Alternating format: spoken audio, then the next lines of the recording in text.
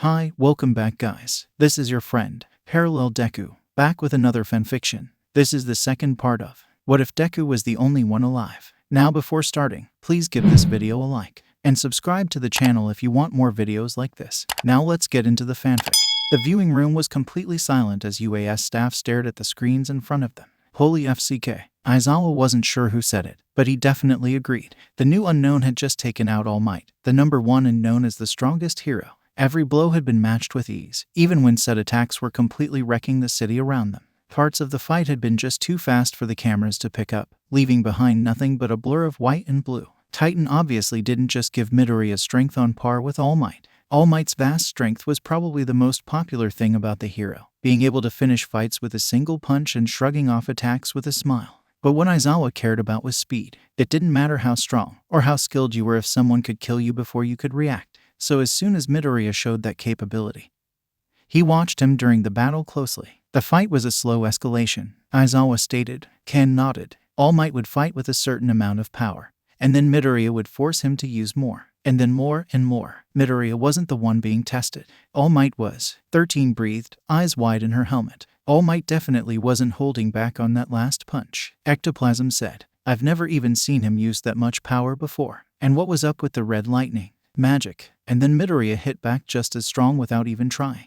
Nezu's voice cut through the discussion like a knife. We couldn't even see him do it though, Majima said. One moment All Might is charging forward with his super move, and the next he's blown backward. The power too, that's got to be Midoriya going all out, right? One of the screens changed, showing Midoriya walking back through the fake city. What do you all notice? Nezu asked. He's completely unharmed. 13 tried, confused. Kan's eyes went wide with realization. The staff. He was wearing it when we fought him too. It's still resting on his back, meaning the symbol of peace wasn't enough to make him draw his weapon or use his magic. And also the camera zoomed in on the white-haired man. He's not even out of breath. Izuku pulled All Might out of the remains of a building, slinging the unconscious man over his shoulder. He had shrunk a little, blue and red of his costume seeming little tighter around his form, but mostly looked the same. This was probably what the blonde looked like when his ability was inactive. Izuku managed to fit All Might on one of Recovery Girl's hospital beds, wincing a little as he watched her fuss over the fallen hero. He's okay, right? Izuku asked. Recovery Girl waved it off. Don't worry, that big idiot will be fine. He's been through far worse. Izuku smiled. That human was kind of tough. I knew he was the number one, but he was a lot stronger than I thought. I wasn't really sure what his limit was. His last punch was pretty cool, so I dodged and tried it with twice the force. Recovery Girl's hands twitched, but it may have been a little too much, so I'm glad to see he's all right. This was the last part of your exam, right? The rat and other teachers should be waiting back at the viewing room for you. Izuku nodded. Thanks, Riko. Call me Shuzenji, please. I have a feeling we'll be seeing a lot more of each other. The conversation in the room seemed to cut off as Izuku walked in. Heroes stopping to stare at him with a mix of awe and curiosity. It reminded him of when he beat Agni, the champion of the arena, and the looks of wonder he was given for years after. Wait, Izuku basically had just beaten humanity's Agni. Huh, congratulations, Midoriya-san, Nezu said, bringing him out of his thoughts. You passed our little exam easily, exceeding all expectations. I'm delighted to have you as our heroics teacher, and hope you'll take care of our students. Izuku nodded. Thanks, Nezu. You'll also soon be a fully registered hero. On that note, what are you planning to use as your hero name? Izuku blinked. Right, they all had aliases. He was used to gods, who only had one name. Yet most humans had two, a surname added to their given one. A hero name would be something humans would call him, that he would be known for. The heroes he had seen so far seemed to name themselves based on their quirks, but this wouldn't really work for someone like Izuku. Quirks were all unique abilities. That wouldn't work for him. Instead, Izuku would pick a name that showed a part of how he had lived, how he had endured. How about Atlas? Izuku said. The titan that holds up the sky. Nezu raised an eyebrow. That's a pretty interesting name. Is it based on your quirk? Izuku smiled. Something like that. Izuku's hero license arrived days later, and he was now official. Now, he could legally beat up people and kill monsters. Izuku probably would have done both of those things anyway, but the tiny rectangle in his hands would stop humans from bugging him about it. Aurora lightly took it, reading the license curiously. The enduring hero, Atlas. Aurora's eyes narrowed with small hints of concern. It's a great name, Izuku, but are you sure you want to be known for the greatest challenge you've faced? Izuku smiled. More than that, it's the memory. I'm proud of being able to overcome that. And taking it with me means I'll always have part of it with me, even if no one else understands. Also, being a hero means I'll be holding up the sky again. Not literally this time. Aurora sighed, smiling back. You never do anything by halves, Izuku. Not really, no. Aurora stared down at the card for a few moments. You got pretty unlucky with the picture though. Why didn't you change it? Izuku winced. You can't change the picture, can you? They only take it once, and I wasn't really expecting the flash. Hey, stop laughing. Izuku's first patrol was uneventful so far. As soon as he started looking for trouble, it was suddenly nowhere to be found. His hero costume was just his white cloak on top of his clothes. It could be considered a costume, and durable enough to go untorn after so many years. There was a sheath on his back for his staff, runic designs matching his cloak. No monsters had appeared out of nowhere, nor any villains he had heard about. Izuku did kind of want to fight, but no humans being attacked was great too. It was peaceful, really, turning into one of his walks around the city. The weather was nice, and Izuku could see more humans around than he usually did. His exam hadn't been released, so no one really knew who he was yet. Unlike in heaven, he could still walk down streets without much attention. Wow, you're really tall. Are you a hero? Izuku glanced down to see a small boy, his eyes wide as he took in Izuku's cloak. He bent down so he wasn't staring down at the kid. Thanks. Yes, I'm a hero. Do you need help? The boy nodded vigorously. My cat, Nico, she's stuck in a tree. Izuku blinked. So this kind of thing really did happen. Wait, what did you say your cat's name was? He followed the boy to a park, half listening to him babble on about heroes and how cool they were. It was adorable, really, but it was also kinda concerning that he was letting a stranger follow him. Here, this tree. Izuku tuned back in to see the most gigantic tree in existence. The roots themselves were as big as Izuku himself, and the trunk stretched up into the clouds. What the heck? Izuku blurted, barely stopping himself from cursing in front of a child. Izuku had been to this park thousands and thousands of times.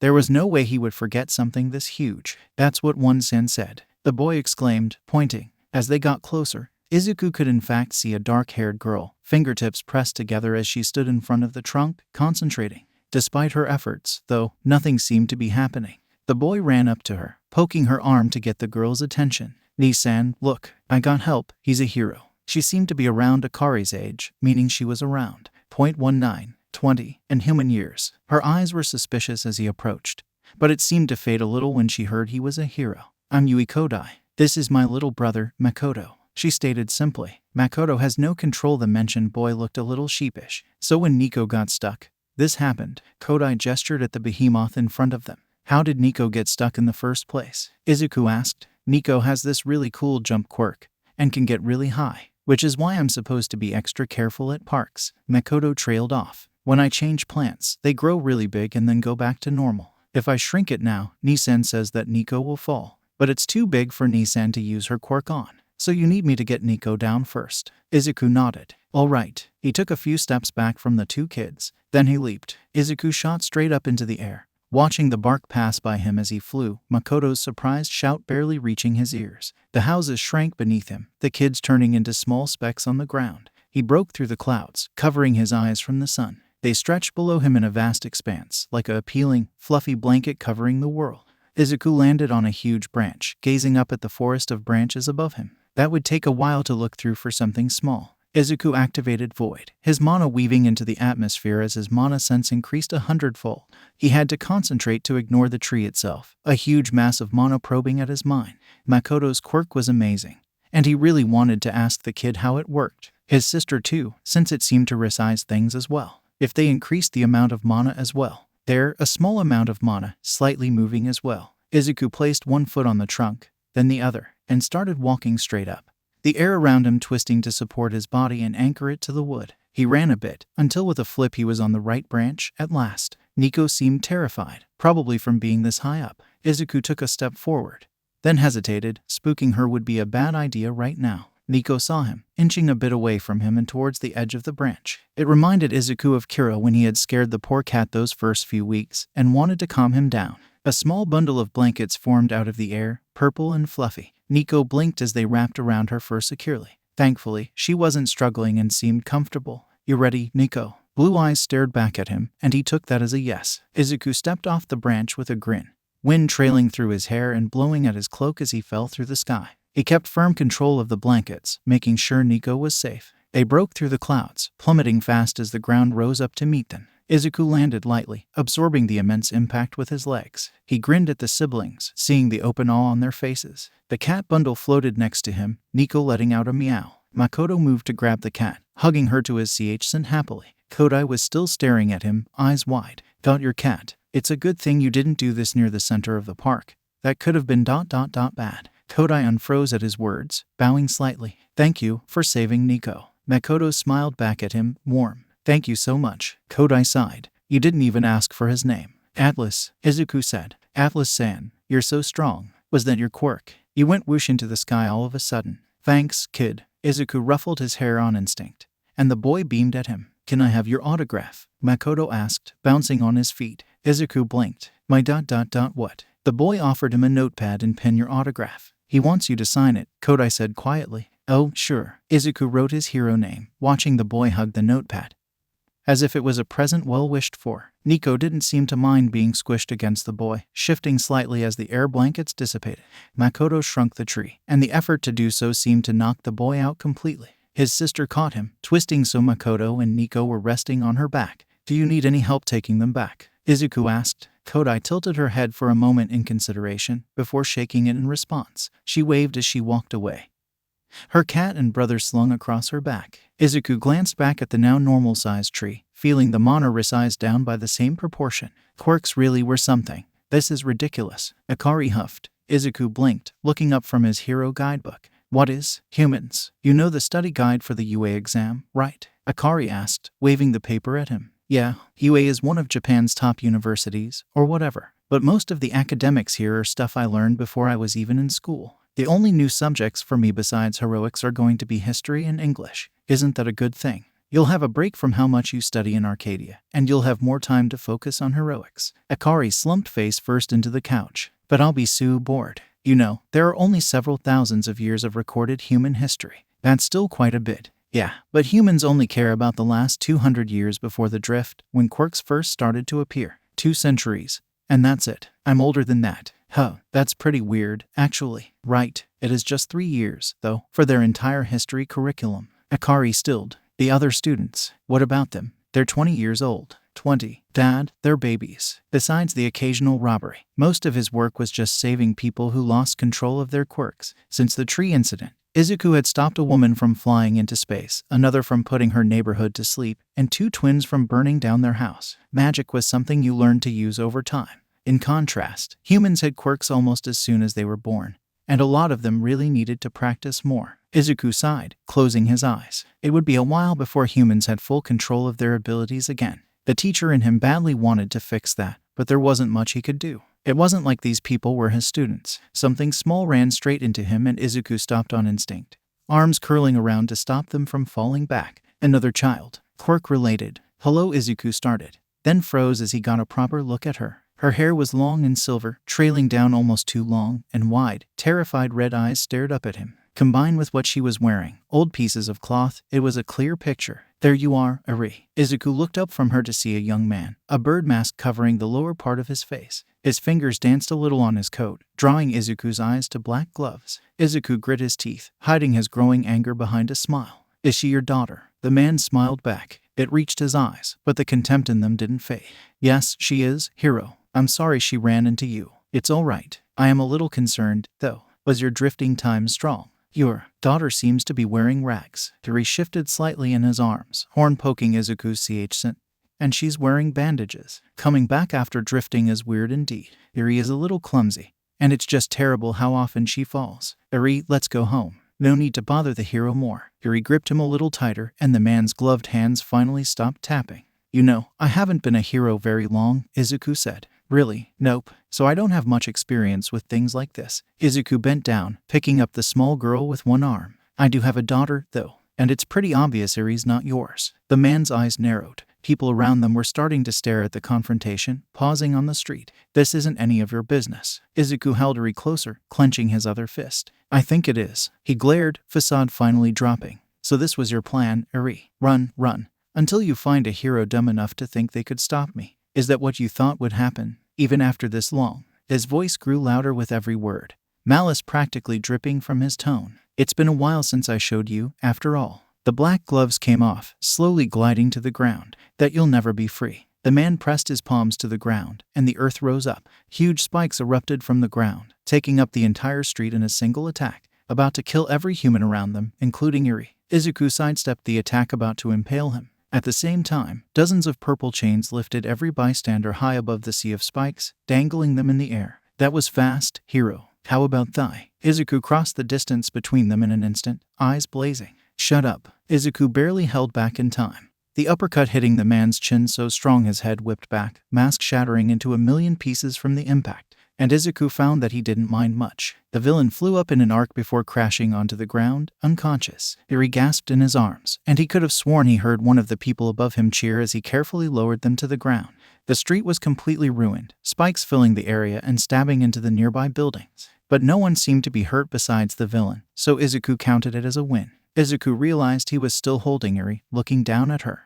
Do you have anyone to stay with that isn't ... like that? Eri shook her head, and Izuku sighed. Figures. Eri was quiet. This wasn't necessarily a bad thing. Izuku had seen plenty of shy children at Arcadia, and it usually lessened over time. But Eri still tried to be as unnoticeable as possible after weeks. She moved as lightly as she could across the floor, and when encouraged to eat always ate just enough. It was like she was trying not to get on anyone's nerves. She spoke only when spoken to, and even then it was so soft you had to strain to hear. She wasn't just shy but clearly traumatized. Honestly, Izuku wanted to go and punch that birdman again. Maybe break more than just his mask this time. Overhaul had apparently been a big deal, a well-known villain with an organized crime group. His quirk let him manipulate any matter in contact with his hands. Such an amazing ability, completely wasted. The advancement of technology that was possible, not to mention the use in healing. Which brings him to Izuku's fight with Overhaul. Those spikes would have definitely killed Eri, but if the man could fix her, then why would he care if she got hurt? He still didn't exactly know what Eri had suffered, or even how long Overhaul had her for. Asking her was out of the question, given how she reacted just seeing the villain on the news, but he needed to know more. Dad. Izuku looked up from his work, ignoring the new crack in his pencil. Yeah, you all right? You've been really glaring at that piece of paper. Akari asked. It's just some paperwork. Akari leaned over his shoulder. Oh, this is about the birdman, right? Izuku cracked a small smile at the nickname and nodded. Forgot that you had to file an incident for these things. It's a hassle really, but it makes sense to log when you resolve incidents. But in this case, even though nobody was injured, the area was completely wrecked. Plus the fact that Overhaul's a major villain. Izuku gestured towards his large stack of forms. Akari winced in sympathy. Need any help? Thanks, but I think I just need a break. I'll go check on Eri. Eri's eyes were wide as she sat on the floor, gazing straight up at the television screen. Akari's old sweater was just a little too big for her, hanging off the girl's shoulders. Izuku stepped into the room, footsteps audible to not surprise her, and sat down next to the 11-year-old. Animated horses ran across the screen, lit up in bright purple and pink. They seemed magical as they dashed across grass plains, stars trailing in their wake. On top of each of their heads was a single, glowing horn. Eri stared in wonder, her hands gently cradling her own horn. It had grown back to its full length now, yellow branching off her forehead. They're like me, Eri murmured. Yeah, they're called unicorns, Izuku said softly. Unicorns, Izuku hummed. Pretty, aren't they? The girl bit her lip. Are ... are the other unicorns cursed too? Cursed? Eri gave him a small nod, silver hair falling on her sweater at the movement. Cursed. That's why he took me. I hurt people, and he can use that. These were probably the most words she had ever spoken to him. Eri, were you cursed around 6 years ago? Izuku asked. Her eyes gave him his response as they widened. I hurt everything around me, everything I touch. Eri's lip trembled. You asked me if there was anyone else to stay with. That's why. They're gone. Her breaths came a little too fast, hands shaking.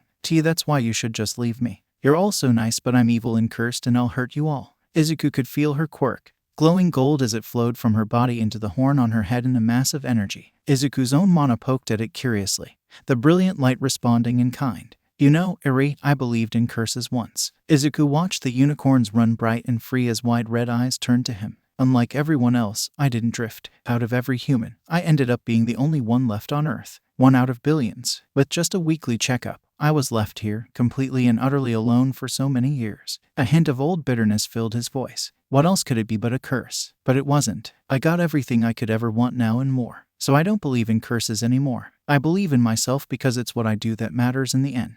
Your ability could be a terrible thing. It took so much from you the past 6 years. I don't even know what it does yet, but so much power can always become destructive. Izuku smiled. But I can also feel how appealing it is, how much that same energy wants to be free. You aren't like that, man. You're so much better. If you try, it can be a blessing too. Izuku wrapped his arms around Eri, slowly pulling her into a hug. She still but didn't tense up. So Eri, let go. Izuku finished, softly, and Eri finally let herself cry, arms hugging Izuku back. He felt the sobs, tears finally releasing like a broken dam as Eri's quirk activated, the built-up energy from her horn releasing in a burst of golden light. Eri flinched in his arms, but Izuku held her closer, smiling wide. I'll be fine, trust me. And everything was bright, light surrounding Izuku's body and tickling his skin. Izuku glanced down at the girl in his arms when he could see again, green eyes meeting red. Eri was staring back at him, scanning him only to find nothing wrong. Why, you're not hurt? Eri asked, eyes full of hope. Nope. Are you? Izuku asked. Eri blinked. No. Izuku grinned. See, I even feel a little better than before, like my skin is tingling. Thank you, Eri. They watched the unicorns together for hours, and when Izuku glanced over, Eri's lips had curved up the smallest bit. That made it all worth it. Entrance exam? Izuku asked. Arcadia didn't have an entrance exam since gods attended it as their first school, usually staying throughout their academic careers. But for just a university, especially what was known as one of the top schools in the area, an exam made sense. Nezu nodded. The new school year is starting in just a few months. Usually, we hold a written test and a practical if they are applying to the heroics or support courses. Each examinee has drifted for a whole 5 years somewhere different. Midnight said. Examinees could be far ahead of their competition, or behind after studying some other world's curriculum. Nimuri Kayama, Aka Midnight, the modern art history teacher. Did that mean she taught modern art and history, or some kind of combined course? We still have our old study guides online, from the last exam. The talking block of Semen Cementos pointed out. My daughter is taking the exam, and the guides have been very helpful, Izuku said. Every head in the room turned to him in surprise. What? You have a 20-year-old daughter? You look so young. Midnight blurted, eyes wide. Izuku blinked, taken aback. Thanks, if only they knew. To answer your question, Midoriya-san, we won't be. My idea is to focus more this year on essay-based questions, to judge their mental ability and thought processes instead of specifically what each examinee knows. Nezu responded. That seems like a great idea to test the listeners. It is a little iffy for an English test though, Present Mike said, his voice echoing throughout the meeting room. Hisashi Yamada, Aka Present Mike. Izuku liked the blonde, but he was a bit loud. The history portion is going to have to be scrapped too. Midnight winced. No way any of them practiced their Earth history while drifting. What about the practical exams? Vlad King asked. The support exam doesn't really need any changes. Power Loader replied. Izuku tried not to stare too much at the large, jaw-like mask over the man's head. How did he even see through that thing? But the heroics exam definitely needs some, Nezu said. What's the current heroics exam? Izuku asked. Eraserhead huffed. Robots. They come in 3 main varieties, and the stronger the robot the more villain points the examinees gain.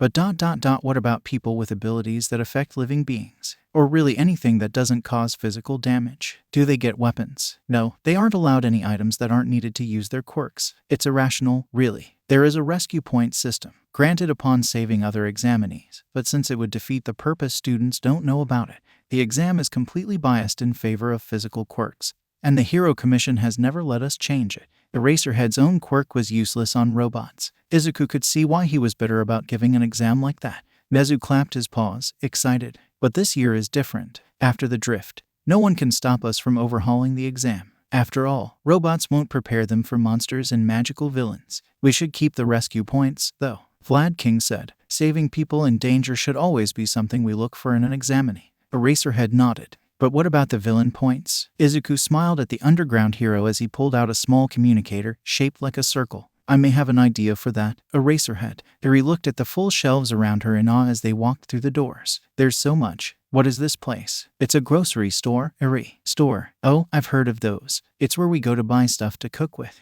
Izuku pulled out a shopping cart, watching her red eyes FLC curd around. They have lots of good food and ingredients. Mom, do you want anything? We're just running low on rice. Didn't you say you were cooking tomorrow? Mom asked. Izuku hummed as they reached the meat section, putting some pork chops into the cart. Yep, I'm making katsudon. Mom stilled. Katsu ...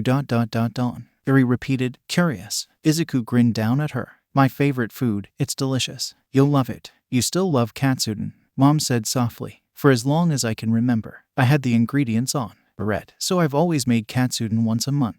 I got that from you, right? Mom's emerald eyes were bright with unshed tears. Yeah, you did. Izuku, what's this? Eri asked, a small box in her hands. They're noodles. Do you want to get them? Eri hesitated. Can we? Izuku nodded with a smile. Of course we can, Eri. Eri's face lit up, running over to place the box in the cart. Eri had never been able to get the things she wanted. The fact that she had gained the confidence to ask meant everything. You're a good parent, Izuku, Mom said. Thanks, I'm really proud of Akari. I meant Eri. Mom cut him off with a knowing smile. Izuku blinked, confused. Eri's not my. Izuku trailed off, fondly watching Eri zip around the store. Mom raised an eyebrow. Izuku sighed. I took her in on a whim because she didn't have anyone. And there was no way I was letting people like Overhaul go near her again. Then I would find a kind, safe foster family. But, her quirk, rewind is what I've been calling it. It's amazing what the quirk could do. But to humans, being rewound 30 years is a big deal. I'm probably one of the best people on Earth to teach her control, so I thought she should just stay with us for a while. But now, only a few weeks later, Eri's already becoming like a daughter to me. Is that weird? Yes, Mom answered nonchalantly, pulling some eggs off the shelf. Wow, thanks, Mom. Yet, that's exactly what makes you Izuku. The Izuku I knew cared so much for everyone, even when they didn't care nearly as much about him. I know you aren't the same person now, but there are still so many appealing things that I can recognize in an instant. Mom glanced up at him. Though you are a lot taller now. And that hair ... Are you sure you didn't dye it, sweetie? Izuku rolled his eyes, and she chuckled. But if you really do feel that way, Izuku, you should just ask her. I'm sure Eri would be delic. Inko. Mom whirled around to see a blonde woman, eyes widening. Mitsuki. Mitsuki crashed into her with a powerful hug, which Mom happily returned once she got her breath back. Inko, it's been such a long time. This drifting thing came out of nowhere, Mitsuki said. Masaru was really confused too, and Katsuki didn't even go to the same place as us. It's been a very strange 5 years, hasn't it? The blonde nodded vehemently. Crazy, really. I'm just glad to see you're okay, Inko, as well as Mitsuki stilled, noticing Izuku and Eri next to her for the first time. Is that Izuku? Hello, Izuku greeted her. From how close she was with Mom, Mitsuki was probably her given name. But even if Izuku wasn't close enough to use it, he didn't know her surname.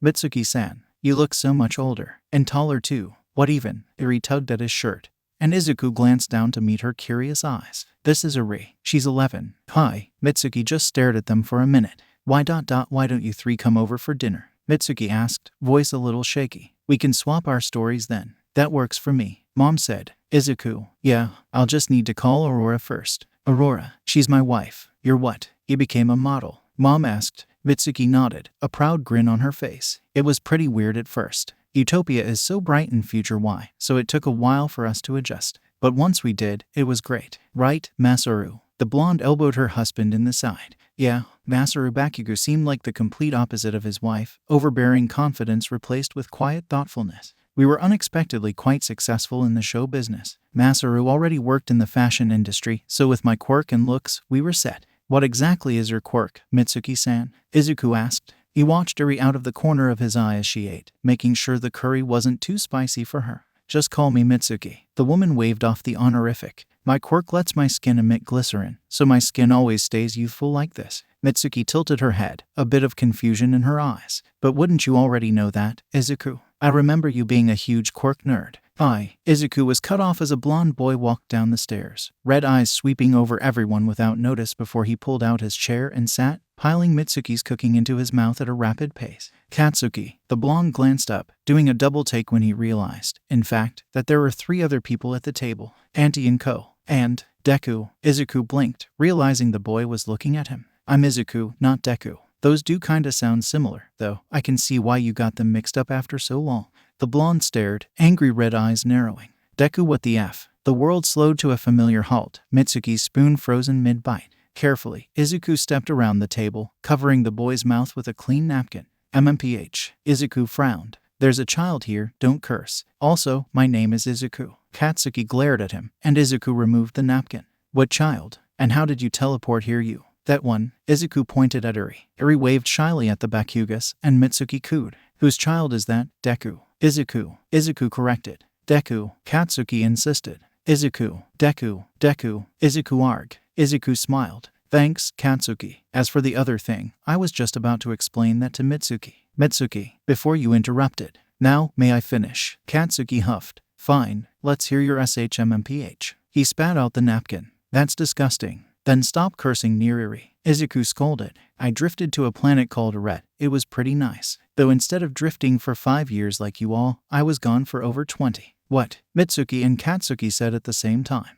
So I found my quirk in magic, trained a lot. got married, and had a daughter. You have a quirk. Katsuki blurted. You're married, Masaru asked, incredulously. You have a daughter, Mitsuki said, the loudest. Izuku was sure those things were normal for humans. Maybe the Backlash were just an over-the-top family. Yeah, my mutant quirk doesn't really change my appearance, so I didn't realize I had it until I started training. Yes, I'm married, and I have 2 daughters, the younger being Eri here. Izuku smiled. Actually, my oldest is around Katsuki's age, give or take 260 years. Next time, you should all meet her. Masaru spoke up hesitantly, almost like he didn't want the answer. Izuku ... How old are you now, exactly?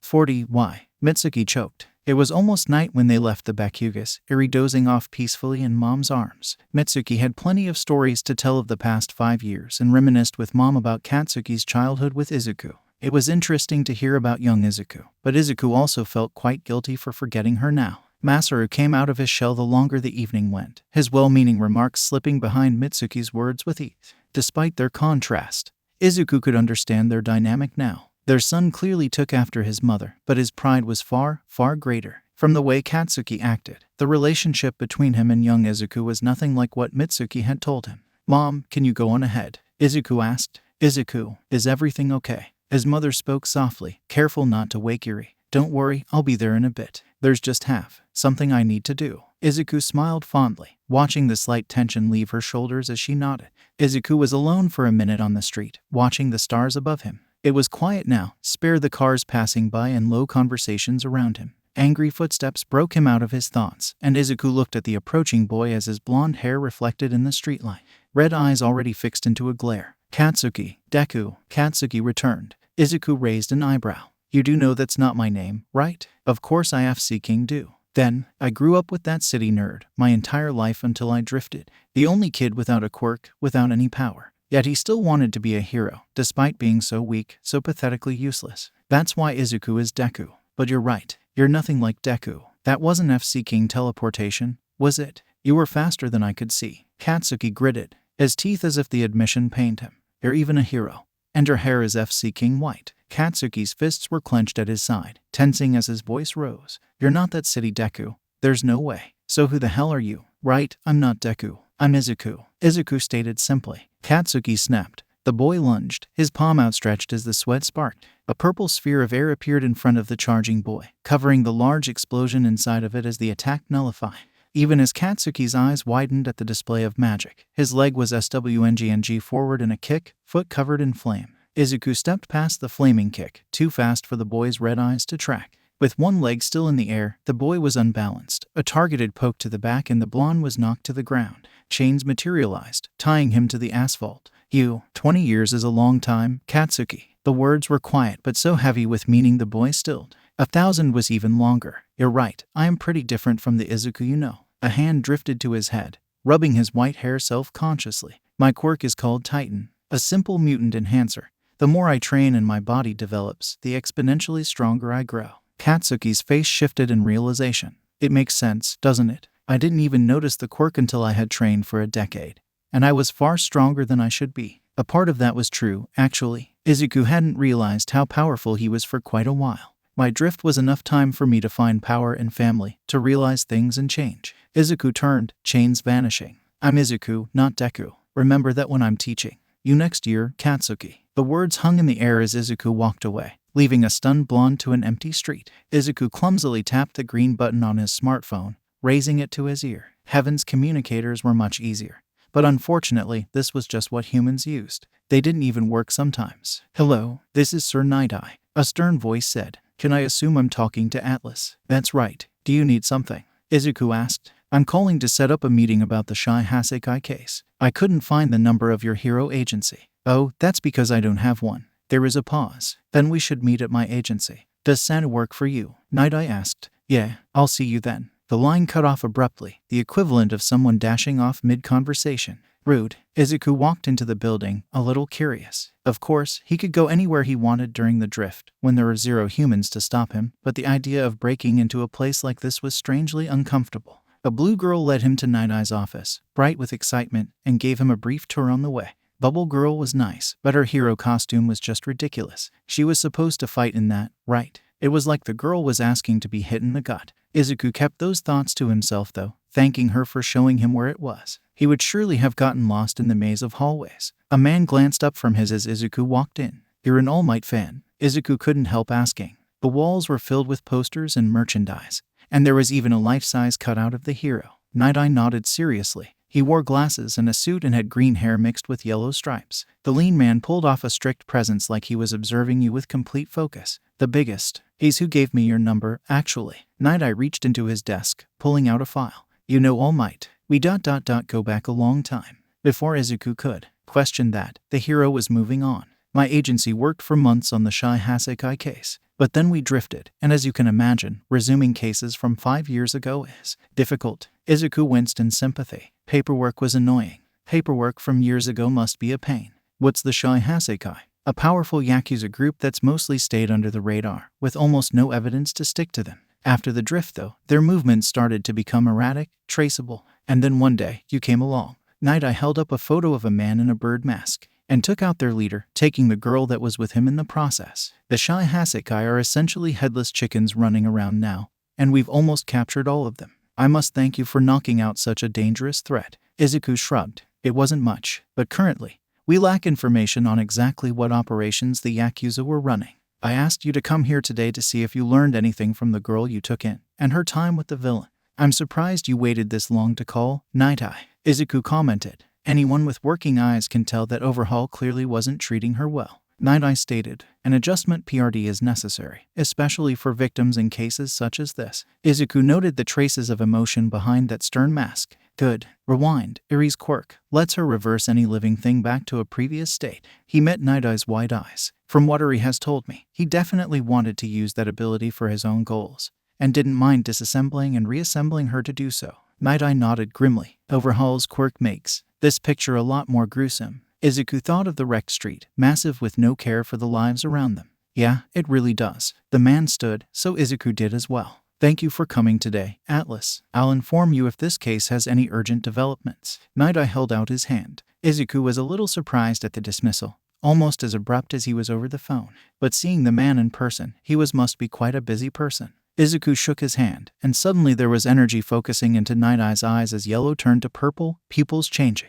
One of the man's hands started to go to his head, eyes shut in pain before he collapsed to the ground, unconscious. Izuku blinked.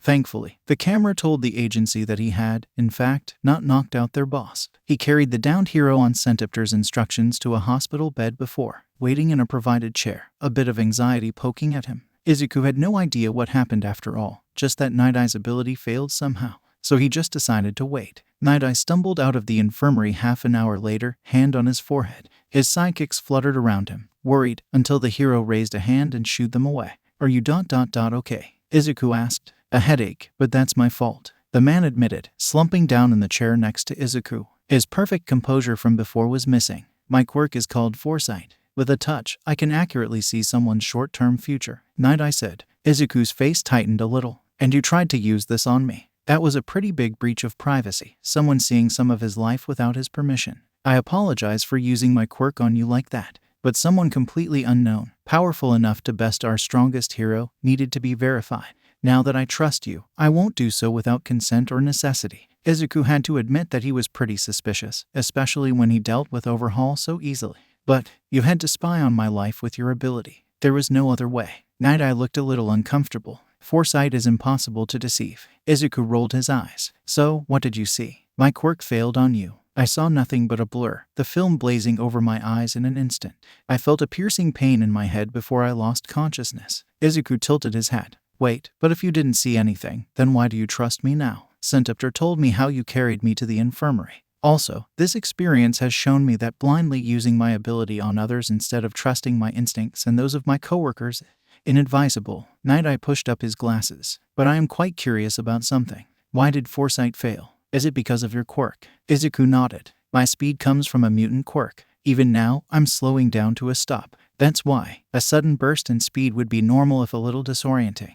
But you're constantly moving at incredible speeds, needing to adjust yourself to a base level. No wonder seeing the world from your perspective caused that much backlash." Not to mention how Izuku's sense of time perception was far, far different from Night Eye's. But the man was certainly smart, and despite this experience, Izuku could tell he had earned his role as an investigative hero. "See you later then, Night Eye." I'm looking forward to working with you in the future. Before Night could reply, the man was gone, dashing out of the agency faster than he could see. The hero stared at the spot where Atlas had stood in wonder.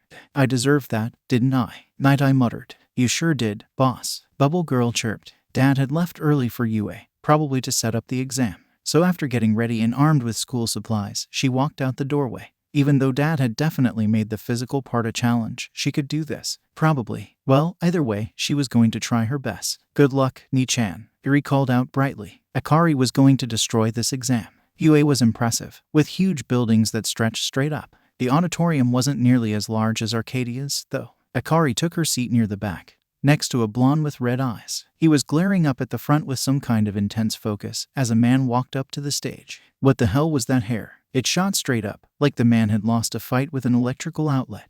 Hello, listeners. The cockatoo boomed. Despite his lack of a microphone, it echoed throughout the spacious room. I'm the voice hero, Present Mike, your host for this practical exam. Who's excited? Can I get a yeah? She was. Akari cupped her hands around her mouth and shouted back, yeah, then realized that not a single other examinee had responded.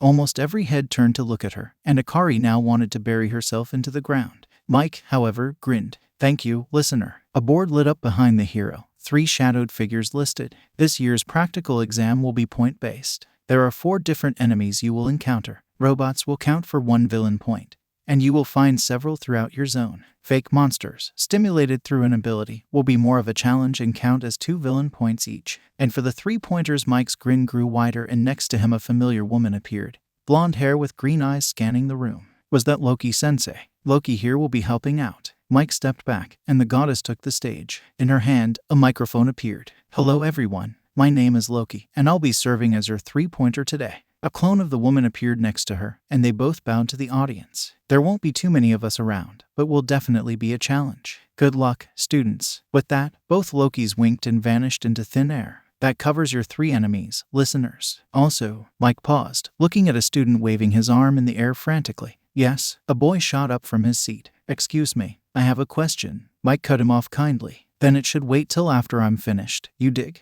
I could end up answering you. Engine Boy sat down, abashed, as the loud hero continued. There will also be an obstacle, worth 0 points. The enemy is not worth defeating and is there to hinder your quest for points. You may all use your fancy quirks for this exam, but there will be no attacking other examinees whatsoever. Now, are there any questions before we begin? No? Then let's get started. UA had a giant fake city to battle in, complete with roads and buildings for them to freely destroy. Akari was starting to wonder just how bottomless their budget was. She was moving as soon as the gates opened, Mike's loud go ringing behind her. Akari raised her hand, a sphere of white light forming in her palm before splitting into her 6 colors. Prism. She couldn't help but smile, no matter how many times she used it, because Prism was hers, born and practiced through strong work, and now was one of the times she got to show off. Akari controlled each of her lights, shifting them into weapons. Red and blue formed into twin blades. Akari blazed through the first swarm, agonizing slow robots not having time to fire before she sliced through them like butter. This was going to be fun. Orange, yellow, and green streaked through the air, cutting through anything not in her path of destruction. Akari kept purple behind her, swirling around to take out anything she missed. A giant green scorpion lunged, 3 stingers aimed towards her head. Akari ducked, kicking through its body with the same movement. Orange and yellow turned into daggers, stabbing through a robot aiming at her from behind as she swung blue to take out a flaming bull. Akari hadn't seen many monsters, but now that the drift was over, she noticed most of them seemed like mutated earth creatures. Akari sidestepped as some kind of scaly thing with 2 heads spat poison at her, using purple to stab it in panic. The poison seemed to eat away the ground as it landed, but some of them were completely alien from what she knew. Curiously though, all the monsters were a bright green, the mana creating the beasts familiar. The humans were starting to catch up. Akari forced herself not to stare as they used their abilities, especially when a girl with giant hands punched through a robot, and Engine Boy blazed past her to dropkick a robot. How did his quirk even work? Humans evolving extra limbs was possible, maybe even emitter abilities, but that was technology inside his body. Did that make Engine Boy a cyborg? Red turned into a battle axe, the extra power cleaving through a robot before it whacked a girl. Her eyes were wide as the threat was knocked into a building with excess force. Are you okay? Akari asked. She had horns, like Yuri, curling off the top of her head. Thank you. She bowed so low that Akari had to step back to avoid losing an eye before dashing off. Akari ended up having to save other examinees quite often, the zone filled with chaos with lasers and monsters everywhere. She turned green and yellow into shields, blocking blows for humans, pushing them away from debris as she kept up her rampage, the other colors wrecking any target in sight. She hadn't had this much fun in a while. A rush of adrenaline and a rhythm as she let loose a little. A flash in the corner of her eye made her move, blocking a laser from hitting a guy in the face. He had weird elbows with holes, and blinked in shock when he registered the glowing shield in front of him. Oh, thanks. Blue sliced through the attacking robot, and yellow turned into a spear to impale the lion behind it. Out of the corner of her eye, she saw Weird Elbow Guy cover the next robot with tape, spewing out from his elbows as he trapped the enemy before kicking its head off. "You're a tape dispenser," Akari blurted. Tape Boy winced. "Oh yeah." Akari turned to him, eyes wide. Behind her, green and orange decimated a pack of green wolves. "Dude, that's so cool. You have like unlimited duct tape." He raised an eyebrow at her. "You're blazing around." He taped the mouth of a beast shut before it could bite him, and she cut it in half with weapons of light. "Meanwhile, I'm just a knockoff Spider-Man." Akari blinked in confusion, blasting a robot into pieces with a burst from her palm. "Who?" Tape Boy sputtered. What? You don't know who Spider-Man is?" He didn't even notice the robot behind him, and Akari had to use purple to stab through its head before it could fire. "Should I?" Akari asked, hesitantly. He turned green, turned into a WHP, striking out at a wolf before it could bite a downed examinee before dragging them out of harm's way. Akari wasn't exactly sure how far Loki's magic monsters would go, but she didn't really want to find out. "You know what? The next time I see you, when we're not fighting a bunch of monsters or whatever, I'm showing you what a comic is." Akari brightened. "Oh, I've heard of those. Like Batman." Tape Boy sighed. "How you know what? Whatever, I'm not going to question the scary girl's taste in comics." Ska. A woman appeared suddenly, lashing out in a kick. Purple blocked the blow, the force on the shield making Akari wince, and green and yellow forced the new woman to leap back. "Hello, Akari." The goddess greeted cheerfully, green eyes alight. "Oh, Loki-sensei ... Why are you here?" Loki shrugged, even as two clones appeared behind her student, firing off blasts of green energy. "Izuku asked me for a favor, and I was bored. Here we are." Red and blue flashed, cutting through both. She would probably feel bad for killing clones of her teacher later, but right now, she honestly didn't care. Tape Boy was struggling against a Loki, but she couldn't help him without dealing with her own clones first as they came from every direction. Two more clones appeared with every one Akari dispelled. Her 6 colors suddenly not enough against the onslaught. "Hey, aren't you going way harder on me than anybody else?" Akari asked, forced to turn blue into a shield for the extra defense. Each Loki clone was using all kinds of magic, toned down on the humans of course, but naturally, they were at full speed for her. "Yep," a Loki replied, shamelessly. Purple floated around her in shield form, red and blue a sword and buckler as she pushed herself to counter. Her concentration was stretched thin with the rest of her colors flying around in a fence, keeping the Lokis from gathering together. Red slashed at a Loki, but instead of slicing through, the trickster caught it, aiming a powerful punch that slammed into blue like a sledgehammer. The Loki raised both arms to fire, before they were completely wrapped in white tape. Loki's eyes went wide, and Akari used the moment to lunge through her with red. "Thanks, Tape Boy." "No problem, scary girl." Akari squinted at him. "I'm not scary." Tape Boy stared at her, incredulous. "Or why?" Every Loki suddenly vanished as one, leaving behind many confused students. Akari didn't question the good fortune though, gathering her mana to leap back in. With the abrupt gap in, Akari noticed the students hiding along walls or away from the fighting. It wasn't like combat was for everyone, after all, and better they find that out now than in an actual fight. That was one thing this crazy, unorganized exam was good for. With the Lokis gone for some reason, reaping through the monsters and robots was easy. She left Tape Boy back there somewhere, but he would be fine. It wasn't like there was anything more dangerous her. Then the ground shook, trembling like her very thoughts were an insult. A huge robot stumbled into view, taller than a skyscraper as glowing red lenses scanned the ruined fake city. Its giant head rotated to face the now terrified examinees, weapons preparing to fire. Right, the 0-pointer. She forgot about that. Well, that was ... cool. But it was just that. A 0-pointer that would give her absolutely nothing but stress. Akari ran the other way, like a calm, reasonable person. She wasn't going near that massive thing, probably worth more money than their Earth apartment.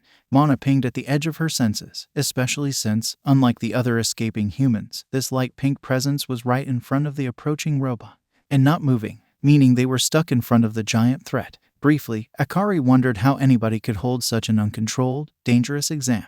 Then, she remembered her father and Loki were both here, and it all made sense again. Akari turned, sprinting back the way she came to find a girl trapped beneath some rubble. Thankfully, the behemoth wasn't very fast, or this girl would probably be dead. Carefully, she lifted the rocks of the brunette. She winced when she saw the girl's leg. There was no way she was running away by herself. Then, she slung the girl over her shoulder, ignoring her embarrassed protests as Akari made a run for it.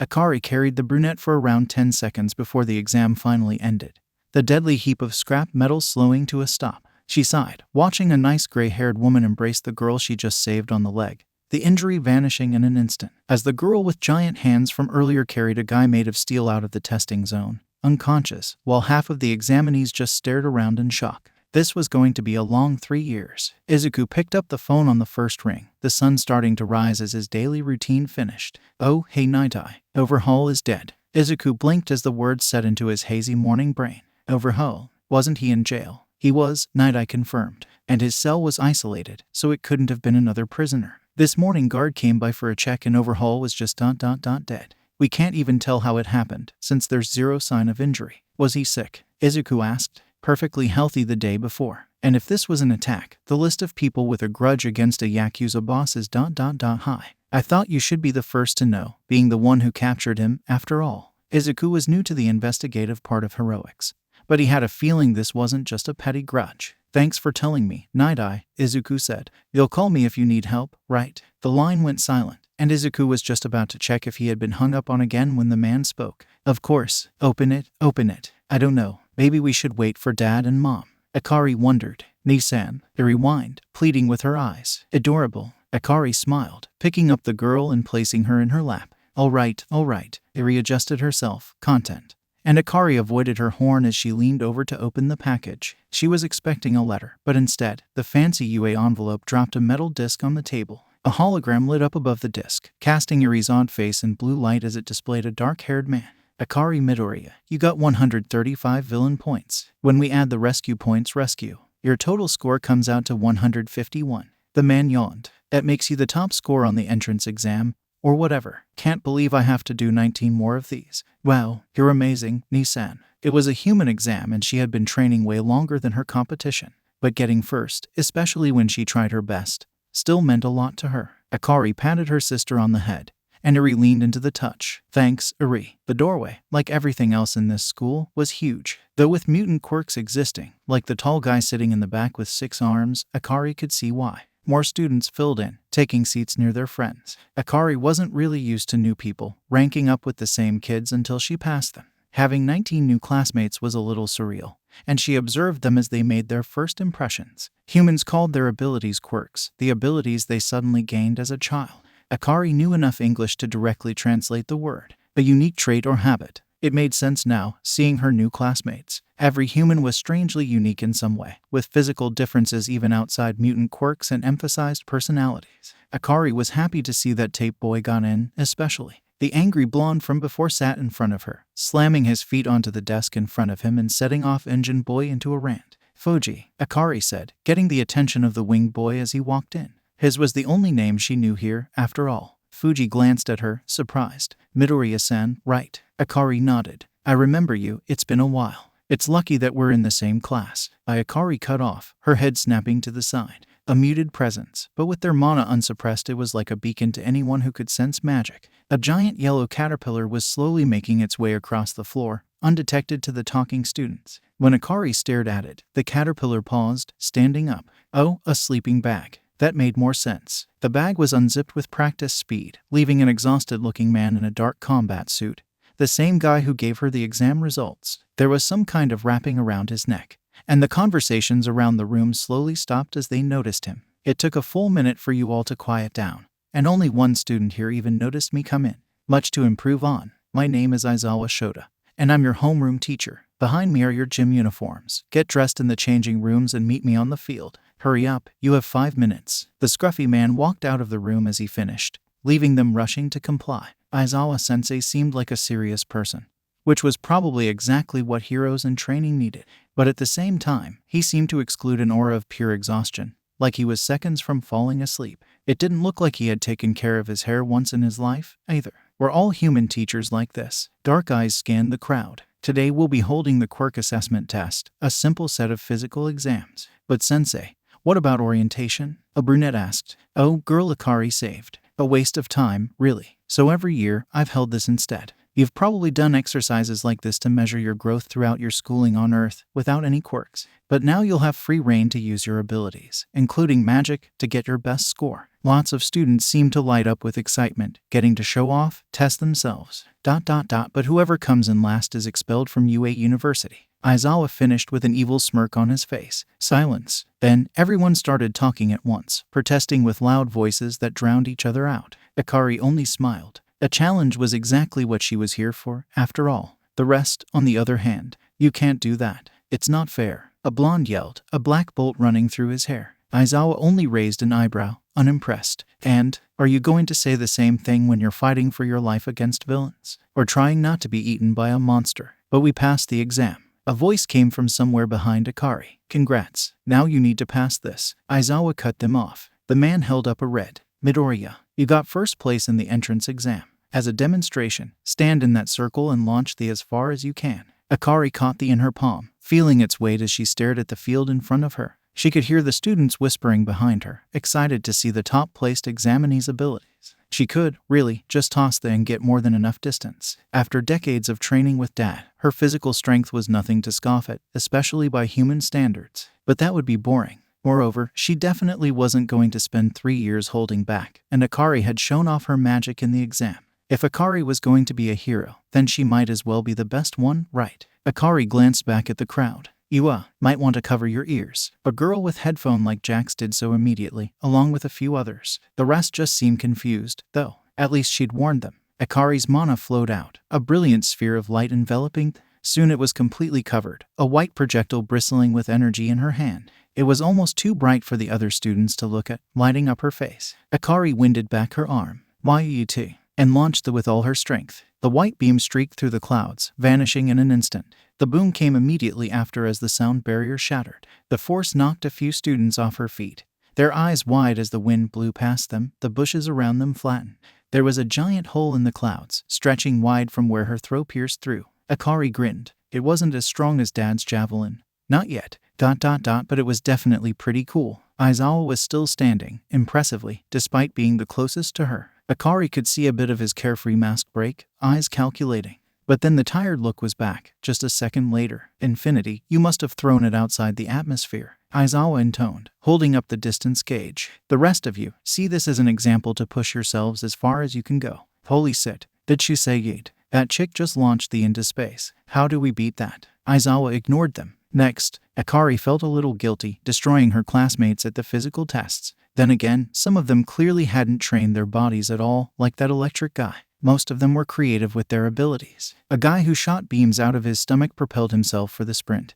And she saw Tape Boy launch with a tape slingshot. Some people were perfect for a specific test, like when the brunette matched her score on the throw by removing its gravity, making it float into space. On the long jump, Fuji simply hovered with his wings until Aizawa sighed and told him to come down. A dark-haired girl seemed to be able to create objects with her body, which was probably the most useful quirk Akari had seen so far. Almost anything she'd need, right at her fingertips. She breezed through the tests, able to make the right item to get through each one while the red and white-haired guy created large amounts of ice, scoring high with similar ease. For some reason, though, the ice only seemed to come from his right side. In contrast, the invisible girl had it the worst. Being invisible was useless for physical tests. And while she was a lot more flexible than the majority of her class, she couldn't get an impressive score on any of them. Akari came in first, the dark-haired girl behind her. And third was the angry blonde, seething. Akari thought he did pretty well. Really, fire magic boosting his legs while explosions emitted from his hands for a lot of mobility. Her eyes slid down to the end of the list, wincing at the invisible girl's dejected pose. By the way, that was a logical ruse to make you try harder. No one is getting expelled, Hagakure, Aizawa said casually. The class burst into an uproar, Hagakure straightening up in surprise. We're already on the roster. Of course, he wouldn't actually expel us. The dark-haired girl commented over the fuss. Unfortunately, their teacher heard her. Actually, Yaoyorozu, I expelled the entire class the year before the drift. Her face changed from a reassuring smile into shock. The only reason the 20 of you aren't going home is that I see a bit of potential in all of you. Class is dismissed for today, so go check out your dorms. Before I change my mind, Aizawa finished. The field was empty of students in an instant. One had an entire building for their class dorms, called Heights Alliance. The girls would be moving into the right wing, with the guys on the left. Akari's room was on the 3rd floor. It was pretty similar to her room at home, with a green bed and blanket with purple walls. The stars lit up on the ceiling above her when she turned off the lights, and she had brought a few pictures to put up. There wasn't much yet, but she could probably take more from the house. Akari was sad to move out after living in her Earth apartment for so many years. It helped that Mom, Dad, and Eri were moving into the faculty building near her, but she couldn't help feeling homesick over living somewhere new now that she was really here. The class filtered into the first floor after setting up their rooms, taking spots among the couches. A girl with eye-catching pink skin and a bright smile spoke up, breaking the awkward silence. "Hello everyone. Now that we're all here, we should introduce ourselves. Name, abilities, and something you like. I'm Ashido Mina and my quirk's acid. I love dancing." Kirishima Ejiro, the redhead next to Ashido, said. "My quirk's hardening." Kirishima flexed his arm to demonstrate, the limb turning sharp and rock-like. "I like manly things." What did that even mean? Asuitsuyu. My quirk is called Frog, which is pretty self-explanatory. I learned a bit of water magic since I love swimming. Kiro. I'm Hagakure Toru. The invisible girl waved her sleeves at them. "I'm invisible, as you might have noticed. I'm trying to learn light magic, and I love dogs." Meshuro Ajiro. The blonde nodded, curling his tail behind him. "You can see what my quirk is. I'm learning enhancement magic, and I enjoy martial arts. My name's Rikido Sato, and my quirk is Sugar Rush. I love baking." Almost every head whipped to him, eyes wide. "You're free to use the kitchen whenever you want," Ashido promised, grasping his hands seriously. Thanks, Mizo Shoji. My quirk is Dupli Arms," the tall boy with a mask said quietly. "I like cats." In contrast, the blonde next to him posed dramatically. Yuga Ayama. My fabulous ability is called Naval Laser. I love myself. How did he just? Fumikage Takoyami. My fate is to be forever possessed by a powerful being. I am one with the darkness. Then a dark bird thing popped out of him. And I'm Dark Shadow, cursed to forever possess a weak body. Oh, and I love video games. Humans were so weird. The boy with a rock-like head was up next. He seemed furred as the room's attention turned to him, unable to speak. "I know sign language ... if that would be easier," Shoji asked, and the boy turned to him with relief. "He says his name is Koji Koda." Shoji glanced at the boy again. "And his quirk is Anavoice, letting him speak to animals. He loves nature." "My name's Kaminari Denki. Quirk, Electrification. I love girls." Oh. Akari winced as the blonde was cut off with a sharp blow. The girl who just elbowed him rolled her eyes. "Ignore him. I'm Kyoka Jiru, and my quirk's earphone jack." Her long earlobes twisted into a lazy circle. "I love music." Haruto Fuji. My quirk's called Angel Wings. I love pizza and flying." "Dude, that's so cool. Your quirk is just like Hawk's," Kirishima exclaimed. Fuji beamed at the redhead, his feathers turning a vibrant yellow behind him. "He's my favorite hero." "Who's yours?" Crimson Riot. "He's kinda retro, but he's just so manly, you know." "I'm Uraraka Ochako," the brunette next to Akari said. "My quirk's called Zero Gravity, and I love space." "Is that what you did earlier? Removed the S-gravity so it floated off?" Akari asked, curious. "Yep. Oh, and thank you so much for saving me from that giant robot." Uraraka trailed off. Midoriya Akari. Akari realized that she was next to introduce herself anyway, and continued. "My quirk's called Demigod, and I know light magic." Irie flashed in her mind, and Akari smiled. "Love unicorns and Katsuden. In that order. Is it your quirk that makes you so strong?" Uraraka asked. "You threw the so fast it just went whoosh, then bam." Her hands moved as she talked with wild gestures. Akari couldn't help but smile at her antics. "Yeah, I got it from my dad." The angry blonde huffed when he realized it was his turn. "Name's Bakugo Katsuki. My quirk," explosion his hands sparked, "is a lot better than all of your lame butt abilities. I know fire magic too, and like really spicy food." The elegant girl next to him narrowed her eyes at his arrogance. "My name is Yaoyorozu Momo, and it's a pleasure to meet you all. My quirk is creation, and I enjoy reading. I am Ida Tenya, and my quirk is called Engine. I am fond of studying and furthering academic achievement." Ida bowed formally. "I look forward to working with you all." Hanta Siro. "My quirk's called Tape, and I like comics." Tape Boy said. Everyone looked at the last student, the red and white-haired boy zoning back in when he realized they were waiting for a response. Todoroki Shouto. "Half hot, half cold," he said flatly. "And something you like?" Kaminari prompted when he didn't continue. Todoroki stared at them for a full 20 seconds, as if Kaminari just asked him the meaning of the universe. Finally, Todoroki tilted his head. "Soba." Ashido clapped her hands like that hadn't been horribly awkward. "Great, now that we all know each other." Akari interrupted with a mental apology to the pink girl, desperately avoiding an icebreaker. "We should be eating dinner soon, right? Does anyone else know how to cook?" Among the other 19 students, there were only a few raised hands. She could see it dawn on them that they would need to cook their own food. that their class was now living together for another 3 years. Akari sighed. Izuku met 20 pairs of eyes with a smile, his runic cloak snug around him. He was probably just as excited as they were, to be honest, but he couldn't help it. Unlike magic, every quirk was almost completely unique. Furthering all of their abilities was going to be so cool. Hello everyone, my name is Midoriya Izuku, also known as the Hero Atlas, and I'll be teaching you foundational hero studies. A dark-haired girl raised her hand. You're the man who arrested Overhaul, are you not? Yep, you've heard about it, Izuku said. Several students spoke at once. I saw the video, it was so cool. How did you move that fast? What's your quirk? What will we be doing today, Atlas-sensei? You're right, I do have a powerful mutant enhancer. Though when you're in the classroom, please raise your hands like Yaoyorozu did when you have something to say. To answer your question, Ida. Behind him 20 slots opened in the wall, each holding a suitcase. Today you'll be getting used to your hero costumes. Izuku grinned at their excited faces. He lined them up in Gym Gamma, which he reserved the day before. He shouldn't have bothered really. UA had quite a few training areas, all just as big. The budget for the university truly was amazing. Izuku didn't know a lot about hero costumes. His own was literally just his favorite cloak. But he did understand the basic concept. Something to wear in battle, usually designed for ease of combat and to improve the effectiveness of a hero's unique abilities. Present Mike's directional speakers let him aim his voice quirk, for example. And Vlad King had a glove that removed his own BLD for him to manipulate. Doesn't my cape look stunning? Aoyama asked. It does. All your hero costumes look amazing, Izuku praised. And they truly did, making the group of almost adults seem impressive, each imprinted with their own distinct style. That didn't change how horribly impractical some of them were, though. Aoyama's appealing indigo cape was a glaring weakness, easily pulled on in a fight. Todoroki's entire left side was covered in what looked like ...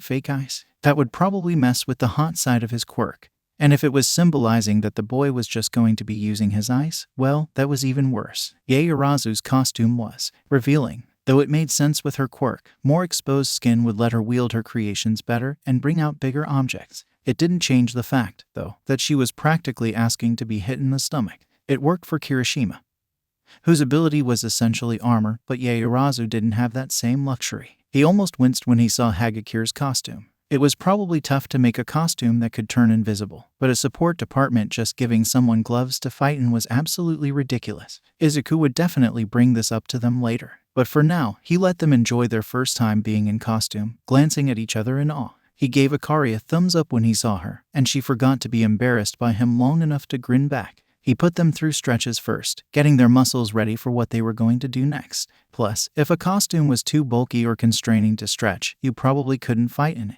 Some of his new students had barely stretched before, while on the opposite end Ashido looked like she was having fun. He had to concentrate on the feel of her light refraction to even get a vague idea of what Hagakure was doing.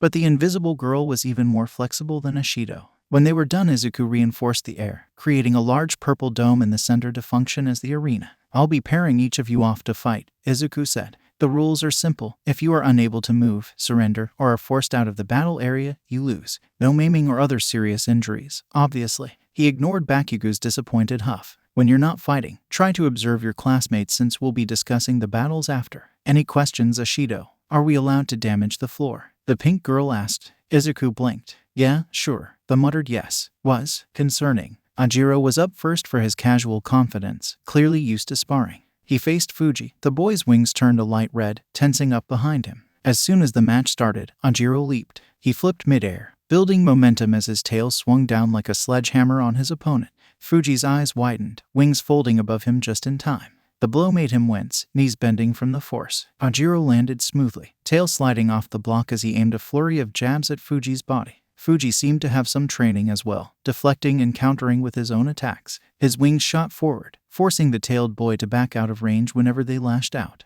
The two danced around each other, launching wide attacks with their extra limbs. Fuji was doing his best to keep Ajiro away since his wings weren't nearly as agile as the boy's tail, but he was already tiring. Ajiro ducked under Fuji's left wing, landing a fierce punch before sweeping out the winged boy's legs from under him. The match ended with Fuji pinned on his back, wings flapping below him uselessly. Ajiro let him up once, Izuku called it, grinning despite the sweat on his face. Good fight. Fuji smiled back hesitantly, his wings FLC curring into a light yellow. You too. Ashido slid across the cement, her acid letting her skate circles around her opponent.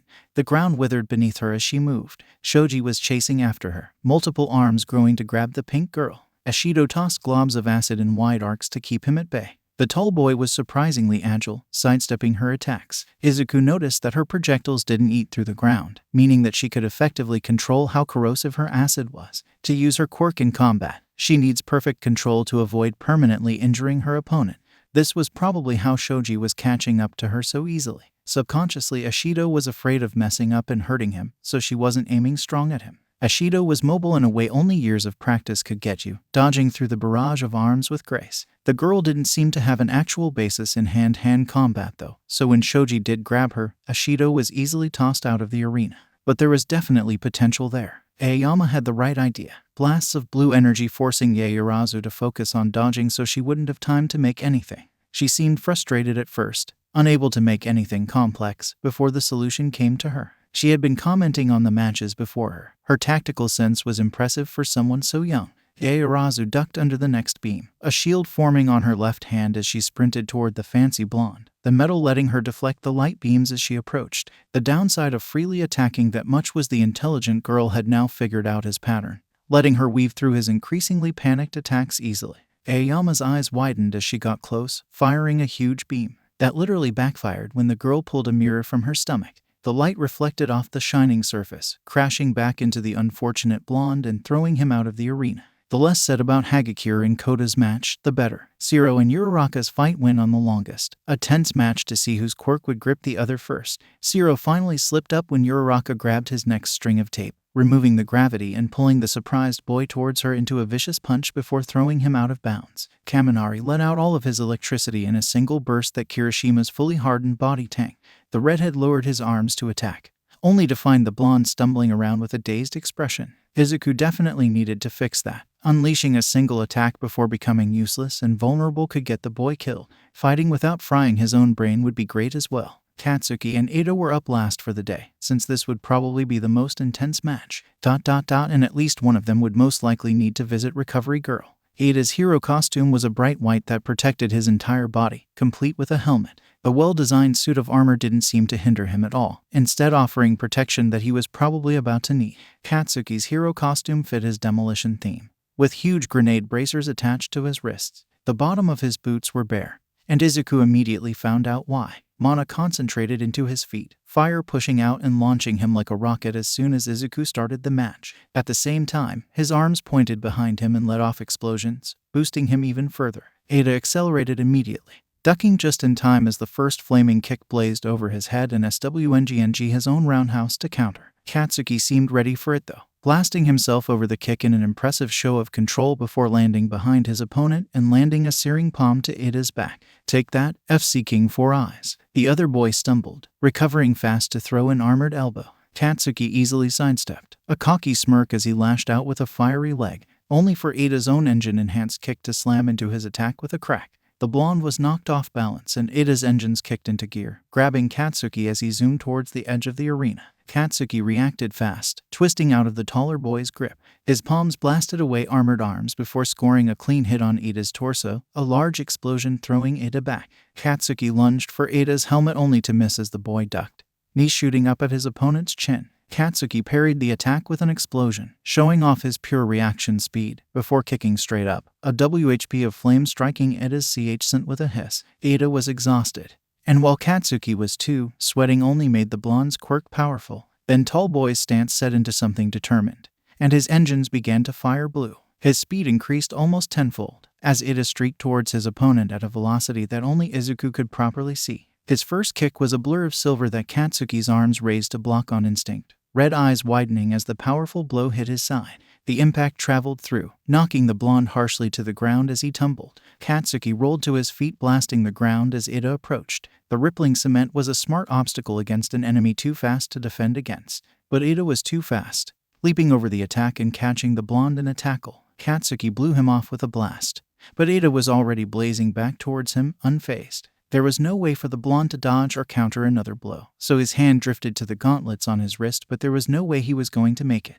Then Ida's engine stalled, blue fire giving way to smoke as the boy slowed to a stop a few meters away from his opponent, unable to move. He was stuck, stiffening as he realized he was out of time. Katsuki released the pin on both gauntlets and all his built-up power burst. Pause. The explosion was like a blooming flower of fire, captured in front of Ida like art, his white armor glowing in orange and yellow light. Katsuki's face was frozen in a wide grin. Izuku passed the odd faces of his students as he stepped into the air dome, inspecting the flame.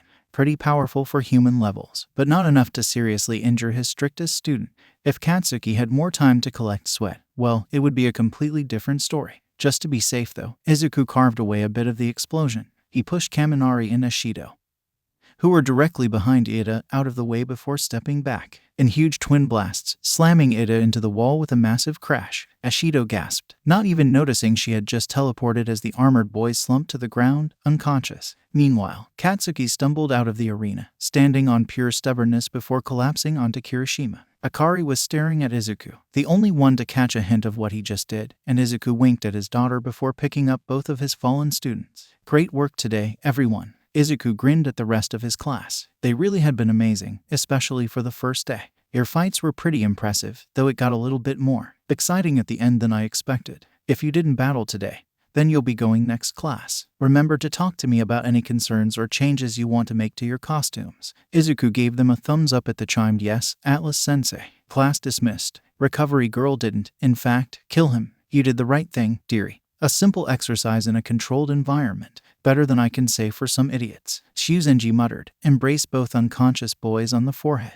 Izuku watched as the energy ran through their bodies, healing the results of their fight. The Bakugo boy is mostly just exhausted.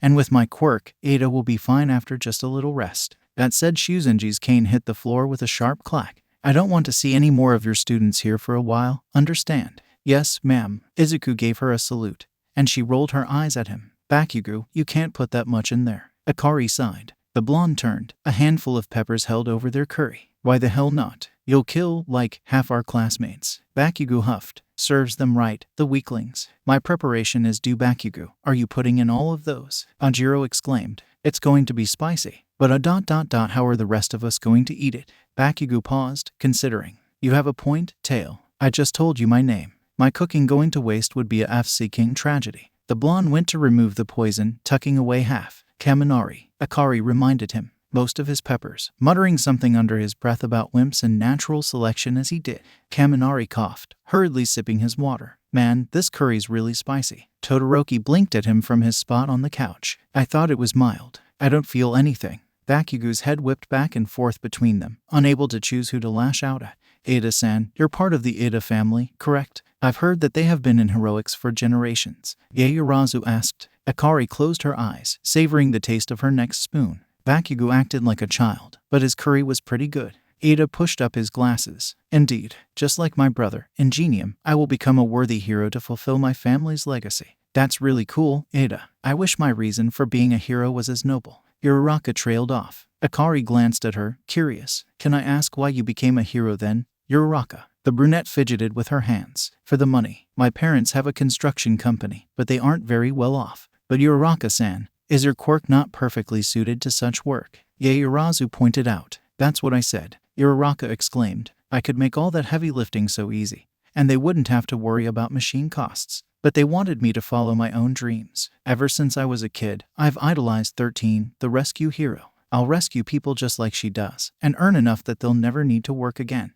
Uraraka stopped in the middle of her speech, a little sheepish. It's not really as cool as the rest of you, I bet. So basically, you want to save people and help your parents? Basui asked. Yeah, I don't think you can get much nobler than that, Kiro. But honorable goals. Ada boomed. You should be proud of yourself. Uraraka's face turned red at the praise, arms flailing. It's not that big of a deal. What about you, Midoriya? Uraraka turned to ask.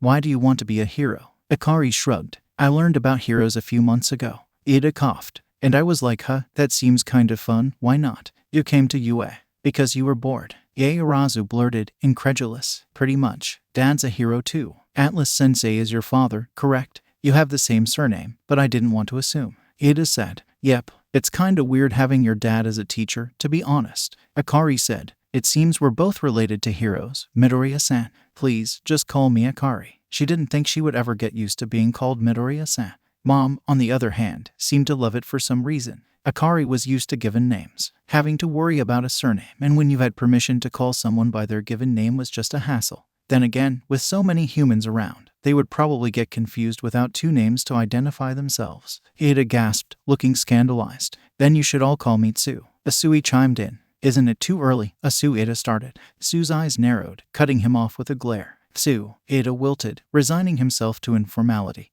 And Yaoyorozu giggled into her hand. You know, I think I'm getting used to it, Kaminari said brightly, his eyes watering.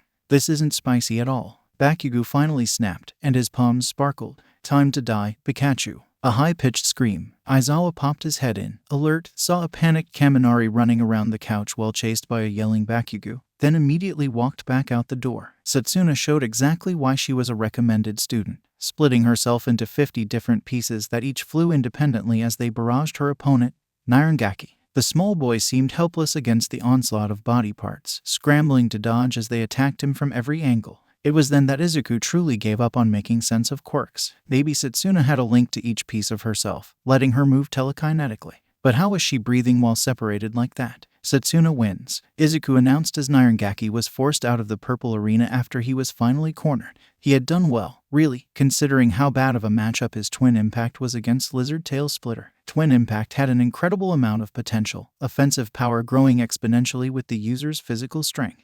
A fight like this would force the boy's skills outside his quirk to come into focus, something that was important when his quirk enhanced things that were already there. Their costumes were more practical than 1A's, Izuku noticed. Though there were exceptions, like that ceremonial armor weighing Shizaki down, most of the students had chosen gear to enhance the effectiveness of their quirks. They seemed to have fewer powerhouses, but the unique nature of their abilities made up for it.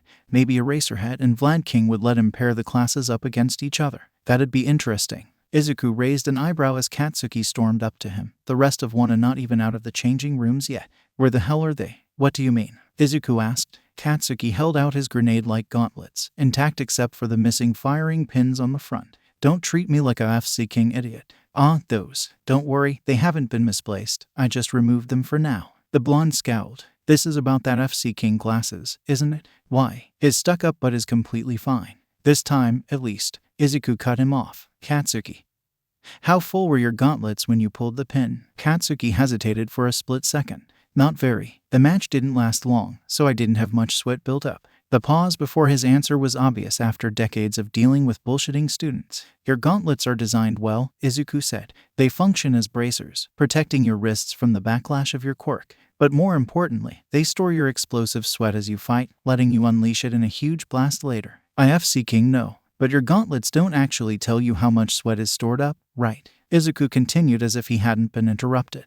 Of course, they might weigh a little more as they charge, but ultimately, you have no clue how powerful of a weapon you're about to use. From what I gathered, the blast you launched carelessly. Katsuki stiffened. Was at around 10% of the gauntlet's max capacity. It was a short fight, but you still managed to build up enough sweat for quite some force, not to mention how you fired off both on a whim. Katsuki's eyes widened. I thought the left one didn't fire when I was sure I pulled both. That was you, wasn't it? You're FC King fast enough now to block half of it without anyone noticing. Izuku nodded, meaning that you only hit Ida with 5%, yet you knocked him out for a day.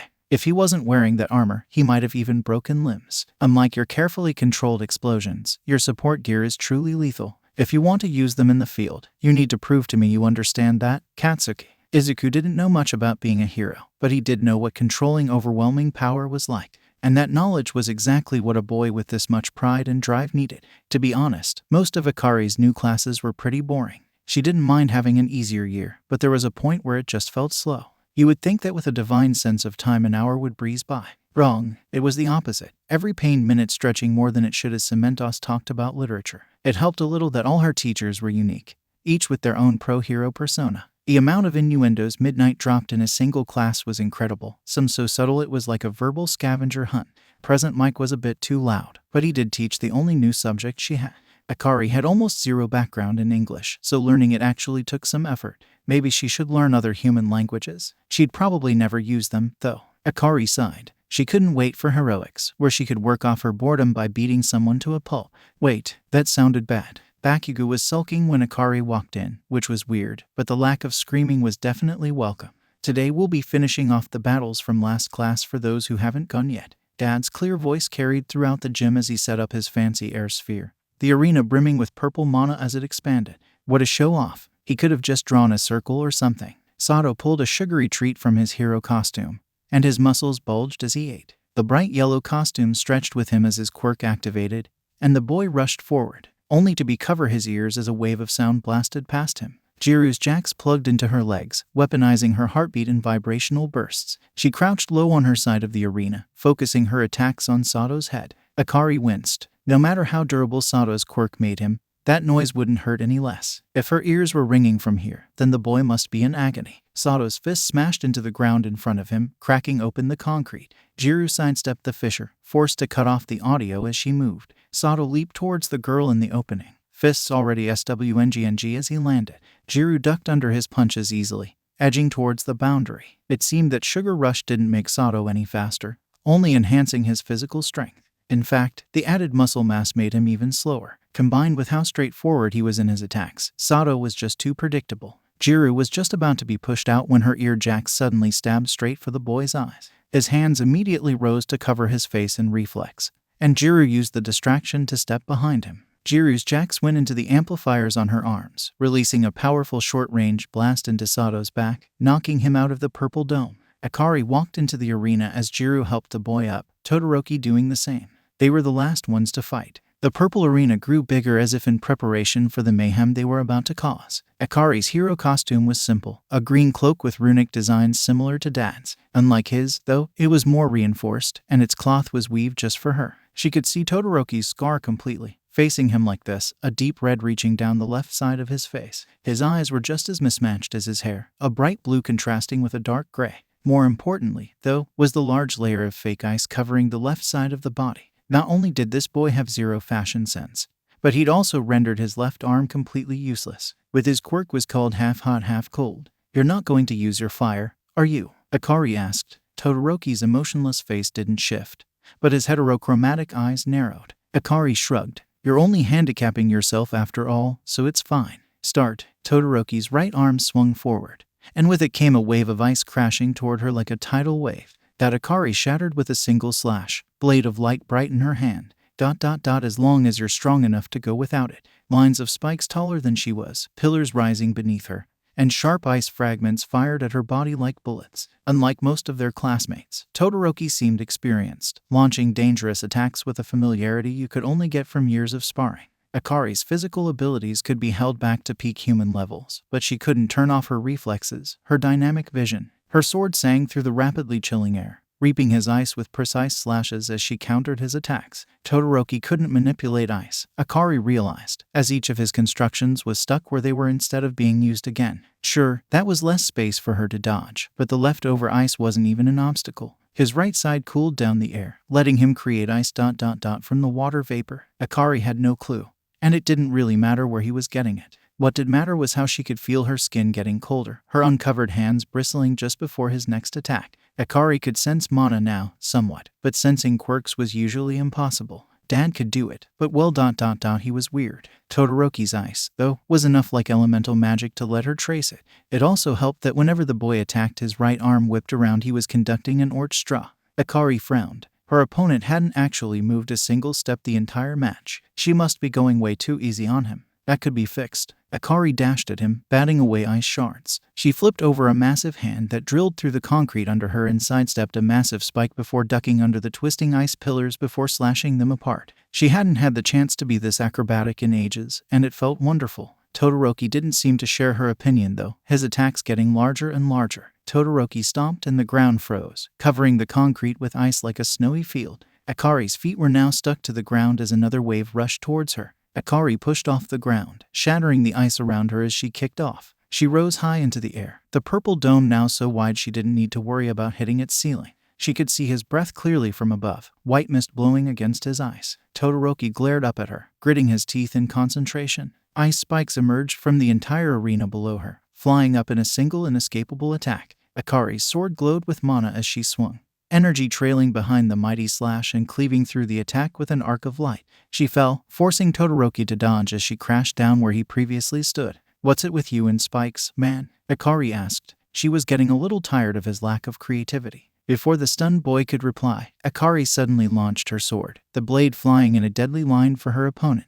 Todoroki instantly raised an ice wall, but it pierced through with ease, narrowly missing his face as it scored a small cut on the right side of his face. His eyes widened, his body quivering more as he raised another defensive wall. Wait, Todoroki wasn't trembling. He was shivering. But why would he be? Akari couldn't help it. She laughed, so bright that she could feel the chill recede and so loud that the other students probably thought she was insane.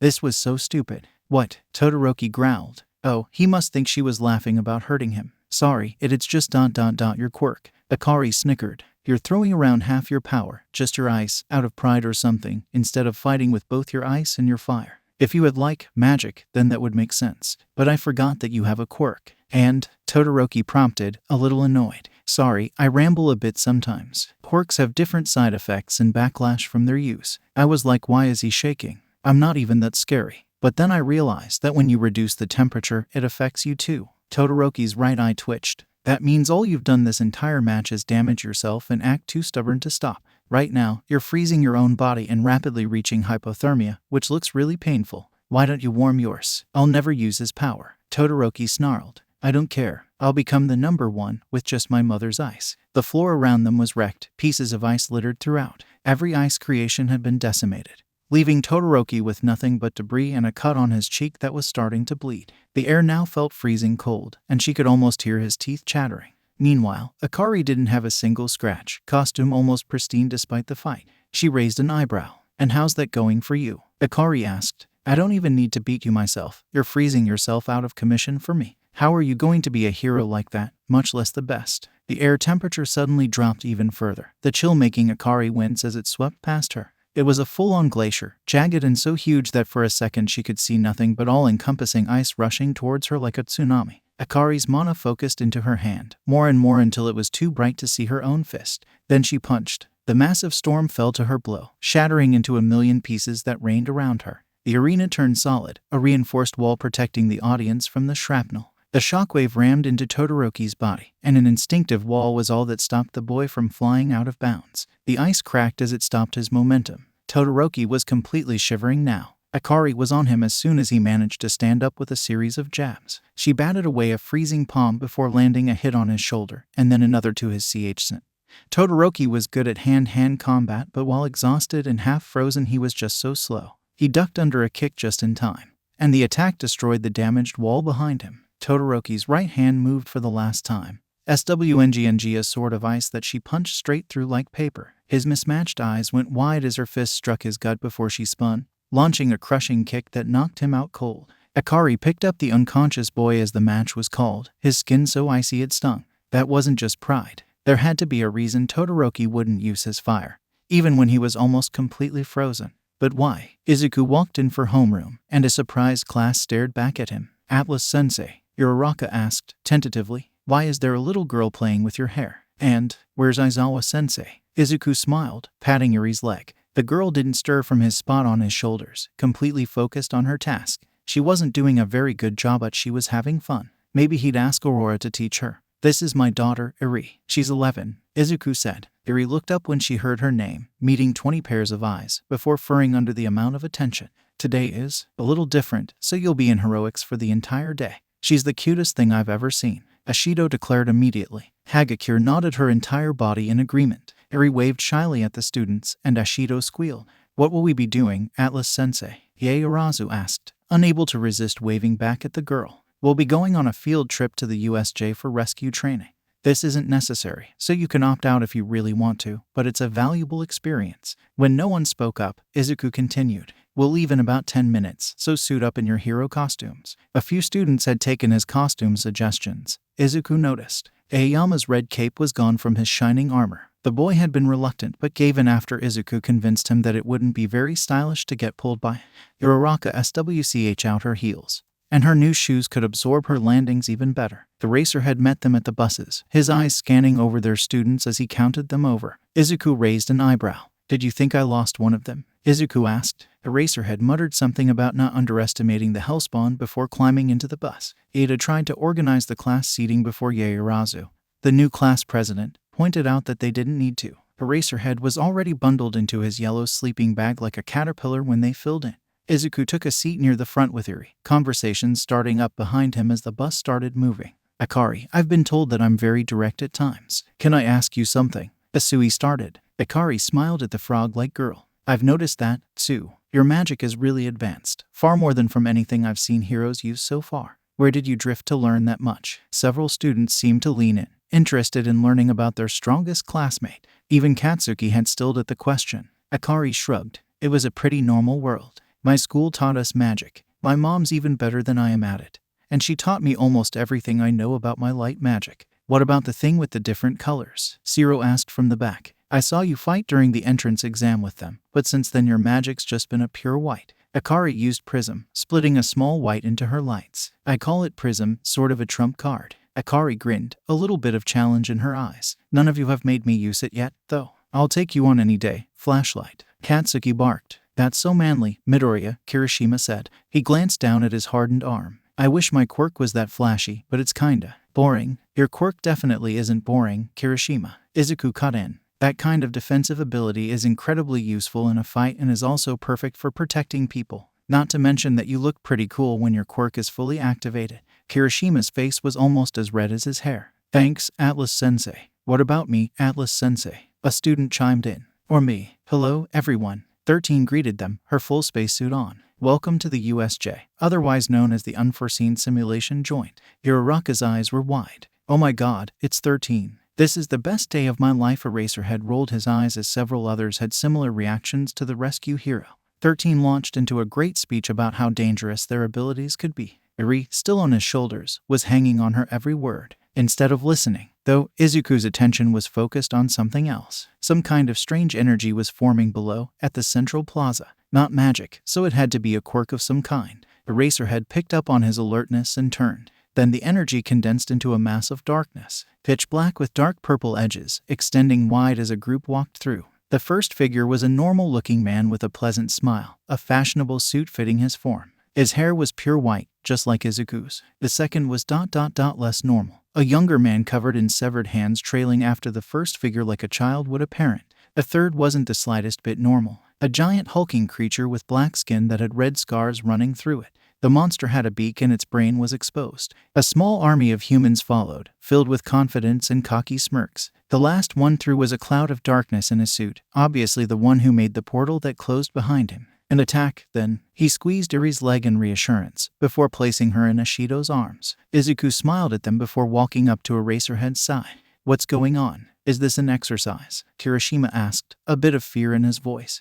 This isn't an exercise. Those are villains, Eraserhead stated. All traces of exhaustion had vanished, sleepiness fading to reveal a veteran hero as he barked out orders. Kaminari, use your gear to try to get a signal through. Koda, are there any birds around? It's not working, everything's jammed. Kaminari responded. Koda shook his head. Then we'll have to get Ida out, he's the fastest runner. Eraserhead cut off as the villains approached, getting into earshot. The white-haired man spoke, as smooth as silk. Hello, UA. We're the League of Villains. It's a pleasure to meet you. Who are you, and why are you here? Eraserhead demanded, his scarf unraveled. The villain merely tilted his head at the hostile tone. Asking for someone's name without introducing yourself is rude, Eraserhead. He chuckled as the underground hero continued to glare at him. My name is All For One. That was pretentious, but it somehow suited the man. Why did you come here, All For One? Izuku asked. He was looking forward to this class, too. Oh well, at least he'd get an interesting fight out of it. Maybe his class would learn some. Atlas, right. I'm here for One For All. If you could hand it over, that would be wonderful. Izuku blinked. One For All. Like the opposite of his name. What's that? Don't play dumb with All For One's eyes narrowed, searching for something. They were a deep crimson, like BLD. His hand twitched, and Izuku could feel mana crackle with the movement. Enhancement magic, just like. You think I'm All Might? Izuku realized. Yeah, I don't have that blessing. And even if I did, I definitely wouldn't give it to you. Eraserhead tensed next to him, clearly confused but listening intently. All For One paused, considering. So you're not the successor, then? Assuming that you were, or even that the Big Oaf had one, was a bit of a leap. I don't have the ability you want. There isn't a reason for you to be here anymore. Leave. A bit of anger flowed into the last word, making several villains flinch. Izuku loved fighting, but attacking him along with his family, his students, unacceptable. All For One hadn't moved, but now his full attention was on him, calculating. You don't have One For All. But you're not a normal hero at all, you're something different, something stronger. As for your request, We won't be leaving just yet. We still have a second goal to fulfill. The death of every student behind you, there. All for One stated calmly. The pleasant smile didn't change but now just felt cold. Tamura, take the party and boss and kill all of them. I'll have a nice chat with this one. Handman reacted to the name.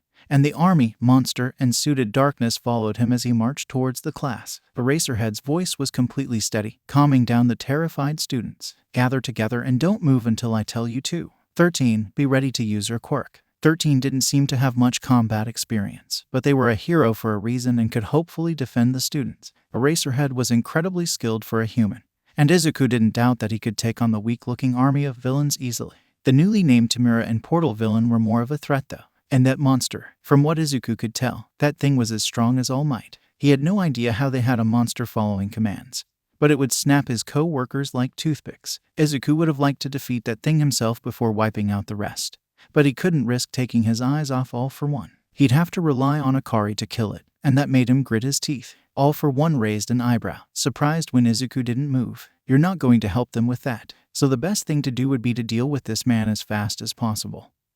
Who had the nerve to try to kill his class? That's some confidence, hero. Izuku stepped behind him. All for One reacted in an instant, whirling around as a green barrier formed between them. That Izuku's fist shattered, continuing to slam into the irritating man's face. All for One's body tumbled against the ground, and Izuku dashed in to follow up with a kick. Suddenly, something welled up from his enemy and Izuku leaped back just in time, spikes erupting from the man's CH. The metal retracted into his body, a centimeter away from impaling Izuku, red energy crackling along their edges. That one's called Spike Body. All for One explained proudly, like he was showing off a new phone. As he spoke, his jaw lit green as it mended itself. Some kind of healing. Izuku recognized that energy, a quirk, but nothing like he'd ever seen before. It was confusing, so fragmented yet running through his body like mana. Now that Izuku looked closer, it was like a set of parts. His face was the most emphasized in the array as the healing quirk worked. I thought people only got one quirk, Izuku asked, confused. If each of those fragments of energy were a separate quirk, then this human was even stronger than All Might. All for One laughed. Usually, yes, I'm a bit of a special case though. He raised his hand as a third quirk activated, and with a tunnel of wind shot forward like a miniature hurricane, only to do nothing, rolling off Izuku's body harmlessly like a gentle breeze as the air was tinted purple. Attacking Izuku with air was like splashing water on an island. Fascinating, All for One said. Some kind of air quirk. Or was that mag? The reinforced air shifted. I don't really care for a chat right now. Izuku cut him off. 4 bladed chains pierced every one of All for One's limbs, looping back to wrap around the man like a mummy. Lightning sparked, a bright yellow that ran along the chains to Izuku and made him wince. With a single tap of All for One's hands, the purple bindings unraveled into nothing, and 2 bolts of lightning lanced towards the hero. Fair enough. All for One replied casually like his arms and legs hadn't just been stabbed. Izuku's trusty staff spun, deflecting both attacks. He had no idea how the chains had been broken, but Izuku knew that All for One's regeneration had limits now. His legs were still bleeding, healing too slowly to let the man move, and his arms were in similar condition. Yet despite how much that must have hurt, All for One's face hadn't even twitched. Izuku ducked under a burst of flame from the man's mouth. With no way to dodge, the man was vulnerable. Stance 2, bash, and the glowing staff slammed into All for One's stomach, throwing him across the plaza in an unwilling tour. The man crashed into the ground near the flood zone, the impact wrecking the area below. Izuku leaped near the crater, seeing his enemy in an unconscious heap, the biggest threat dealt with. Then All for One disassembled. Like a glitch in a video game, his wounded limbs dissolved before reforming completely healed, new limbs attaching to his body. It was strange to watch, like he was rewriting himself. Even his suit stitched itself as good as new. All for One rose, completely unharmed, a slight smirk playing across his face. Overhaul, a ridiculously useful quirk, wasting away on some low-time Yakuza. All for One said, I suppose I have you to thank for practically wrapping up the quirk in a gift for me. You can take quirks. Izuku realized, what an amazing power. The potential it had was limitless.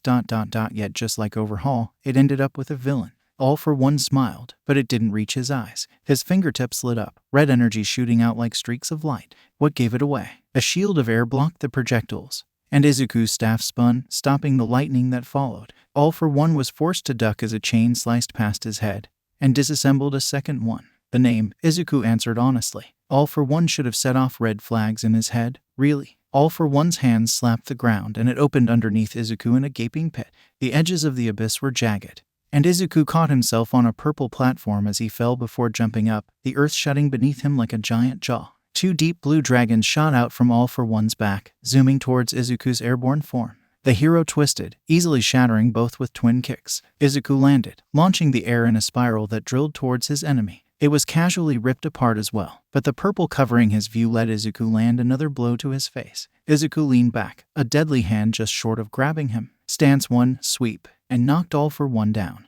And the man was forced to fix his destroyed legs. Izuku leaped away, safe. Izuku grimaced. Overhaul was way too overpowered. Not only could All for One heal his body completely, but he could also attack like he'd MSTR Earth magic. And with a single touch, it would be over. Out of the corner of his eye, Eraserhead engaged the crowd of villains, knocking them out with practiced ease. Behind him were the students he was protecting, and 13, who was glaring at Tamura and the portal guy. They were too close, so Izuku couldn't just go all out on the terrain around them. All for One, however, seemed to have zero issues with that, reforming it to his will as he attacked haphazardly with an array of different abilities. The man could be as unpredictable as he wanted. There was no way of knowing how he'd attack next. He even had magic, enhancement magic flowing through the mass of quirks like a booster. Unlike All Might, who enhanced his body with it, All for One enhanced his powers themselves. And All for One didn't have to worry about protecting kids. How annoying. But was the man really completely unpredictable? Izuku wondered. All for One fought like a strategian. Every quirk perfectly used in attacks and traps and combinations. He reacted faster than what should be possible for a human. It must be a mental quirk or several, meaning that Izuku was basically fighting a calculating robot instead of a person. Mana flowed down Izuku's body into his feet, then through the ground towards the lake. A well-oiled machine was still a machine. Izuku found the pattern and rushed forward, his staff SWNGNG down just like before. All for One reacted. Finger beams activated to fire. A green barrier formed to block the attack. Regeneration surged in anticipation. Hands reached to counter with Overhaul. And lightning sparked to follow up. The air froze around Izuku's staff as he let go of his weapon, a ridiculous move to block the red lasers All for One would never predict. The green barrier hovered uselessly with no staff to hit it, and lethal hands grabbed at nothing as Izuku gracefully sidestepped, grinning as the lightning erupted from All for One's form. Before the tsunami washed over him, tinted purple as Izuku bent the water to his will. All for One's eyes went wide, too late to stop that last quirk. Kaminari Denki's quirk was electricity, letting him discharge voltage from his body like a battery. Zapping Kaminari did nothing but charge the boy up. Whatever All for One was using, though, Izuku could tell it was nothing like his students. The ill-timed electricity crackled, current zipping through the water and into the villain inside it. Akari watched as Aizawa fought, his capture weapon wrapping up enemies and tossing them around.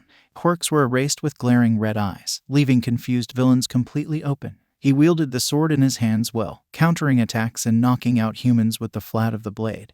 And to top it off, vicious kicks met anyone too close. This man was nothing like the unkempt, sleepy teacher she knew, and she almost didn't recognize him. Pretty badass though. She'd immediately gotten Ada out through the large hole now in the doors. 13 was holding the black cloud guy back with careful use of her black hole. He had almost redirected 13's quirk against her, but luckily the hero had dodged in time. Akari wasn't very helpful there. She couldn't tell where hitting him would actually do sit, and her light magic would be aimed at her classmate. Eraserhead had given some of them permission to use their quirks on the army of villains. They were really weak, and Wano was mowing through them like grass. Akari kept an eye on her little sister, Ashido protecting her near the rear. She'd have to thank her after this. Eraserhead was fighting defensively, instead of just carving straight through them, and Akari could see why. The guy covered in hands and the huge monster were waiting, watching the battle. Tamura, as the boss guy had called him, was a much bigger threat than the cannon fodder in front of them. He seemed thin but lean, and his hand was vigorously scratching his neck in agitation as the villains fell. What worried Akari even more, though, was the bird thing. It was tall, and she could feel how powerful it was. It wasn't like any monster she'd ever heard of before, standing still and only reacting to Tamura's orders. Minutes passed, the army of villains thinning. A few students were trying to help 13, but Kurogiri was experienced, running circles around them even after Bakugo figured out his solid part. She fired off a few stray shots at Tamura, but the monster moved in front of him, tanking the attacks easily. In the distance the ground shook, Dad no doubt's beating the CRP out of the leader. This battle's getting boring. Our summons are FC-king pathetic and not getting anywhere. Tamura mused.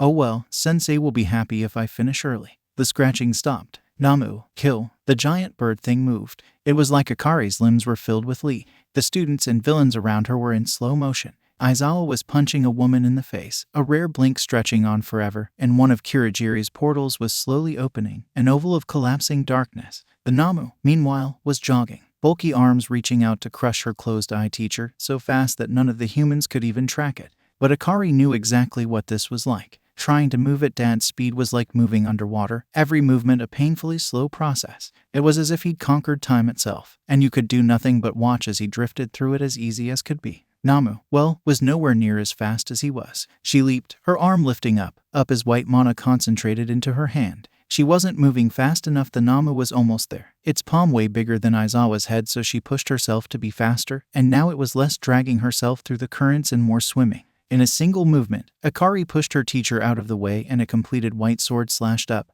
cutting off the monster's arm. The black limb fell to the ground, and everyone blinked as they both seemingly teleported.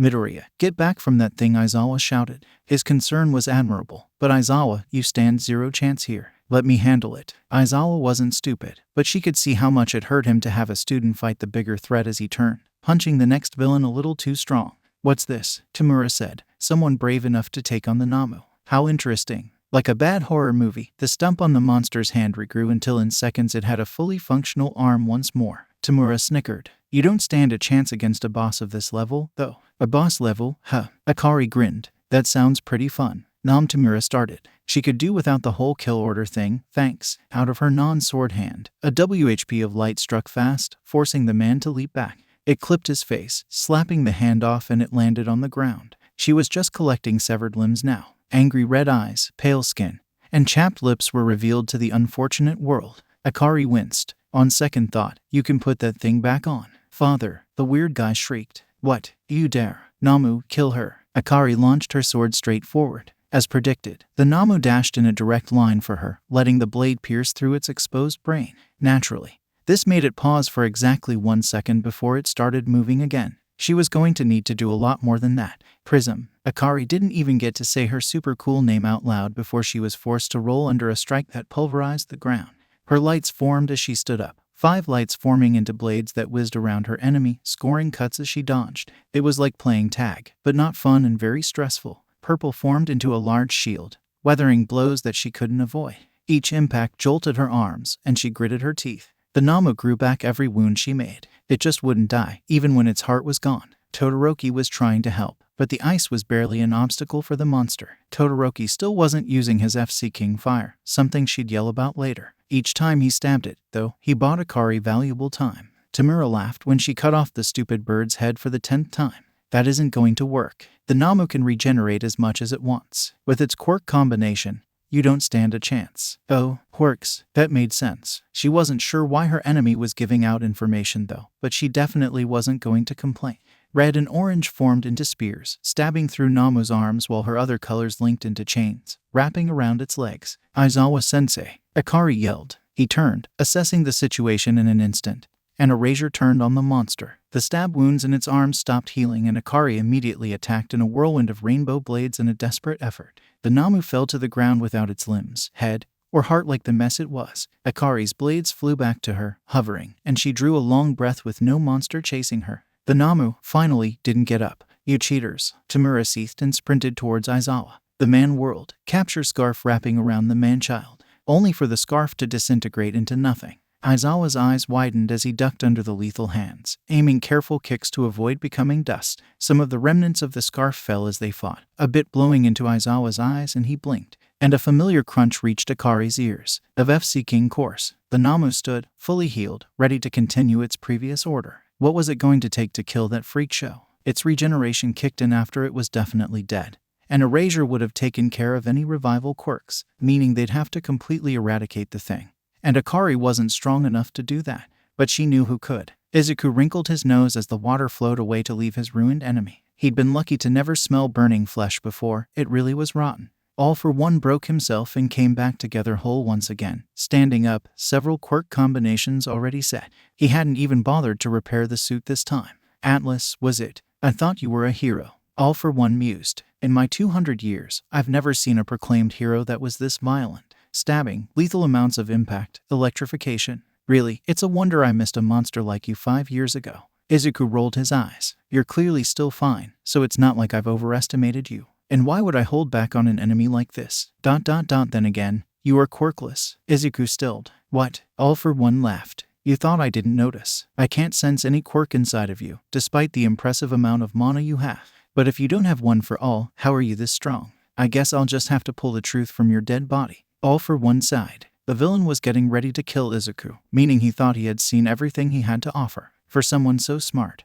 All for One really was an idiot. Izuku activated Void, and his mana flowed into the air, stitching itself into space. He had no access to magic now. The quirk combination All for One was about to use was offensive. Enhancement magic flooding into quirks Izuku couldn't recognize. The rest of his quirks were affecting his eyes and brain to keep up with Izuku's speed. All for One smirked. I know you're still holding back some of that strength. It's strong to tell, with how brutal you fight, but you have the same problem as that blonde oaf. We're still too close to the students, aren't we? Izuku charged. The sound barrier broke as soon as he took a step, the ground starting to break behind him, air whistling past him so fast it stood still. Walking like this made him feel like he had been running for days.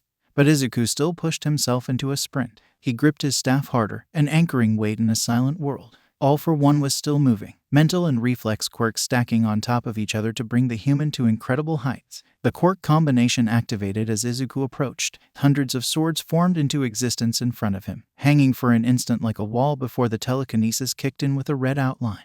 They launched forward in a deadly maze of metal. The weapons couldn't fly nearly fast enough to catch up though. Izuku weaved through them gracefully, his cloak protecting him from the few glancing blows as his staff spun. FL seeking away the last few blades aimed straight for his heart. The magnetism was less expected, forcing Izuku to tightly grip his staff before he lost it and duck under the storm of blades returning like boomerangs. One scored a cut on his temple, a light prick that could have been much worse. All for One's left hand broke off his body, his arm turning into a spring. Izuku's fist slammed the palm aside.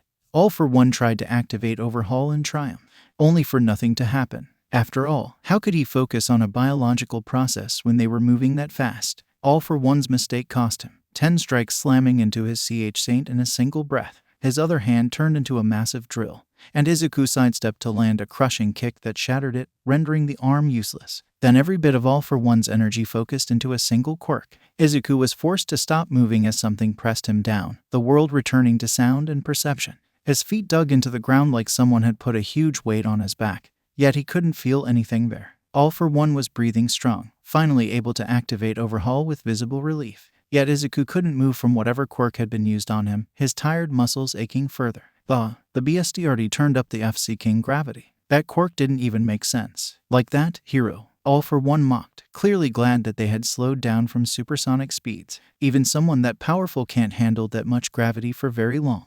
Your insides are going to collapse as you're crushed. Izuku stood up fully, and All for One was finally struck speechless. Izuku rolled back his sore shoulders. Finally, you shut up. That was nothing compared to the weight of the sky. Void deactivated, mana rushing back to the strongest hero. Before the villain could move, a huge purple fist uppercut him into the clouds. And All for One soared high above the unforeseen simulation joint. Far, far away from Izuku's students, the ones this man was trying to kill. Stance 9, Onslaught. In the air, there was nothing All for One could do to defend himself from the vicious combo. Purple platforms let Izuku strike past him again and again like an angry ping-pong as his trusty staff hit thousands of times, pushing Overhaul's instant recovery to its limits. A familiar flash of mana lit up near the gate.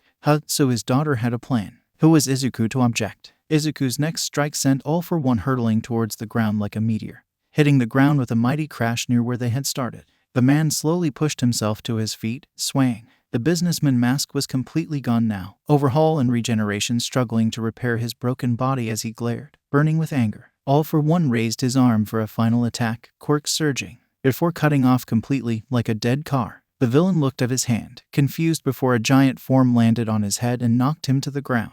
The Namu lay sprawled on top of All for One's totally ruined suit as they laid in a pile of limbs. And All for One's face finally twisted into fear as he realized a certain underground teacher just rendered them both powerless. Dad, now. Izuku's remaining mana flooded into his staff, glowing so bright that the purple lit up his eyes. He pulled the weapon back so that it was parallel to the ground, lined up directly with his targets. Stance 3. Izuku stabbed forward.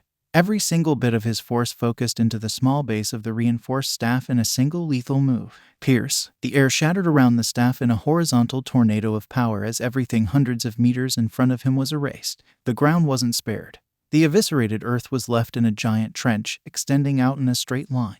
There wasn't a single trace of All for One or the Namu. Students and villains alike stared at the destruction brought with one move with a mix of awe and absolute terror. Even Tamura was frozen in shock, letting Eraserhead knock him out. Izuku's trusty staff slid onto his back as the strongest hero turned to face the remaining villain. So, who wants to surrender? Tsukachi Naomasa waited till Atlas was comfortably seated in the meeting room before he began. If he was being honest, the detective had been quite curious of the hero ever since he appeared out of nowhere a few months back. There were many new heroes after the drift, people who now had stronger abilities and wanted to fight villains. Atlas, though, was something unique. From the clips he'd seen, the man was overwhelmingly strong, finishing most of his fights with a single hit and perfect control. And then there was his fight with Overhaul. First, some basic questions I'm required to ask. What's your name? This part of the protocol was usually seen as useless since the answers were already in the file. But with Tsukachi's quirk, they became a possible piece of evidence. Midoriya Izuku. Atlas responded. Age, 40. Tsukachi's quirk went off, a sharp ping in his brain. People lied about their age constantly, but never in a police report. He glanced at the file, which for some reason also indicated that Midoriya Izuku was 40. The LD type? Tsukachi asked, hiding his reaction. Oh, quirk, Titan. Another ping, this time a lot more concerning. Why was the pro hero lying about their quirk? Atlas's quirk was known to be a powerful mutant enhancer, powerful but simple. Was there some secret part to it? At this point, Tsukachi would have told the witness about his quirk, lie detector. But this time the detective didn't. There was clearly something going on here. Despite that, Atlas seemed like a pleasant man, kind and curious. The hero was surprisingly a big fan of detectives. Usually, it was the other way around. Then he told him what happened in the USJ. And Tsukachi's BLD turned to ice. All for One, apparently alive and healed, had attacked with his successor, a warper, a small army, and a Namu. The calm malice, manipulation, and of course the many quirks matched up with the terrible evil from so long ago. And then Atlas eliminated him and his monster with ease, something that even All Might in his prime couldn't do. Not to mention that every villain, including the warper and successor, had been captured. Tashinori had told him, of course, about his spar with Atlas, and Tsukachi hadn't really believed him. How could a new hero best the symbol of peace? His longtime friend must have been exaggerating. Tsukachi had clearly been wrong. Atlas spoke about his battle with the most powerful villain ever like a game. The fight had been exciting, especially seeing all the interesting abilities the man had. Overhaul had been irritating, but made everything riskier, and therefore fun. But Tsukachi could see where Atlas went all out, not willing to endanger his students in the battle. The detective was hesitant to believe All for One was completely dead. Yet the ridiculous amount of destruction he could see from Atlas's final attack seemed to have done the job. And Tsukachi's quirk still hadn't triggered a single time the entire tale. A man came out of nowhere, powerful enough to destroy All for One with ease. Tsukachi could only stare down at the incorrect file after Atlas left, confused. Who, exactly, was Midoriya Izuku? Izuku dropped through the clouds, landing softly on the sidewalk, and the opening exposed the stars to the world below. Aurora flew down next to him. Her magic vanished in a flash of violet, and her hair sparkled in the streetlight. Earth restaurants were familiar, somewhere they'd gone together for centuries. A new atmosphere, instead of just eating in. Of course, there hadn't actually been any cooks there. This would be the first time they actually ate out since humanity came back.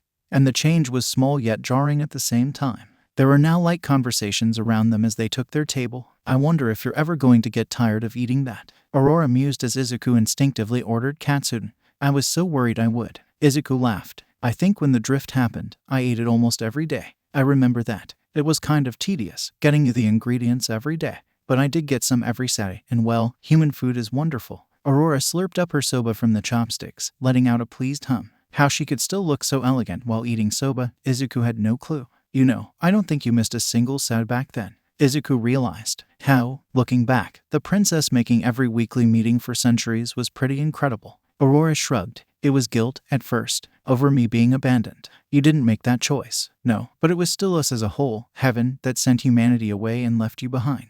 Izuku grinned. I certainly didn't mind those centuries alone with you. She continued like he hadn't spoken, cheeks tinted pink. The years before I moved in, especially. I can't even imagine what it was like to have absolutely no one. I could only show up once a week, so that's what I did. Izuku's teasing smile turned into something softer. Every Saturday I would stare out on the beach and wonder if you would come. It's what I had most to look forward to. After all, you were the only thing that changed in a silent world. I never really had to worry about food, so you didn't have to warp to that beach every week. But you did. Soon you were more to me than just the abandoned human.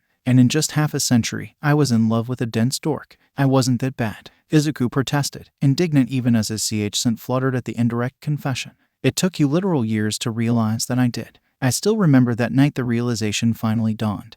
It was so adorable you were just like, huh. Aurora, please. Izuku's face was completely red now, and Aurora laughed. The sound was bright and warm, lighting up their little bubble, and Izuku couldn't do anything but stare into her purple eyes. I love you too, Aurora, Izuku murmured. She heard him, and her smile grew even wider. You two are so cute together, the waiter exclaimed as she brought Izuku's katsuden. How long have you two been married? Almost 700 years, Izuku answered cheerfully. The human paused for a moment before she chuckled, walked away, most likely taking it as a joke. It's been a really long time since then. We're pretty old now, ouch. Izuku winced as Aurora casually stomped on his foot under the table. She was wearing heels. We traveled so much those years, Aurora said. You know, we still haven't explored all of heaven yet. We could visit next time we both have a day off. Oh, like a date. Izuku's eyes lit up. Exactly like that. Yeah, just please don't beat anyone up this time.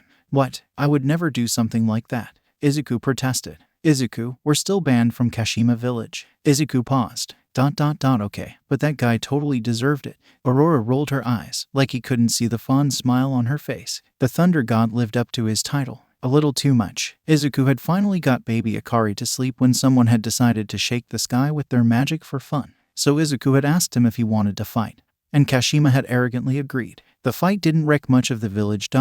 Just the god's pride. Akari's with Eri and Kuro, right? I wonder how they're doing right now. Eri must be happy to spend more time with her sister. Yeah, they're at the dorms. Eri's completely fascinated with her new horn buddy, Izuku said. Horn buddy, Aurora repeated, confused. One of my students, Ashido, has 2 horns on her head, Izuku explained. They aren't really the same as Eri's, but, well, it's the concept that counts. That must be a mutation quirk, right? It's strange to get used to. We don't really have anything like horns on heaven. Also, her skin is pink and she shoots acid.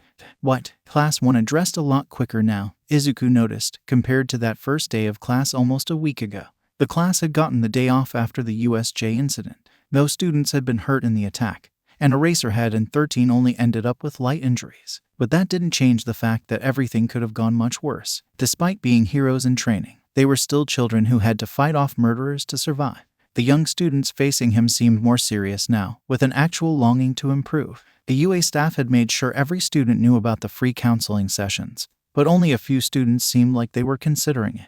Todoroki seemed stoic as ever, of course, and Akari was only angry that her little sister had been put in danger. Izuku brought himself out of his thoughts, clapping his hands. The low sound echoed in the monitoring room, cutting off any lingering conversations. Welcome back, everyone. Today's exercise will be more strategic, and I got a pretty big space reserved for it. The monitors seeked to life, glimpses of an entire fake city from countless angles. Hey, if the school was going to have a ridiculous budget, Izuku might as well make use of it. Atlas-sensei, this is where the entrance exam was conducted, was it not? Ida asked. Are we performing urban battles once more? Nope. Izuku ignored Katsuki's huff. Instead, we'll be playing tag. That sounds kind of fun, Kaminari exclaimed. Will we be chasing each other, Atlas-sensei? Yaoyorozu asked. Nope, Izuku grinned. You'll be chasing me. A pause. Then multiple voices started complaining at once. That's impossible, sensei, Zero protested. Seeing you fight was like a Hawks video, Fuji added. We couldn't even see you move. How are we going to tag you? Not me, specifically, Izuku corrected, waving his hands in a totally unnecessary motion. On screen, a shape began to form, solidifying into a simple, human-like body. There were no features, like a mannequin, and he was as tall as Izuku. The figure waved a hand at the camera, his skin the bright purple of Izuku's mana, and the Uraraka gasped. Meet Cloudy, class. He's the one you'll be trying to catch today.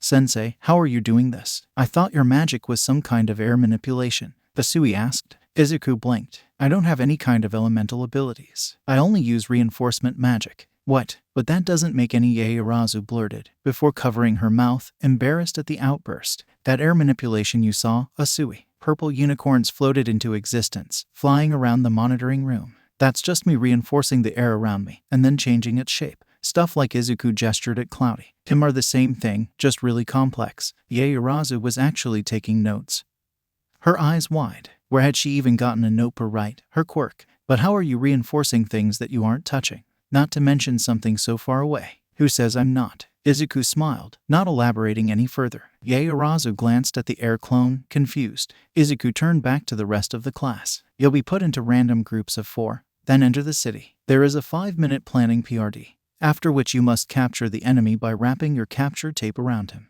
The exercise ends if your entire team is unconscious, or if you exceed the 30-minute time limit. Any questions? Katsuki didn't even bother to raise his hand. Can I kill the FC King thing? Akari snorted. Izuku raised an eyebrow.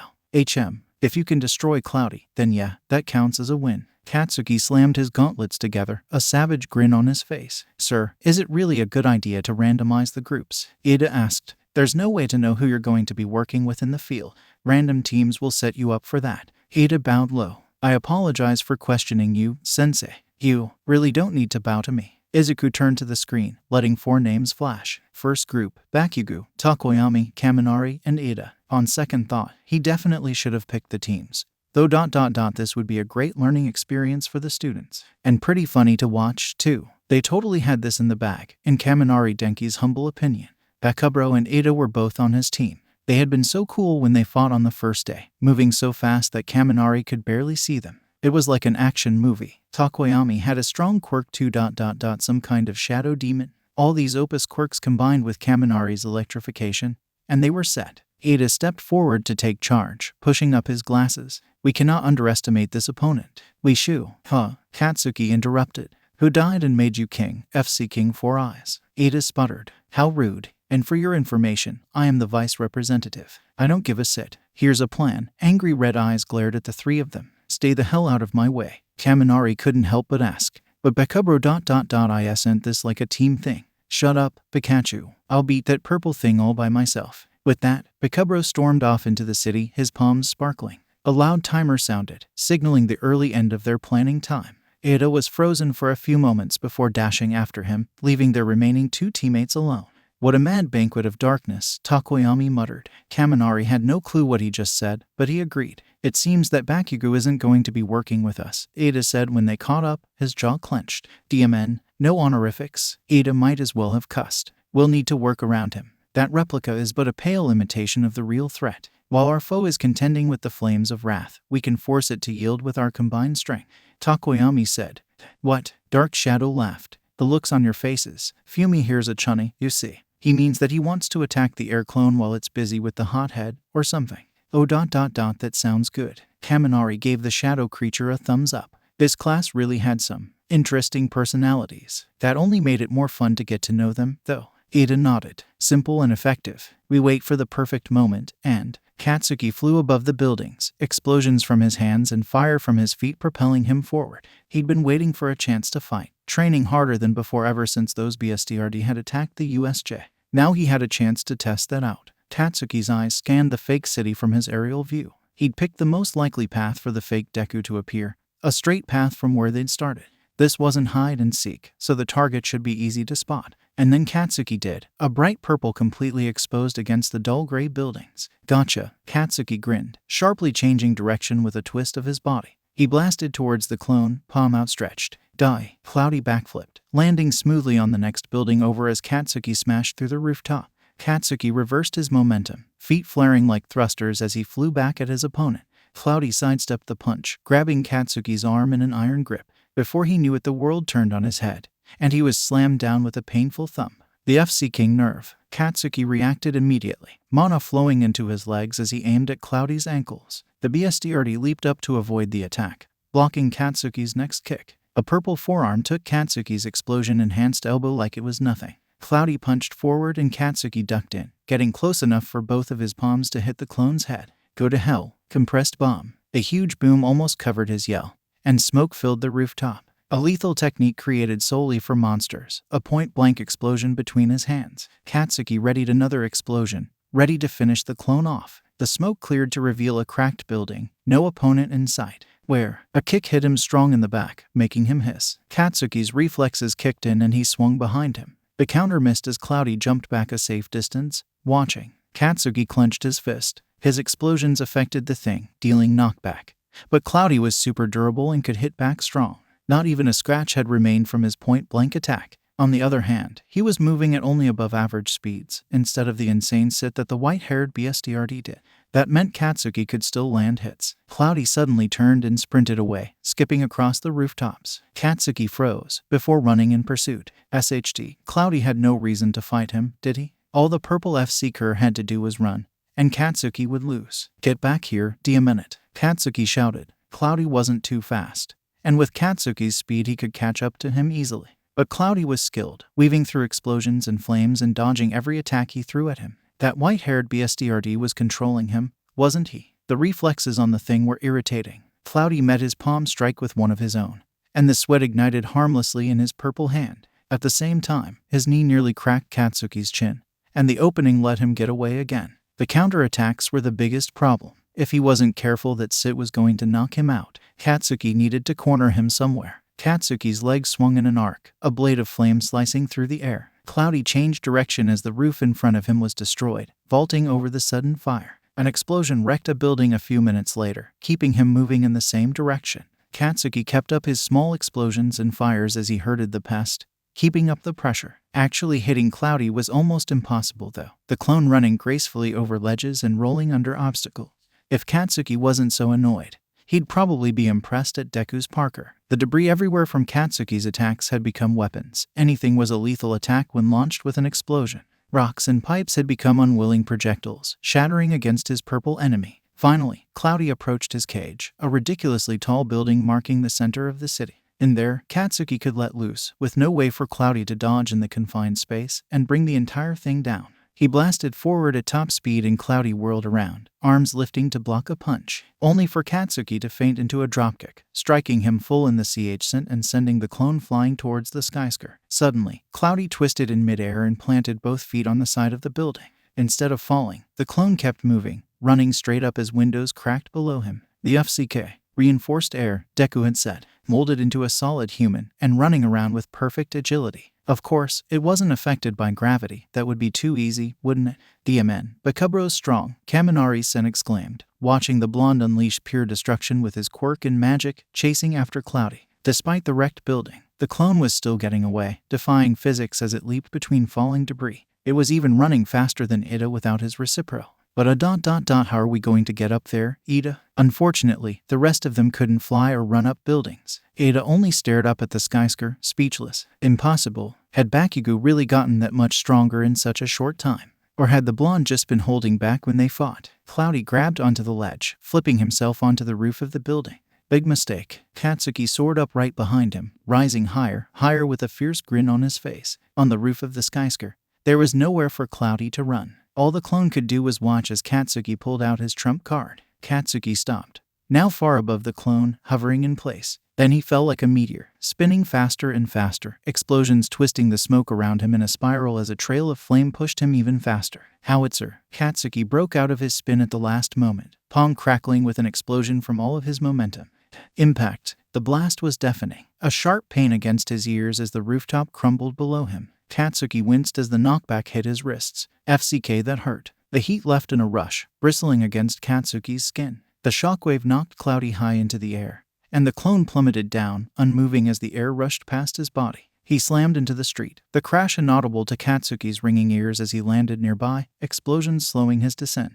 Did that do it? Cloudy was embedded in the concrete, stunned. The only damage from the massive explosion and resulting fall were thin cracks in the dust covering his body. Katsuki made his exhausted body move, dashing towards his fallen opponent with his captured tape. A purple fist suddenly shot out, catching him in the gut. The breath was FC pushed out of him as he tumbled across the street, coming to a stop. Cloudy stood up, slower than before but moving nonetheless. Despite the fact that his enemy had no eyes, Katsuki just knew the FC was looking down on him as he forced himself to his feet. Breathe.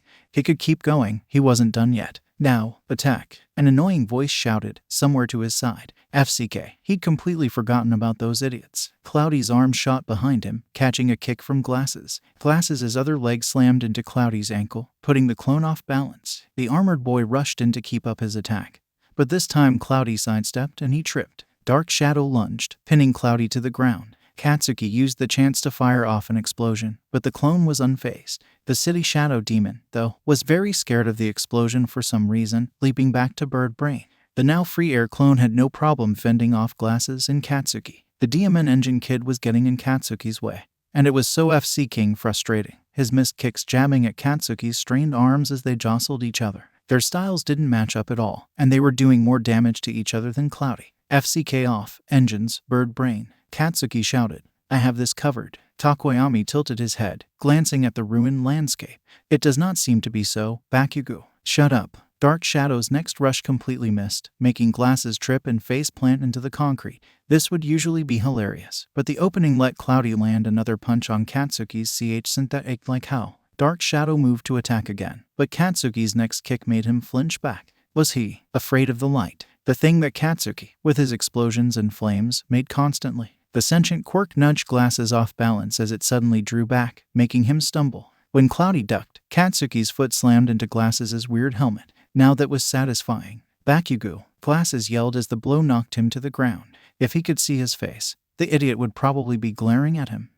Katsuki threw another punch, battering against Cloudy's arms. Then something crackled, but the sound wasn't not coming from Katsuki's palms. Oh, indiscriminate shock. 1.3 million volts. Pikachu screamed. FCK. Electricity streaked across the street, enveloping up the entire area in a single attack. Cloudy just leaped straight up, avoiding it completely. Katsuki pushed himself off the ground as well, but he wasn't fast enough. His legs took the brunt of the charge, an extremely painful jolt that made him bite his tongue as he fell to his knees. Birdbrain's eyes went wide as he was sapped, Dark Shadow retreating completely into him from the bright yellow light. Glasses was the worst off. Metal armor was an excellent conductor. He screamed, and Katsuki almost felt bad for him. Dunt's face, the absolute dumbass, had fried his brain with that single attack. He slumped to the ground, unconscious, and the other two idiots followed. Katsuki forced himself to stay awake, legs unresponsive. He fired off a final explosion that rolled harmlessly off the purple BSDRT's head before his vision went black.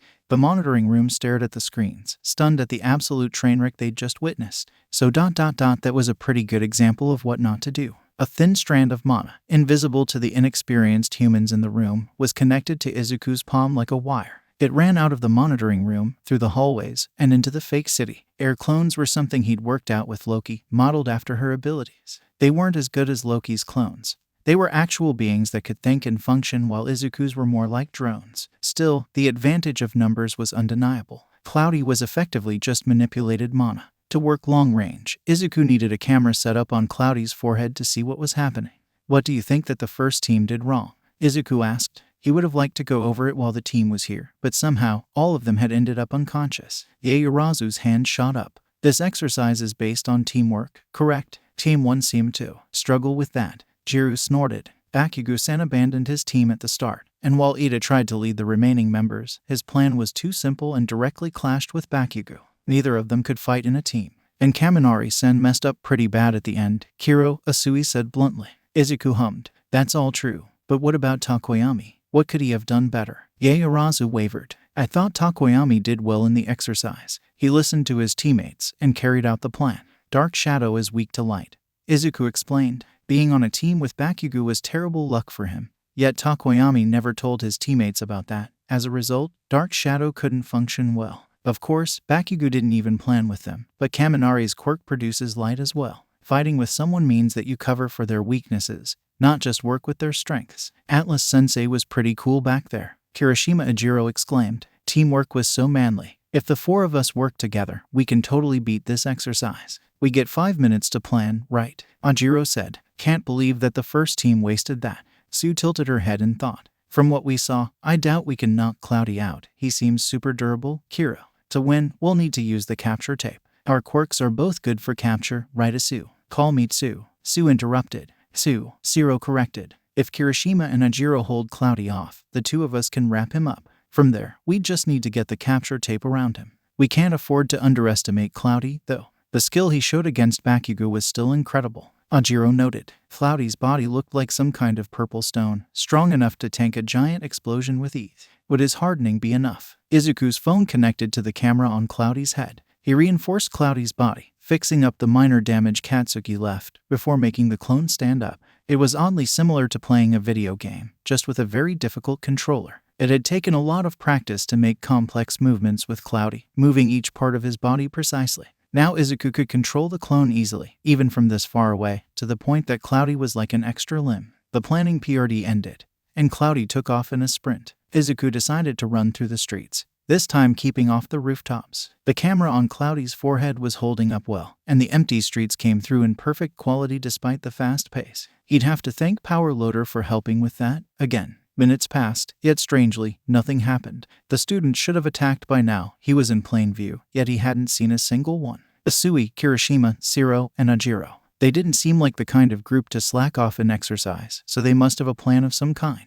Cloudy twisted his head side to side as he ran, scanning his surroundings. He didn't need to go looking for the students. He would win if he just kept running till the exercise ended. There was some kind of resistance as Cloudy moved, barely noticeable. Was Izuku not using enough mana? Cloudy glanced down, only to see many white stripes wrapped around his legs. He must have been running for several minutes, only getting progressively tangled without even noticing. Cloudy's only had two senses, the vision and audio coming from the camera. Izuku couldn't detect the additional weight of something as light as tape. Now, someone yelled behind him. Shiro. Cloudy was suddenly flying backward, and his head dragged across the concrete. Cloudy turned just in time to block a thick tail, knocking him off balance. Before he could counter, something pink wrapped around his arms, keeping them in place as Kirishima leaped forward, his capture tape in hand. All of Cloudy's limbs had been immobilized with quick work from Shiro and Isui. Izuku noted. Ajiro had set up the perfect chance for Kirishima to capture the enemy. An impressive show of teamwork from the start. Absolutely nothing like the first team. Izuku couldn't make it too easy for them, though. Cloudy leaned backward, unnaturally so for a human. Kirishima's grin vanished as he missed, and Cloudy's wrapped legs hit his head in an uppercut. He hadn't hardened his face, sloppy. Cloudy used the motion to flip back, landing away from the four awkwardly, like some kind of purple burrito. Kirishima smiled in excitement, hardening his fists. Isui said something that was muffled by her tongue. Ajiro was in a karate-like stance, and Shiro still had his arms out, keeping Cloudy contained. Cloudy swung his foot forward, yanking the tape and by extension, Shiro towards him. His other leg slammed into the boy's side, and Shiro tumbled across the street. He moved towards Isui next, to break her grip on his arms. Red gauntlet, Kirishima shouted, and a hardened fist drove straight into Cloudy's gut, making him bend from the impact. Ajiro followed up with a leg sweep, knocking Cloudy to the ground. Cloudy reacted instantly as he fell, rolling to the side. He aimed a kick at Ajiro as he stood up, only for Kirishima to proudly step forward and tank the blow. Thanks, Kirishima. Ajiro used the opening to attack, and his tail swung in a fluid arc. Anytime, bro. Kirishima yelled back as his rock-like arms blocked Cloudy's next kick. The three fought together well, with Kirishima stopping Cloudy's kicks while Ajiro pressed the attack. Isui's tongue was still tightly wrapped around Cloudy's arms, not letting him get far or throw any punches. He was worried about damaging her tongue at first, but it seemed to be durable. Ajiro was well trained, smoothly flowing into blow after blow. He was obviously dedicated to karate, and his mutation made it into something unique. His tail functioned like an extra arm, yet it had even more flexibility and range. Most interesting, though, was the red mana tinting his limbs before every strike. Basic enhancement magic. Kirishima was a brawler, SWNGNG his fists without any type of martial art. There was talent, though, and his quirk could be amazing in hand-to-hand combat. From what Izuku could tell, his upper body was entirely hardened at the moment, holding strong even as the fight stretched on. If Shiro recovered fast enough to help them, Cloudy would probably be captured. The issue with their approach, though, was that it only worked because Isui was behind him. With Isui holding him from the back, Ajiro and Kirishima were free to pressure him without getting in the way of her tongue. Cloudy sidestepped Ajiro's tail, letting it crack the concrete next to him, and twisted into a low roundhouse kick. Kirishima stepped in front of it, abruptly realizing that his legs weren't hardened as Cloudy's leg struck his shin. The redhead toppled to the ground, and Izuku heard several of his students hiss in sympathy. Ajiro was now left standing between Isui and Cloudy, and she was forced to let go of the clone. Cloudy used this chance to turn and sprint away in the other direction, purple footsteps ringing through the fake city as Ajiro cursed behind him. There were only a few minutes left on the timer, after all. Ajiro was close behind him, using his enhancement to push his legs further. He was breathed, but still closing the distance. "You're not going anywhere, Kiro." Isui swung around, as her long tongue wrapped around a streetlight, before landing a powerful dropkick that whipped Cloudy's head to the side. She landed in a crouch, and Cloudy ducked as her tongue punched past his head. Cloudy took her by surprise by picking Isui up by the shoulders and tossing her at Ajiro, forcing the poor boy to stop running and catch her. That should hold those two. Now where was? Improvised move, red slingshot. Cloudy turned just in time to see a massive amount of tape between two poles, pulled taut with Kirishima at its center. With a yell, the boy slammed into the clone like a missile. Shiro's tape lashed out as soon as they hit the ground, sticking them in place as Isui wrapped the capture binding around Cloudy's body. Huh. The rest of Class 1 cheered behind Izuku as the second team won as the four of them stood cloudy, tired yet victorious. The cameras picked up them walking back together, Zero complaining about his dry elbows. He hadn't expected that last move or that 20-year-olds could adapt that well. Izuku smiled. It seemed that whether they were humans or gods, his students always managed to surprise him. Next team, Izuku called out. Aoyama, Yaoyorozu, Jiro, and Hagakure. Yaoyorozu Momo was up next and she was quite nervous about it. After getting the chance to learn magic for 5 years, she returned from her impromptu vacation to fulfill her dream of being a hero. Despite what her parents had said, she passed the recommendation exam and got into UA University, one of the best hero schools in the country, and she couldn't be more excited about it. She had even got elected class president. Once Yaoyorozu was here, though, something started to change. She worked strong to get this far, MSDR her difficult quirk, fighting the best trainers. Yet most of her classmates seemed to be leagues ahead of her. Bakugu's combat ability was incredible. He almost took on Cloudy completely on his own. Todoroki's quirk was ridiculously powerful. And then there was Midoriya, the girl who protected the entire class while all Yaoyorozu could do was watch, terrified of the monster. Creation was cool, but did she have the power to match up to the rest of them? Yeah, Momo, you okay? Yaoyorozu was jolted out of her thoughts as a gloved hand waved in front of her face. You were kinda staring into space there. Yes, I'm fine, Hagakure-san. Did you just call me Yeah, Momo? Yep, Hagakure replied brightly. Mina thought of it this morning. It's pretty cute, right? Yaoyorozu blinked. Was that a nickname? She'd never been given one of those before. Do you have an idea for this exercise, please? You reviewed the other two teams and their plans pretty well, Jiro asked. She loved analysis, so she'd been happy to go over the fights she saw in the monitoring room. Looking back, she might have come off as prideful or blunt when detailing their mistakes. Maybe she needed to apologize to them. Yaoyorozu forced herself to focus. All of that wasn't important right now. She needed a plan. Creation gave her a lot of options, including capture. Yaoyorozu was certain that Jiru's quirk gave her a better sense of hearing, something invaluable for capturing a target. Aoyama's naval laser would be the perfect sniper, and the invisible Hagakure could set the perfect ambush. The biggest issue they faced was that they lacked firepower. They probably couldn't take out Cloudy with sheer force and precision like the second team did, but maybe their team could do something different. It seems that our Magnifique leader has thought of a plan, Aoyama noted. I think I do, though it's more of a strategy. Yaoyorozu made 4 earpieces as she talked, handing one to each team member. Hagakure-san, your quirk and magic are light-related, right? She looked at where she assumed Hagakure's eyes were, but it was nearly impossible to tell. One of Hagakure's floating gloves lifted, and a small sphere of white formed on the palm. When her hand moved, the light drifted with it. Yeah, why? Do you think you could manipulate Aoyama's lasers? Yaoyorozu asked. Hagakure hummed. I'm not too sure if I can with my magic, but with invisibility, definitely. With my quirk, I'll be able to boost all of your attacks. From there, we're going to wear Cloudy down until we have a chance to capture him, Hagakure-san. That'll most likely be your job. Sure. What's my task, Mademoiselle Yaoyorozu? Aoyama asked. We'll be splitting up into 2 groups. Could you stay with Hagakure? Her abilities would be perfect for strengthening and redirecting your lasers. Aoyama beamed. A chance to show off my appealing quirk to its fullest extent. Wonderful. Wait, we're pairing off. Jiro asked. Are you sure that's a good idea against someone this strong? The goal of this exercise is to catch Cloudy, instead of a straight-up fight, Yaoyorozu said. Chasing him with 2 groups is the best option. When we force him to stop running, though, we take him on with all 4 of us. Jiru's ear jacks plugged into the ground, and the purple-haired girl closed her eyes in concentration. She listened for a few more moments before opening them again. He's up ahead, running straight through the street, Jiro said. Yaoyorozu nodded, pressed against the other wall of the alley. Just a few minutes had passed, and Jiro had already found Cloudy. Her quirk was amazing. How long till he passes us? Yaoyorozu asked. She let her formulas come to the front of her brain, and her quirk tickled her stomach. A few seconds ... now. A purple blur ran past their little alley. Yaoyorozu unzipped the back of her costume, imagining the metal and gunpowder and the exact structures she needed. There, she stepped out onto the street as the creation finished, pulling the contraption from her exposed skin and setting it onto the concrete. Holy shit, Jiro breathed. Did you just pull out a FC King cannon from your back? Cover your ears, Yaoyorozu warned in response, though she couldn't help the smile on her face. Jiro did so just in time, and a shattering boom launched the cannon at incredible velocity towards the escaping clone. Usually, of course, artillery is a terrible choice for an ambush, ridiculously loud, not to mention heavy and inconvenient. However, Cloudy was essentially deaf. The mana construct, though impressive, was only hearing through a camera. The projectile slammed straight into Cloudy's back with a crack, and the impact carried the clone forward into a nearby building.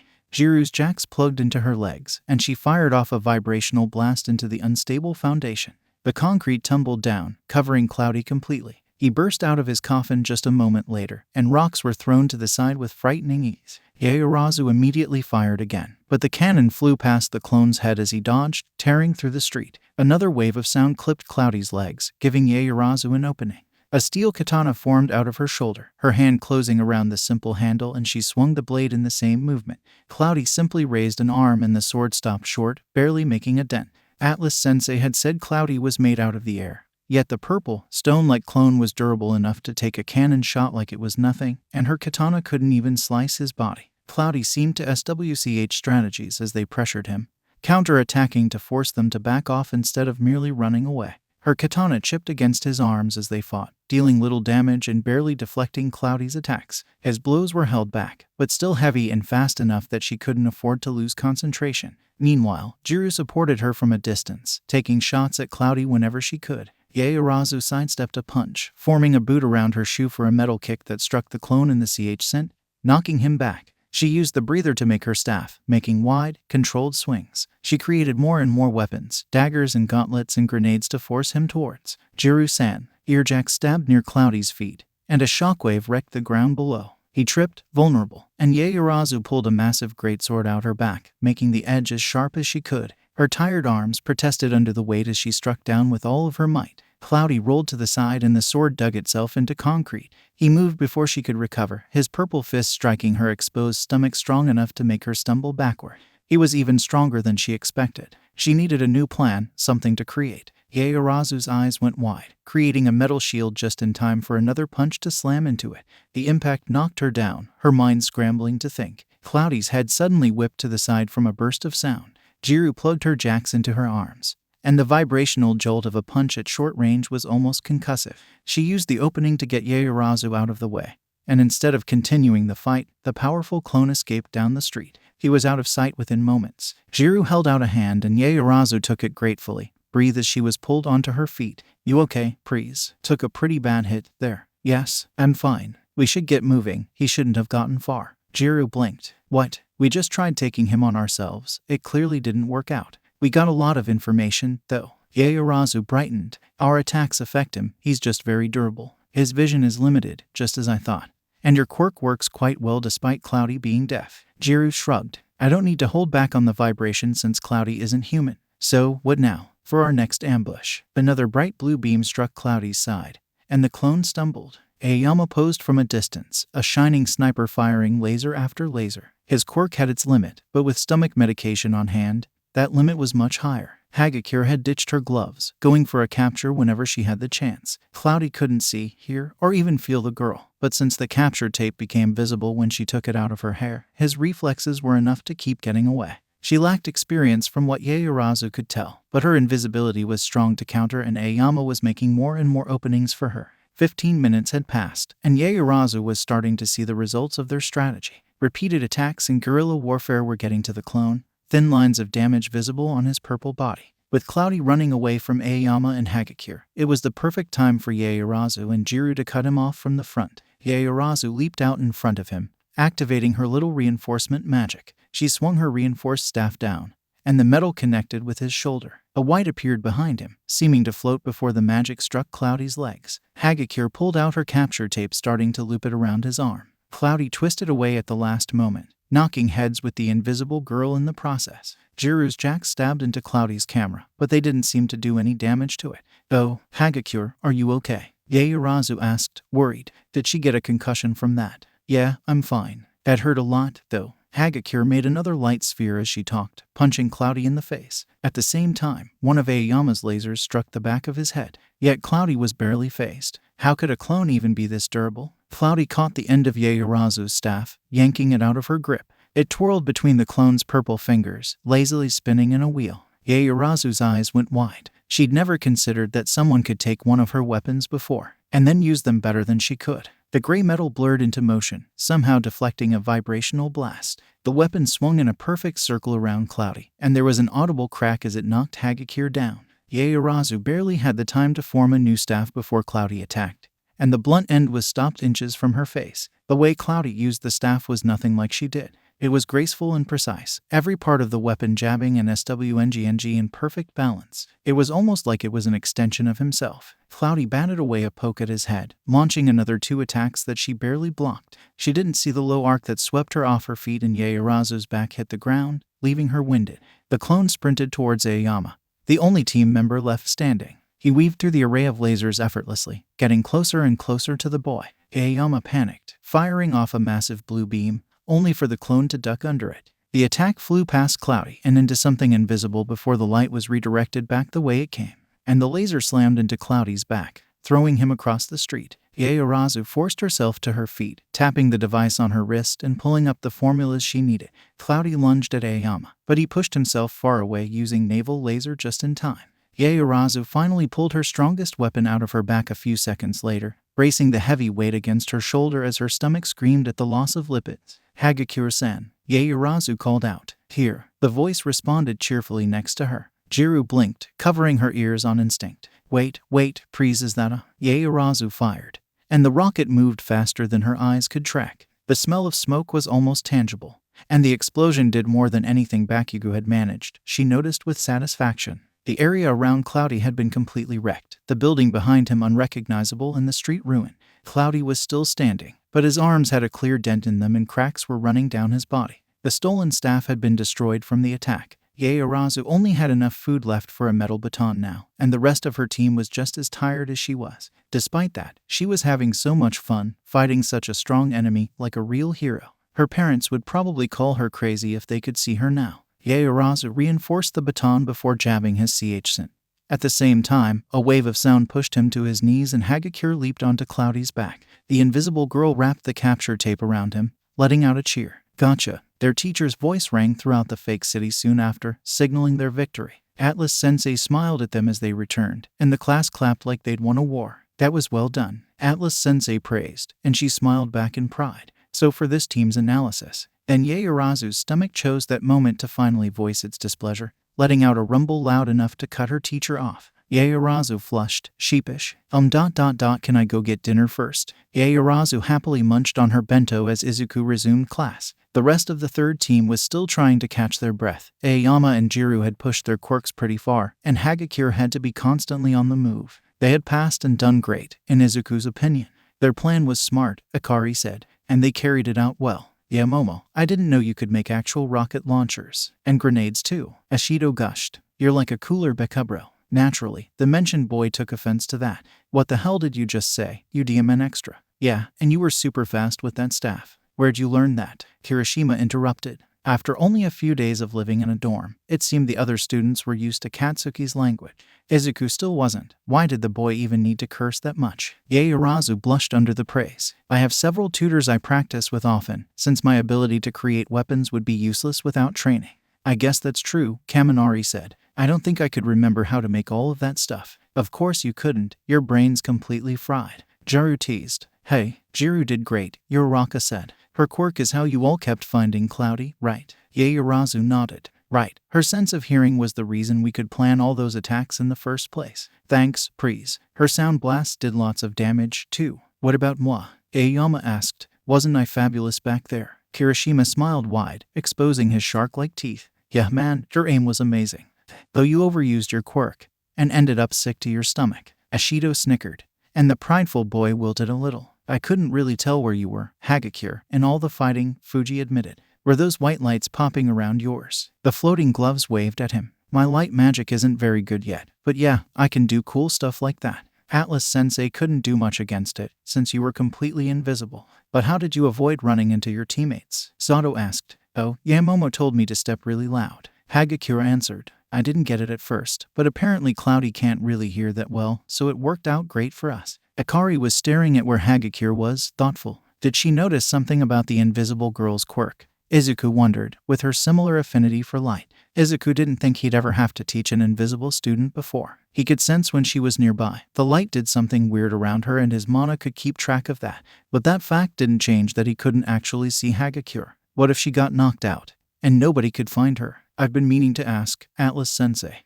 Yaoyorozu mused, bringing him out of his thoughts. How are you controlling that clone so easily through a camera? Not to mention fighting fluidly. The vision range must be quite small, not to mention how we kept attacking from different angles. Izuku shrugged. Practice. The more precise your magic is, the more complex things you can do with it with the rig. He paused, turning to glance out the window at the fake city as tangible amounts of familiar mana covered the entire school like a red blanket.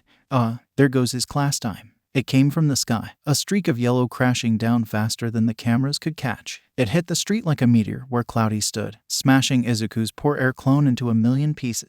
Red eyes glanced about curiously at the ruined city, FLC curring out of existence. Yaoyorozu blinked, confused, as Cloudy seemed to vanish on screen. Wait, Atlas-sensei, where did... Oh, there you are. A voice came from Izuku's side. Every student in the room was startled at once, their heads whipping to the new blonde in the room. Kaminari screamed, "Hello, Sekhmet." Izuku smiled. "It's been a few years, hasn't it?" Sekhmet hummed. "Figured I'd visit. It really has been too long. But you see him." The goddess glanced at his stunned class.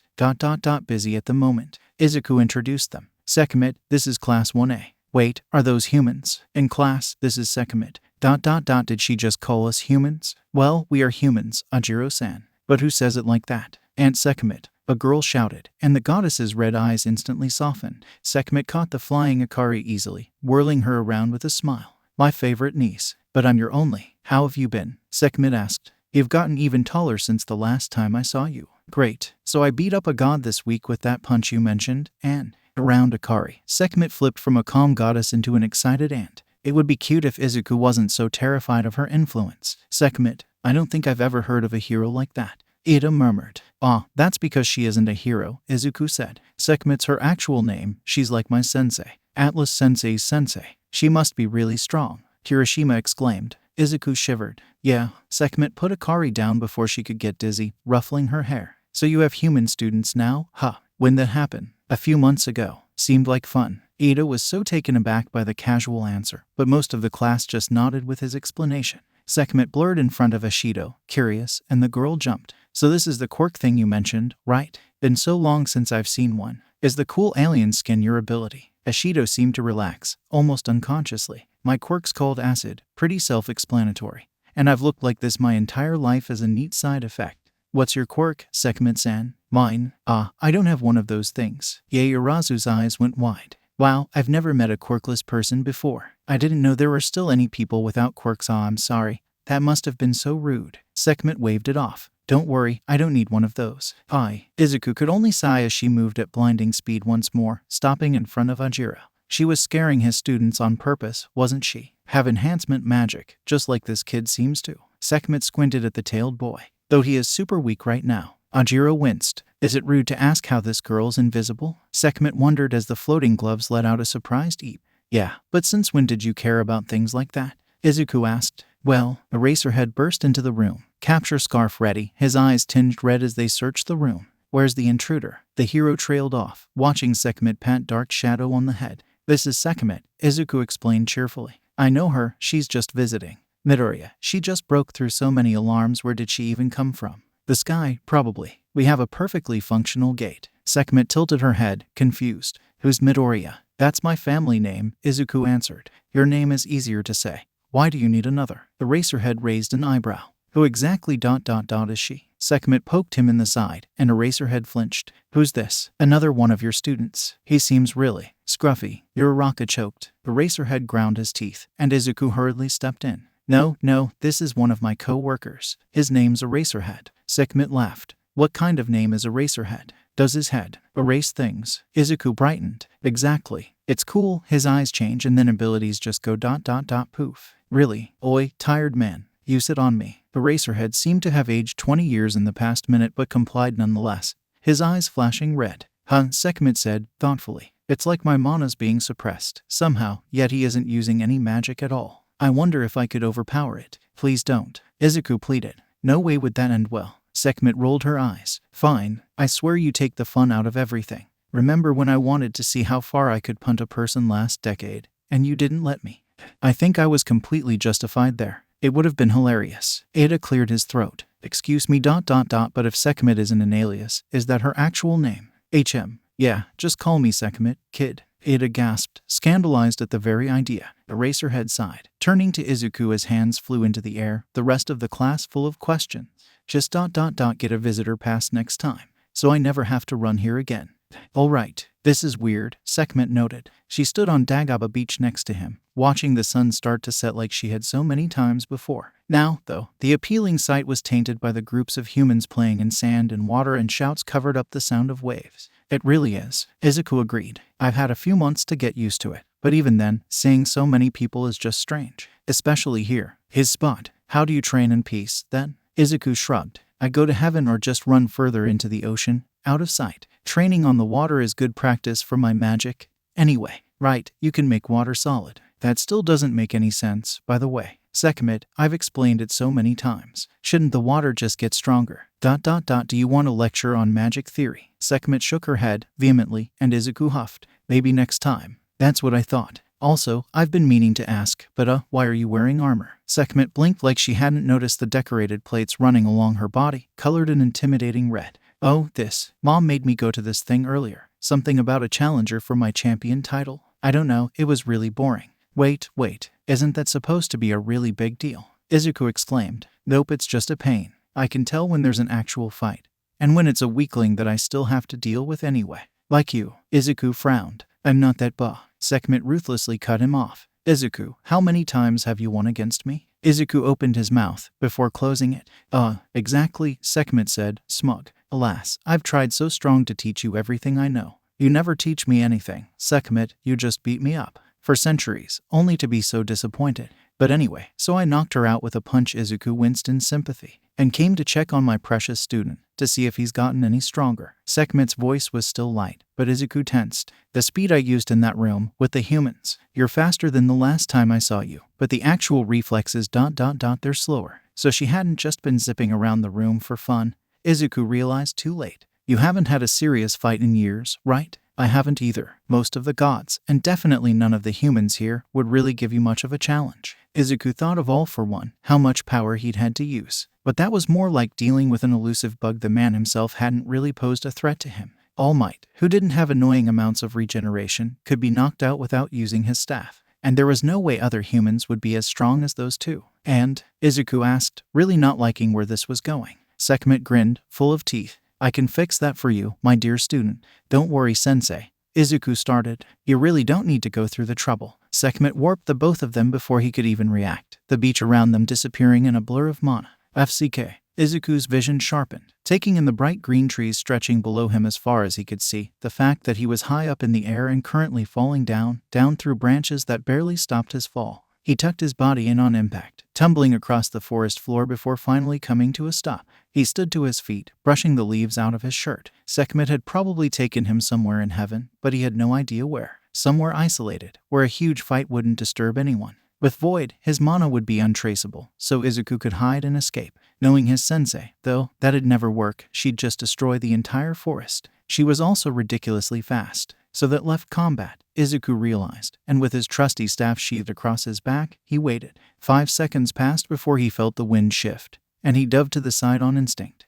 The tree behind him shattered as the Sekhmet's first punch flew past his head, wood flying out like shrapnel. Izuku ducked under a roundhouse kick just in time, throwing his palm out, and the air tinged purple as it forced her back like a weighted blanket. If you wanted to fight, you could have just asked, Izuku muttered under his breath. His tyrannical sensei let out a laugh at the thought. But where's the fun in that? She sliced through the air barrier like it was nothing, and Izuku attacked. Sekhmet deflected 2 punches easily before sliding past the following kick, her elbow striking his gut before her arm whipped the other way, and the back of her fist smacked his jaw. Izuku stumbled back, recalculating, raising both arms to cover his face like a boxer. He caught her next chop on his forearm, his fists flying in a volley of jabs in that same instant. Sekhmet weaved through the attacks before aiming straight for his unprotected stomach. Izuku caught the punch with both hands, turning in the same motion to throw her up over his shoulder, only for Sekhmet to twist in midair, straightening out her legs to somehow land on her feet. He was still holding her arm and she pulled him in,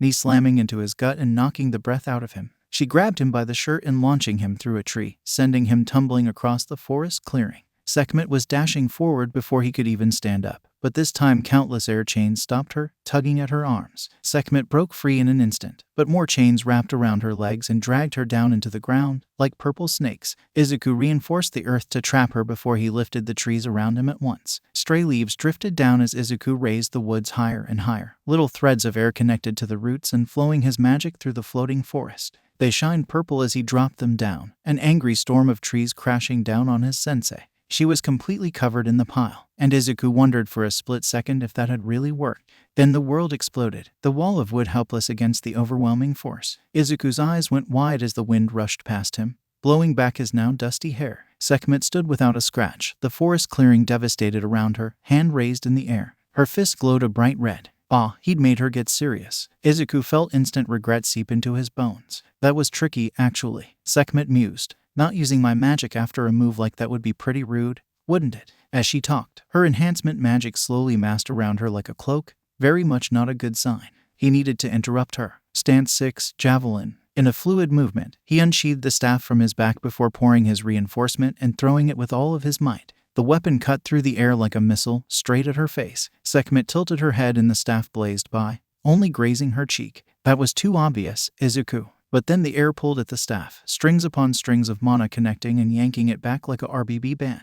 The attack slammed into her back at twice the speed, and she stumbled forward in surprise. He kicked her in the side in the opening, catching his staff as it fell and swngng it towards her face. Sekhmet's palm glowed red as it effortlessly stopped the blow, and Izuku's eyes went wide. The next kick sent him flying back as dug his heels into the dirt and blinked back stars. Sekhmet moved way faster than he could react. Then what he needed to do was, with a flash of red, Sekhmet was already on him. This time he willingly took the punch, feeling his scent scream even as he moved with the momentum, pulling one end of his staff down to lift the other side like a lever. Stance 10, Uppercut. The blow cracked against her jaw, forcing her head to glance up. Stance 1, Sweep. Sekhmet leaped up, barely clearing the attack in time. But Izuku was already flowing into his next stance as he grabbed the base of his staff with both hands and swung. Stance 2, Bash. In the air, Sekhmet couldn't dodge fast enough. The impact carried through her arms, pushing her off balance. Stance 3, Pierce. As Izuku pulled his staff back, he stepped to the side so he was holding the staff parallel to the ground and stabbed forward. Sekhmet's hand closed around the staff, centimeters from her face, and his second strongest stance stopped dead short.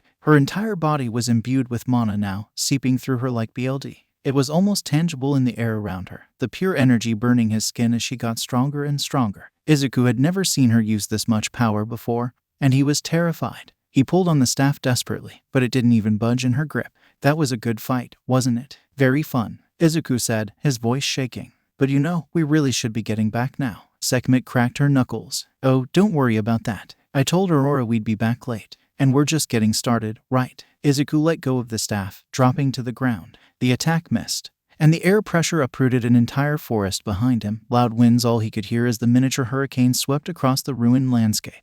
Holy shit, he didn't have time to stare. Rolling to the side as an axe kick carved the earth where he stood, Sekhmet threw his precious staff to the side carelessly. He made obstacles to buy time, but it was useless. She shattered his air shield and her enhanced form tore through his chains without pause. Reinforcement magic was useless without his staff, apparently. So Izuku activated Void, letting go of his magic as the technique took effect. His ability to sense mana was unmatched in this state, and the only way he'd last another few seconds. The only source of mana for miles was the overpowered goddess in front of him, a bright red outline. He focused, following the red body as it started to move. Izuku ducked under a roundhouse kick, seeing the mana build for a follow-up and sidestepping just in time. He weaved through a barrage of red fists before leaping back as she punched a hole in the ground.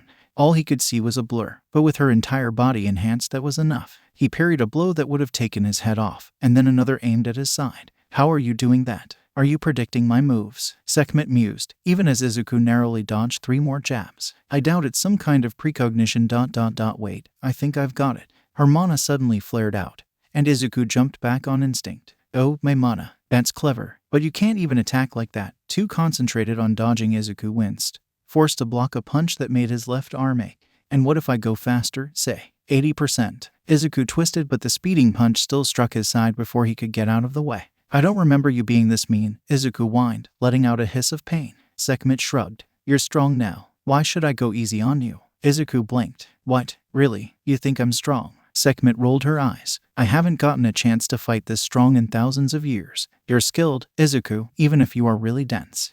Huh, that's not what you said earlier. That was just so you'd let your guard enough for an unwilling warp. Which worked, by the way. Oh, Izuku felt a wide smile stretch across his face. Stop doing that. Sekhmet frowned. That's weird. Doing what? Izuku turned void off and pulled his staff back into his hands with a few air strands. This time, he tried for more reinforcement than before, flowing more and more mana into the staff until he finally felt the metal crack. He actually had so much more mana now. Why was he sticking to a familiar limit? Izuku smiled wider. Thanks, Sekhmet. For what? Stance 7, burst. Izuku focused on his legs, pushing off against the ground in a single breath and launching himself forward. For a single instant, he was just as fast as Sekhmet. He stepped behind her, slashing down in an arc. She barely ducked under it in time, and his staff twirled in his hands as he attacked, lashing out in flashes of purple. Izuku blocked a devastating kick, and the staff held against the massive amount of force without complaint even as the impact jolted through his arms. He couldn't see attacks coming as he had before, but the more he fought, the more he adapted.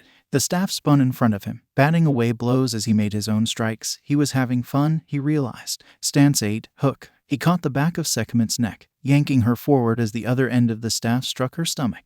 Izuku sidestepped her next blow easily. Stance 2, bah. It was a feint, and the actual punch slammed into his side with an audible crack. He didn't falter, countering back. I've been meaning to ask, but Izuku ... Why do you say your stances out loud? Sekhmet asked, aiming another strike that he deflected on reflex. Why not? It's fun. It sounds dumb. Stance 1, sweep. Sekhmet stepped back automatically, and Pierce drove into her stomach and knocked her back. Izuku grinned. He pressed the attack, metal flashing as his staff spun faster and faster. He could win if he kept this up. Sekhmet was a being of perfect control. As the strongest, if she didn't know how to hold back, she'd accidentally kill her opponent. So she took her ridiculously huge amount of power and divided it into neat percentages. By accurately judging the enemy, she knew exactly how much enhancement to use, and they wouldn't end up dead. And as Izuku grew to have similar strength, she taught him that control so he didn't break his precious city with a twitch. Sekhmet spent ages rarely going above a comfortable 20%. But for the first time in forever, she got a chance to go all out. Izuku didn't see it. One moment he was swngng his staff, and the next his chsin exploded with pain and he was slamming into a mountain miles and miles away. He slumped to the ground, staring at the path of destruction, trees and bushes destroyed in line from where he flew from, stretching as far as he could see. The adrenaline started to wear off. His limbs were numb, his back was wrecked, and his ribs were definitely broken from that last hit. He let out a sigh before grimacing as his body protested the action. Izuku heard Sekhmet land near him, and she snapped her fingers, healing him in a familiar flash of green. The bones and bruises knitted together through magic, reigniting the pain. Luckily, he had insane pain tolerance, Izuku thought, half-conscious. Good fight, Izuku. He glanced up, expecting sarcasm, to see Sekhmet smile genuinely at him, actually reaching her eyes. He couldn't remember the last time he'd seen his sensei that happy. Whatever it was, he was glad for her. Izuku took her hand, and as she pulled his exhausted body to his feet he couldn't help but smile back. Yeah, it was. Izuku looked up at the mountain's peak, ignoring the freezing winds against his cloak, high above the surrounding landscape. And with nobody around as far as he could see, it was the perfect place to train. Really, Izuku needed to start a travel agency. He'd seen and explored enough area for several lifetimes. After so many years, Izuku finally forced Sekhmet to stop holding back, and evidently, he wasn't close to matching her yet. How could he change that? Izuku fought by reinforcing his staff using the violet reinforcement magic Aurora gave him, and his air constructs. He trained his physical body diligently, getting a bit more powerful every day. And his stances in martial arts were his own, practiced over and over again until a simple attack turned into a triumph card of its own. He could destroy entire cities with a kick, hold up the sky, and survive a punch from the second strongest goddess. But what about his magic? The amount of mana he had increased many times over. He'd been proud of himself for creating his void technique, something creative and useful. But despite all that practice, Izuku hadn't really improved his magic in centuries. Even after he became a teacher at Arcadia, there just hadn't been a need, and his entire life wasn't consumed by training himself anymore. Izuku pushed reinforcement magic farther than anyone had before, but in the end, he'd just stopped just like everyone else, hadn't he? Sekhmet broke through his air chains like they were nothing, and his reinforcement wasn't even enough to phase her with solid objects. The only thing that had worked was, Izuku glanced down at his precious staff, tossing it from hand to hand. Scratches and dents lined the metal from centuries of use, and one end was visibly cracked after his fight with Sekhmet. The weapon was worn, old, Izuku slowly reinforced it, flowing more and more mana into the weapon like a river of energy. The staff outlined in violet at the first stage, his mana surrounding it like a coat. Then he filled it up from the inside, the gray starting to change color. He stopped when the staff glowed bright, shining with power in his grip. Izuku frowned. At a mere 50% of Izuku's mana, the weapon trembled in his grip. Any more reinforcement and it'd break. His no longer trusty staff had gotten too weak for him long ago, and Izuku hadn't even noticed. If a physical staff didn't work, what about? The frosty air solidified into a new bow staff, and Izuku adjusted the weight until it was just right. Then he reinforced the makeshift weapon even further. His air constructs were mostly held together through mana, so they could handle a lot more of it than metal. Izuku angled himself so that his left side faced the mountain.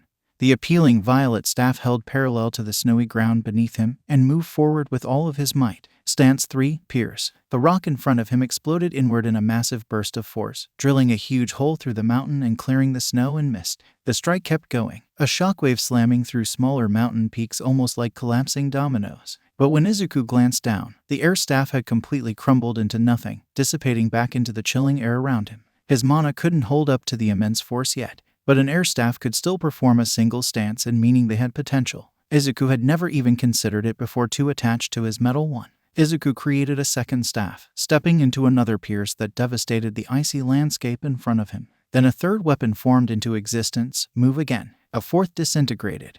Then a fifth, each one just a bit stronger than the last. He could definitely use this. I'm done with them, Toru. Done with what? Akari tapped the cover of Harry Potter and the Goblet of Fire with a finger. The books you gave me this morning. Oh, those wait, you're already done. Yeah, why wouldn't she be? Wow, you read super fast. The invisible girl exclaimed. I haven't gotten anyone else hooked on my pre-Quirk era books yet. What do you think? I like them a lot, but the magic's weird. Akari mused. It does all sorts of different things.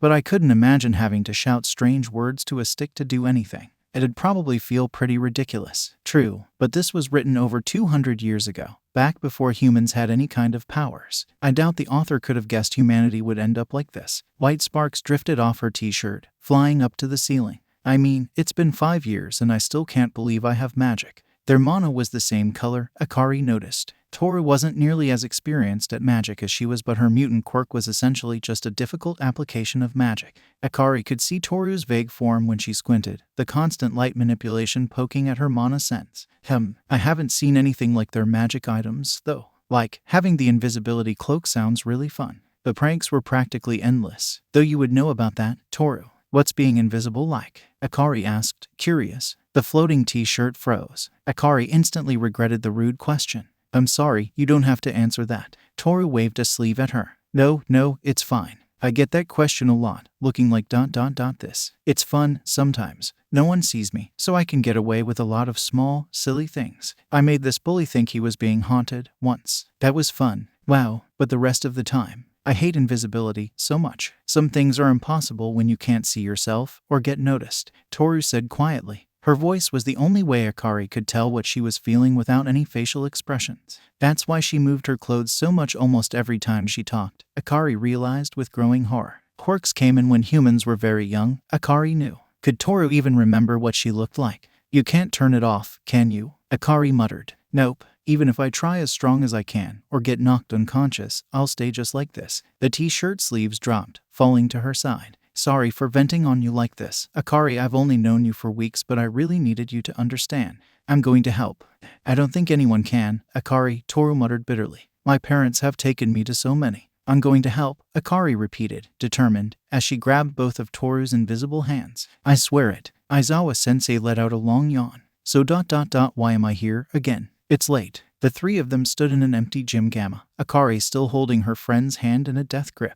I'm doing some testing with Toru's quirk, Akari stated. Aizawa-sensei, I have no clue what she's doing. Help. And you're here for if, well, anything goes wrong. So I'm insurance, then. Fine, but this better be worth ruining my nap, Aizawa-sensei said. The demigod interlocked their hands, closing her eyes. Okay, Toru. Don't move. Akari's mana flared up, a wealth of white energy that filled the space around her, and she focused it through Toru like a circuit. Wow, Toru gasped. That tickles. Careful, Toru. This is kinda a delicate process. Mom had taught her this years ago, how to flow her mana through another person. It was usually a pretty important show of trust for gods. Not that Toru knew that, or the fact that Akari was scanning her. Toru's mana seemed normal.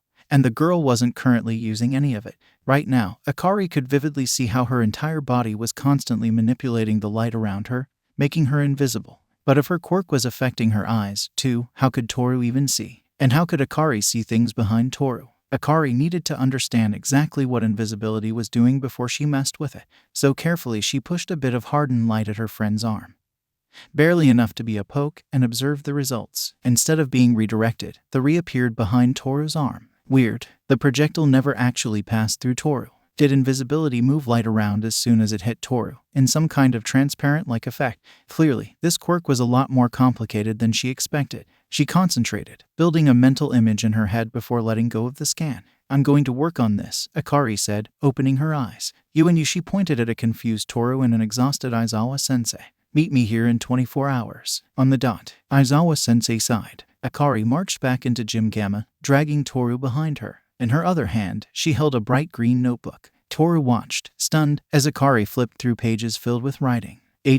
Wait, when do you get all of this information? Yesterday, duh. Oh, that sparkly thing. But when did you have time to write all of this? Please tell me you slept, Akari. I did. Totally. Anyway, Aizawa-sensei, come here. The man grumbled but complied, walking over to the side. Akari pointed in front of her. Toru, stand there. Akari tore out the last page of her notebook, a highly detailed diagram of Toru's mana circuits and her invisibility. Different parts of her body were labeled with varying levels of the quirk. Notes were scribbled all over the paper, arrows pointing out how the different levels of refraction worked, and how it'd all affect Toru. The system she was planning had taken her all night, and she was pretty excited to try it. Akari, what exactly are you going to do? Toru asked nervously. If this is going to kill us, I'd at least want to know beforehand, Aizawa-sensei muttered. This isn't going to backfire, I think. Very reassuring, Midoriya. Akari tried again. Don't worry, Toru. I'm just using a very intricate mana system I made last night to nullify your body's automatic light refraction so you become visible again. What? That sounds scary, but also really cool. Do it? Akari smiled at her. All right, then, I'm going to start now. This time, Akari's bright green eyes were open, concentrating on what she was doing. She was about to do a lot more than a simple mana scan. She couldn't afford to mess up and hurt her friend. Pure white mana drifted through their connected hands, flowing all the way down to Toru's toes before rising up to her head. Her hair was tricky, taking longer to work with, but Akari got every last strand before moving on. Once she had a firm hold, Akari felt Toru's light refraction with her mana and then pushed in the opposite direction, as if she was stopping a river. Toru, are you okay? Nothing hurts, right? Nope, I'm fine. It just feels really tingly. Akari nodded, adding more energy. Keeping track of Toru's entire body was starting to give her a headache, but as the minutes passed, she could tell it was working. Just a little more, and then Toru shimmered into existence. Her concerningly pale hands turned visible first, still held in Akari's own, before the rest of her came into focus. She had long, opal-like hair that almost came to her shoulders, and colors danced in it like pieces of a rainbow. Toru's wide eyes were a pure blue, and the rest of her face was blank from shock. She must have never had to worry about facial expressions before. Akari blinked, realizing she had been staring way too long. Wow, Toru watched her hands move incredulously, curling and uncurling her fingers. Wait, I'm visible, Toru whispered. Akari grinned. Yeah, no way. Yep. Oh my god, Akari, I'm visible. Look at my hair. It's so shiny. And Toru poked her elbow. I have arms. You do. Legs too. Wow, this is so weird. Toru giggled. Wait, you can see my face, right?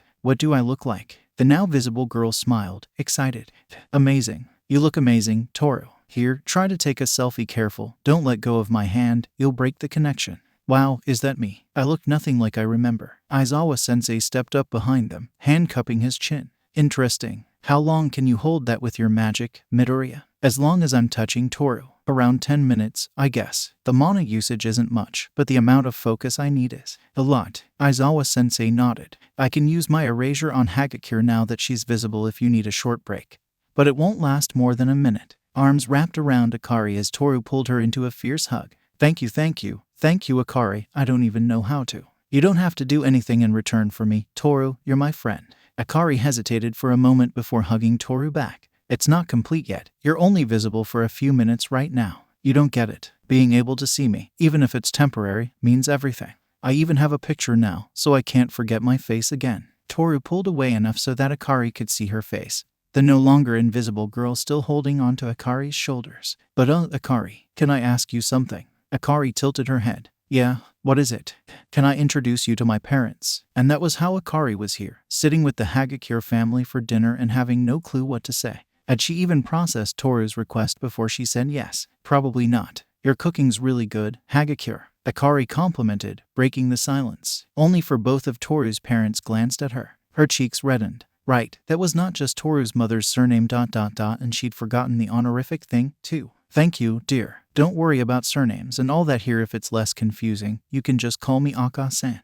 Hagakure Mary said brightly. It was pretty clear where Toru got her personality from. Akari nodded. Sure, Aka-san. The word was a little weird on her tongue, but if she was going to live in Japan she should probably get used to stuff like this. She couldn't call everyone their given names, after all. And for some reason, Akari wanted to make a good impression on these two. The both of you are classmates, right? Hagakure Takashi said. How's UA been for you two, so far? Toru's father seemed to be a little more reserved than the other two, yet he had that same energy around him. Surprisingly, neither of Toru's parents were invisible like she was. Akari desperately wanted to ask about their quirks. Was that rude? I've been enjoying the classes so far. UA University is a unique experience, Akari said thoughtfully. And all my new classmates are all interesting. Akari's the strongest in our class, Toru exclaimed. We saw her fight at the USJ, and it was so cool. That field trip was terrible for us to hear about, Takashi said. I'm glad you were there to protect Toru, Midoriya. Akari blinked. How'd you? Takashi smiled. Just a guess from what Toru told us about the attack. And while the media doesn't know much about the incident, there are plenty of theories. Do you need to call your parents, Midoriya-chan? Mary asked. I know that Toru probably troubled you, inviting you over so. Suddenly, a glare and the floating shirt seemed to wilt. Akari waved it off. Don't worry, Aka-san. I told my mom where I was. Toru didn't trouble us at all. And Dad's ... away, right now. Away. He's somewhere in heaven, but she couldn't say that. Out of country, right now. Isn't your father Atlas, Midoriya-chan? Hero work must make him really busy. Yeah. What's having your dad as your heroics teacher like? Mary asked. Akari shrugged. Dad's a really good teacher. He's helped me train ever since I was little. Learning from him at UA is just expanding on that. Atlas Sensei's really nice, though he doesn't go easy on us when we train. Toru shivered a little, likely remembering Cloudy. He kinda reminds me of All Might. Atlas reminds you of the symbol of peace. Really? Mary repeated. Exactly. It's strange. You know how All Might goes? Toru made her voice several times deeper. I am here. To her credit, Toru's mother didn't even blink at the impersonation. Yes, with Atlas, he doesn't need to say anything like that. Toru shrugged. He's a lot more casual than All Might is, but reassuring all the same. He was making jokes when he was fighting the ringleader guy, too. He sounds like a great hero, Toru. Takashi smiled. Yeah, he is. Hey Toru, Akari asked. Do you want to ... do the thing now? Oh, right, I almost forgot. Mom, Dad, we have something really cool to show you. A surprise. Toru jumped out of her seat, excited, and Akari took her hand in hers. It was easier to make her friend visible the second time, nullifying her quirk almost immediately. The room was silent. Honey, am I dreaming right now? Takashi whispered. Mary rubbed her eyes. I'm seeing the same thing, dear. Midoriya-chan, how? Toru's mother stepped forward slowly, gently brushing Toru's silver hair to the side. She framed her daughter's face with her hands. It's been so many years since I've seen you ... Not that we love you any less for it. But wow, you've grown up so much, Toru. Akari almost felt like she was intruding on a private moment, but she couldn't go anywhere when she was the one keeping Toru visible. Toru's blue eyes were shining. Thanks, Mom. Midoriya, Takashi started, awed. How did you? Akari smiled softly. I'm pretty good at light magic. I wanted to help Toru. Toru, Takashi murmured. So I found a way to do it. It only works while I'm touching her at the moment, but maybe someday she'll be visible whenever she wants. Toru gripped her hand a little tighter. I don't know how we can thank you for showing us our daughter. Akari shook her head. I did this because I wanted to, Hagakure-san. You don't have to thank me. By the way, I can keep this up for 10 minutes, so if the three of you want to take pictures. It was a little awkward, taking their group picture with one hand without letting go of Toru. The Hagakure family's smiles, though, were blindingly bright, and Toru looked like she was having the happiest moment of her life. Now you come in too, Akari. Toru cheered. You're tall enough to take the selfie, right? Akari blinked. Come on. Then Toru yanked her forward, and Akari was stumbling right into the center of the Hagakure family. Oh, this is happening now. Aurora closed her book as Izuku walked through their front door, glancing at his snow-covered cloak. Were you training in the mountains again? She asked, placing a hand on his cheek. Yeah, wow, your hand's warm. Aurora frowned. That's because your skin's practically freezing. Izuku. Oh, how long were you there? I didn't see you come back after you fought Sekhmet, and that was hours ago. Izuku blinked. How'd you know about that? Sekhmet passed by earlier before she checked in on you and ... Well, my sister starts a fight whenever she visits. That she does. Izuku agreed, his entire body still aching from that last punch. You avoided my question, I see. Let me guess, the second Sekhmet healed you, you went off to train. No, Aurora's appealing eyes narrowed, and Izuku instantly backtracked. Okay, I did. But don't worry, Aurora. I'm completely fine. Aurora poked him in the ch. Oh, fine, the goddess sighed. This is why I worry. Neither you nor my sister have any sense of self-preservation. How did you get this badly hurt? Sekhmet's healing magic usually has you as good as new in minutes. Actually, I finally made her use all of her mana. We were fighting for a while, and it was really fun. Though I was mostly terrified since she started the fight out of nowhere. But I was doing well, and then suddenly she went all out like bam, and I was flying. Wait, where are you going? Aurora. Violet mana filled the living room as Aurora's armor formed around her like crystal scales, the princess marching towards the door on a warpath. I just need to talk to her. Izuku wrapped his arms around his wife's waist, barely holding the goddess in place. No, wait, don't kill Sekhmet. Why not? We like her, remember, and she's Akari's favorite aunt. Izuku pointed out.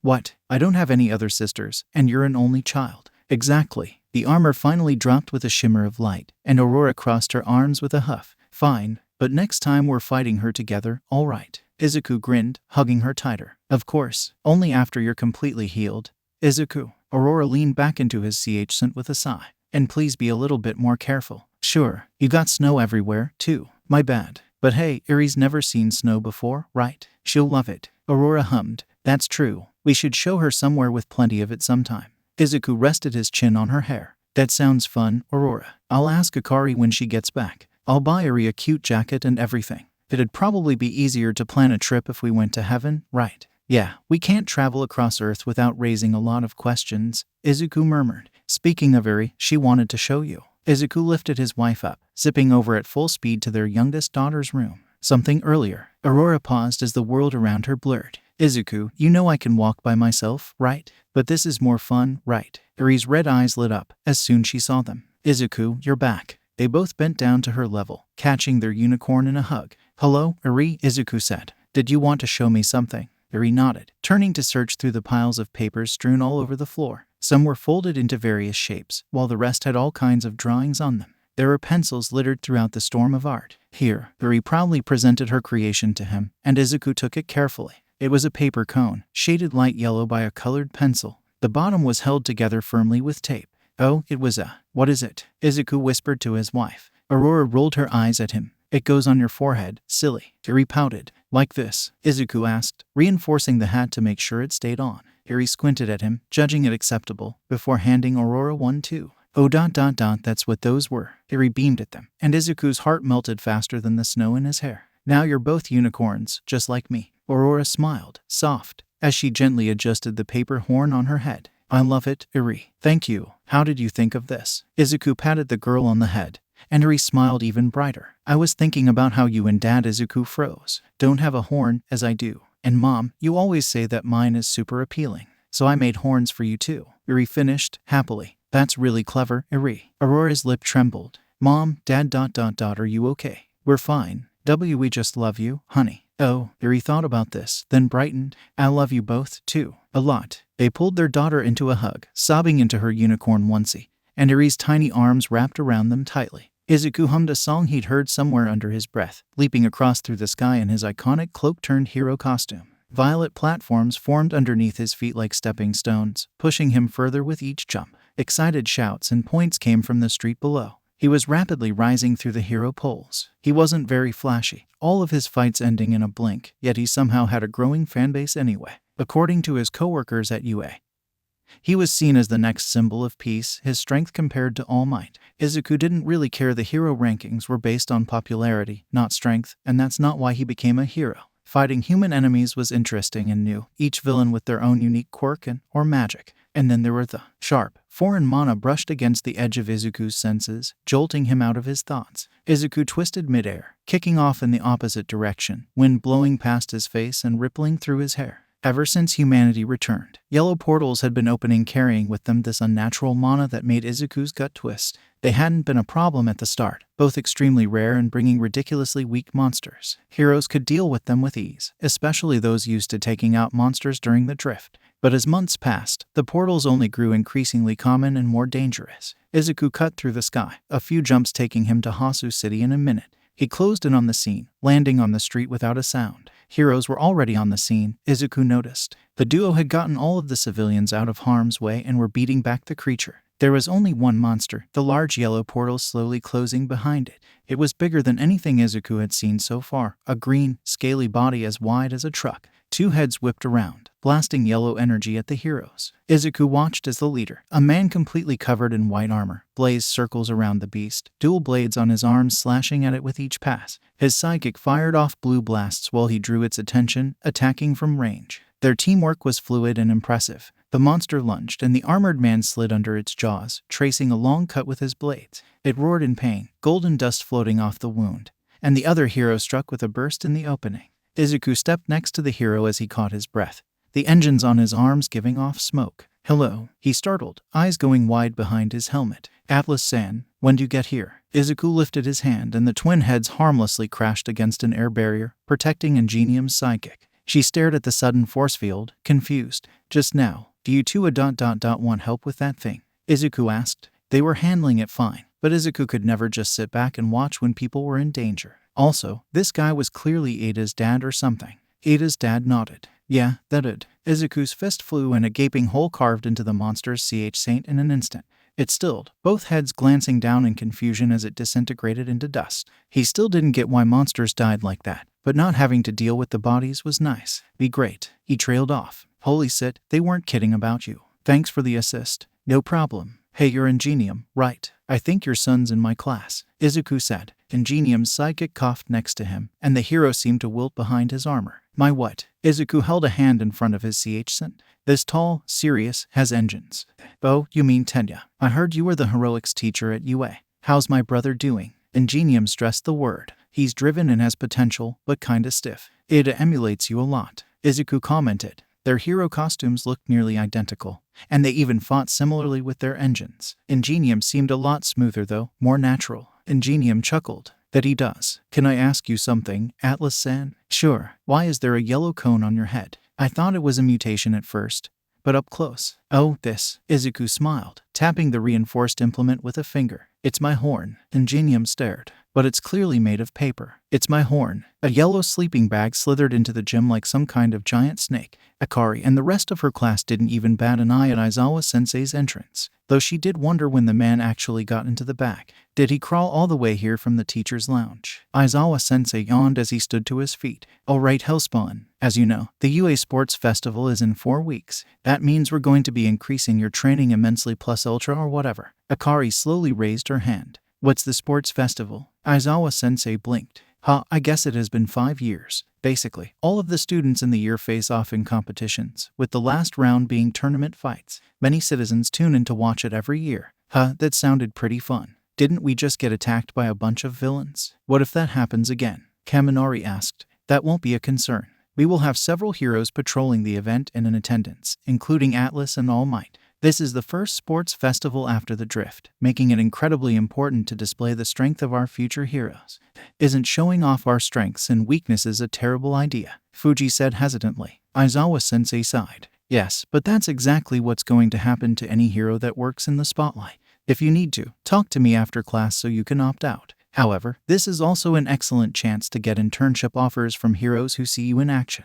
He walked over to the training mats at the center of the gym, the class trailing behind him like baby birds. "Raise your hand if you have any experience with hand-to-hand combat." Akari did so, along with barely a third of their hero class. Aizawa-sensei sighed. "Those you have at least some idea what you're doing, pair off on the mats there. No emitter and transformative quirks allowed. First one to be pushed off or knocked out wins. The rest of you will be working with me to get some foundation." "Isn't this a little unfair for people who don't have mutation quirks?" Shoji asked. Despite living in the same dorm, Akari never saw the man without that cool mask on. He probably liked being mysterious or something. "Preparing for that kind of situation is part of why we're doing this," Aizawa stated simply. And asking you, Fuji, and Ajiro not to use your extra limbs would throw you off balance. Asui, you're an exception. Don't use your tongue. Okay, sensei. Aizawa-sensei glanced at Akari, probably thinking about her physical strength. He knew she had the common sense to hold back, though she doubted he knew just how much stronger she was. FCK, yes. How badly can I hurt them? No permanent injury, Bakugo,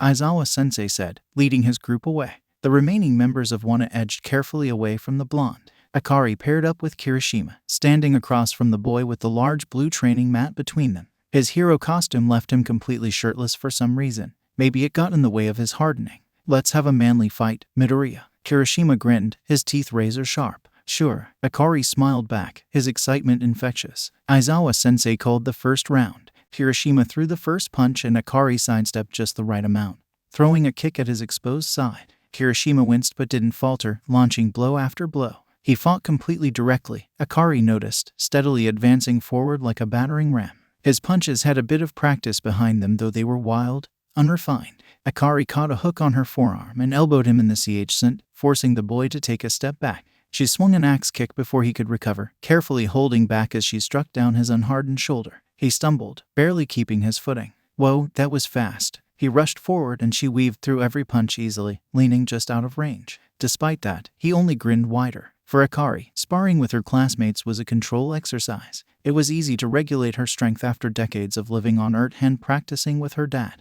But actual combat meant that she had to regulate every movement, every touch, constantly keeping her speed at human levels. And her attacks, well, she really didn't want to murder her classmates. I'm going to kill you, BSDRD.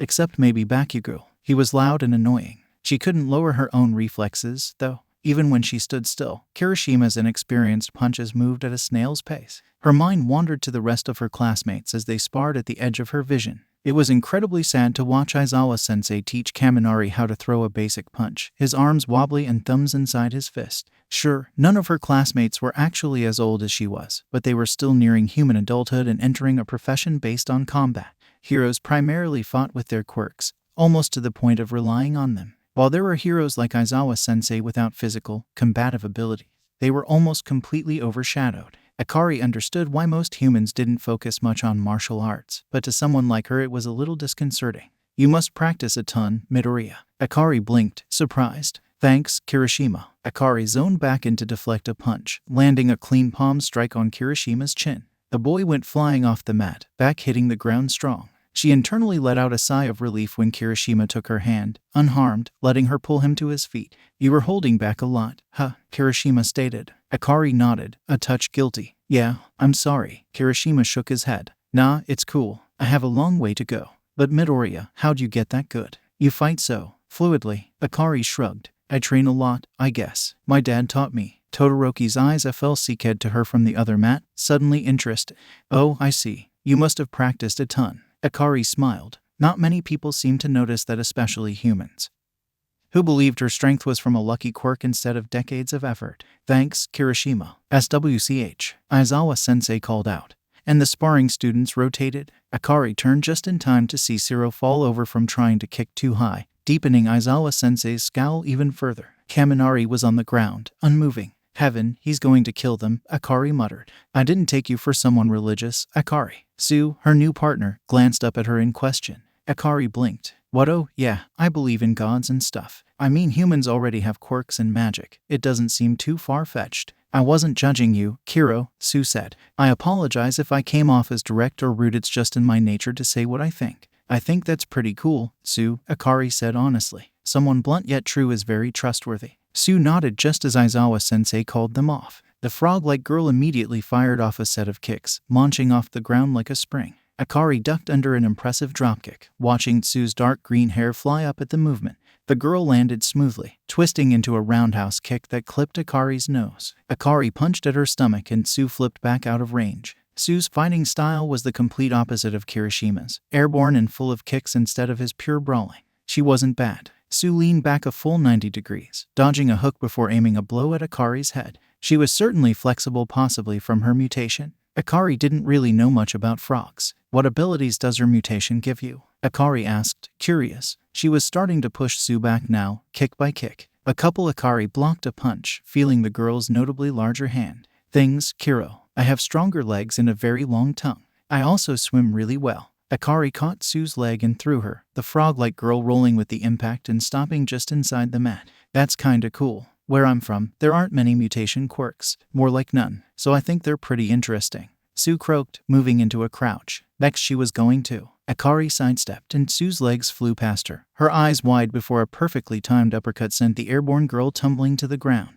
Sue came to a stop outside the area, staring up at Akari from the ground. A lot of people would disagree with you, Sue murmured. Mutation quirks aren't looked kindly upon, especially after the drift. Well, they're dumb, Akari stated simply. I don't think any people in our class are like that, either. Sue looked at her for a moment before nodding. I guess so, Kiro. Her last opponent was clearly excited, the floating gym shirt bouncing in place. Toru was wearing short sleeves, Akari realized, so without focusing on her mana she couldn't tell where the invisible girl's arms were. Clever. I won't go easy on you, Akari, Toru declared. Akari smiled. I wouldn't. She stepped back on reflex, a slight breeze brushing her face. Toru hadn't even waited for Aizawa-sensei before attacking. Hey, a disembodied laugh was the only response she got as Toru moved again. Her sleeves slashed wildly. Akari focused on her shirt as she blocked, trying to trace the girl as invisible fists crashed against her forearms. Akari couldn't fight blind like her dad could. She knew the general area where Toru was from her still visible clothes, but with no way to see her arms, nearly all of Toru's punches landed, impossible to counter. You're being really mean, you know, Akari complained. Toru giggled. It's not like I can make myself visible. And Akari, you're barely affected. Akari couldn't turn her godly durability off, either, which was pretty unfair. But that wouldn't matter if Toru pushed her off the mat. Toru must have worked really strong to be a hero with an ability like hers, and it showed. Her footsteps were quiet, blending in with the loud voices around them. Toru was getting more confident, pushing Akari back against the mat. Attacking Toru's shirt wasn't working, so Akari improvised throwing twisting hooks and SWNGNG her leg for where she guessed Toru's head was. The floating uniform crumpled in at the last moment, and Akari's roundhouse kick hit nothing but air. If Akari could see her face, she bet Toru would be grinning her wide smile, her bright blue eyes glittering as she danced out of range yet again. Maybe she was going about this the wrong way. Akari automatically stepped back when she saw her shorts raise, letting the kick fly by. She dived in with a palm strike, knocking Toru back in the opening, instead of trying to react in time. All Akari needed to do was predict her movements, now that she had a decent handle on how fast she was moving. Akari swept low for Toru's legs, forcing her to leap up. Timing it perfectly, Akari grabbed the space above her and caught an invisible fist in her palm. Gotcha, Akari cheered. OFCK. Akari twisted, throwing Toru over her shoulder in a fluid move. The invisible girl shrieked as she was swung down an arc and slammed into the mat. The breath left her in an audible gasp. Quickly Akari pinned Toru's other arm down, giving her no time to escape. You surrender, Toru. Toru struggled a bit, Akari's grip not budging at all, before letting out a sigh. Fine, I give up. It's unfair, you're way too strong, Akari. Akari grinned down at her. Thanks, that wasn't a compliment. Akari stood, pulling the girl up with her. Toru swayed a bit with the movement, brushing against Akari's arm as she regained her footing. You're pretty strong too, Toru. Toru snorted, still breathe. That's why you didn't even break a sweat. I mean it, Akari insisted, staring where she guessed her eyes were. Your form is really good, and you have a lot of talent. She really wished she could see Toru's face right now. Wait, Akari could do that. Sapphire eyes blinked into existence, her long silver hair forming out of nothing like an illusion. Really? Toru paused. Oh, I'm invisible. Why? Hi, Akari said, watching Toru's cheeks flush red as she got her breath back. Anyway, I think you just need more experience. Want to spar again later? Toru stared back. Sure. Akari smiled. Cool. She was cut off as Mina screeched at the top of her lungs. Oh my god, is that Toru? Izuku hadn't even noticed that night had fallen. Stars visible against the sky and streets nearly empty. That happened sometimes, hours slipping through his hand like grains of sand before he knew it. He'd most likely patrolled far longer than he was supposed to, but Izuku didn't really mind. Hero work wasn't really work for him. It was just something easy yet satisfying to do when he wasn't teaching. Staving off the eternal boredom was his real job. He stopped on the edge of a high building, relaxing in the view of the world below. Everything was silent, as it rarely was after humanity returned. As much as he loved the constant clamor and voices that told him that the drift was over, moments like this were precious. The air shifted, and Izuku's hand snapped up on reflex. Something soft caught between his fingers, a twitching red feather trying to escape his grip. DMN, your reflexes are fast. A man landed a few meters away, wearing an open jacket and a yellow visor over his eyes. Most noticeably for Izuku, though, were the huge red wings poking out of his back. Izuku shrugged. Thanks. He held up the feather. Drop this. The feather glided out of Izuku's hand, flying into the man's wings, so he could control them telekinetically. That was interesting. Fuji couldn't do that. You're a hero, right? Izuku was pretty sure he was the only top hero with wings, and that was named after a bird. He grinned. Yeah, that's me, the number 3. You must be Atlas. You're ranked 3rd. Wow, you must be strong, then. You don't recognize me. The man looked surprised. Izuku squinted at him for a moment before it CLC. Oh wait, I know you. You're the bird guy. My students love you. The bird guy just stared at him. My name's Hawks. I can't say I've ever gotten this reaction before. Sorry, I don't know many heroes. Seriously, but you're a hero. You should at least know the top 10. Izuku rubbed his horn and thought. Well, I've met All Might. He was pretty funny, I guess. Hawks swept a hand through his own hair. Well, whatever. I wouldn't say I'm strong, but I am really fast. I heard rumors about you, and had to see if you were as speedy as they say. I know I'm Hawks, but... Cool. So ... do you want to race or something? Hawks blinked. Wow, no one's ever asked me that before. Really? That us CK. I know, right. They just give up immediately, because I'm Hawks, saying I just want more bragging rights. Which is true, but I also want to race. Izuku nodded in sympathy. My wife and daughter worked together to trip me up. Now, this one time I was ahead. And they made this. Izuku stretched out his hands. Really big rope of condensed light that I never saw coming. Totally unfair. Hawks winced. Do you usually win, then? Izuku skillfully changed the subject. Anyway, where are we racing to? UA. Hawks raised an eyebrow at the deflection. Nah, you teach there. Bet you know some super shortcut. Fine. Alright, let's go for the Izuku suddenly sighed. What? Hawks asked. Izuku waved a hand. Monster attack. It's the 3rd one today, for some reason. Hawks still had a lazy smile on his face, posture completely loose, but when Izuku glanced at him his eyes were alert. Where? Izuku hummed. Right here, apparently. Weird, never had a portal form on me before. You're pretty casual about this. Hawks noted. Most heroes are terrified of these things. Are you? Izuku asked. Hawks smirked. Nope. The foreign sense of energy came to a head. Yellow rift tearing into the space in front of them. It was smaller than usual, Izuku observed, and thinner too. But Izuku's senses were prickling, ready, and a hand drifted to the staff on his back. A single figure stepped through before the portal closed. Izuku blinked. The man was tall, almost a head taller than Izuku himself. 2 horns extended out of his inkai black hair, long and curled, but neither were as cute as Iri's. He was shirtless, some kind of scaly armor covering his bottom half, and his skin was a crimson red. A single human figure. Then Izuku felt his mana, an overpowering mass that almost felt sickening. Wrong, like a mysterious monster portal multiplied 1,000-fold. Nope, no way was he human. Izuku doubted Hawks could sense mana, but the winged hero tensed next to him, clearly aware of the threat. Greetings, the man boomed, arms wide in front of him, his powerful voice loud enough to wake the entire block. My name is Brius, the 100-handed one. Hawks snorted. Sorry to break it to you, man, but you only have 2 of them. That's rude, Izuku admonished. I mean, it's probably a title or something. Still sounds pretty dumb. Hawks commented.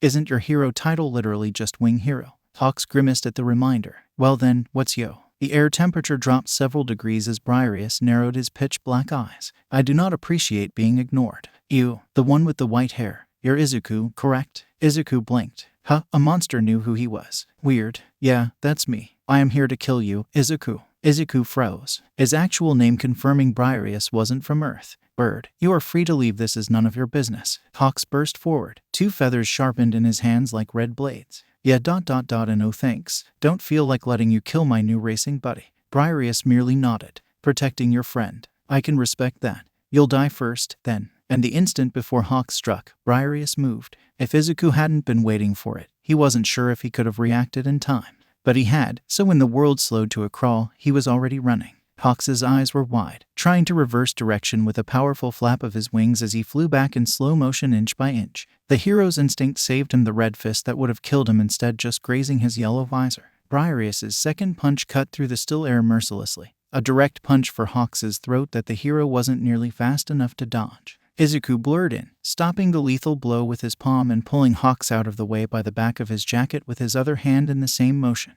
With the momentum he swung a kick, knocking Brius back and giving him some breathing room. You know me, Izuku stated, tense like a coiled spring. His hand still stung a little from that blow. Brius was strong, and he hadn't held back at all with that punch, aiming to kill the human with zero hesitation. Yes, I've heard many tales of you, Prince of Heaven. Brius grinned. I'm quite honored to kill you.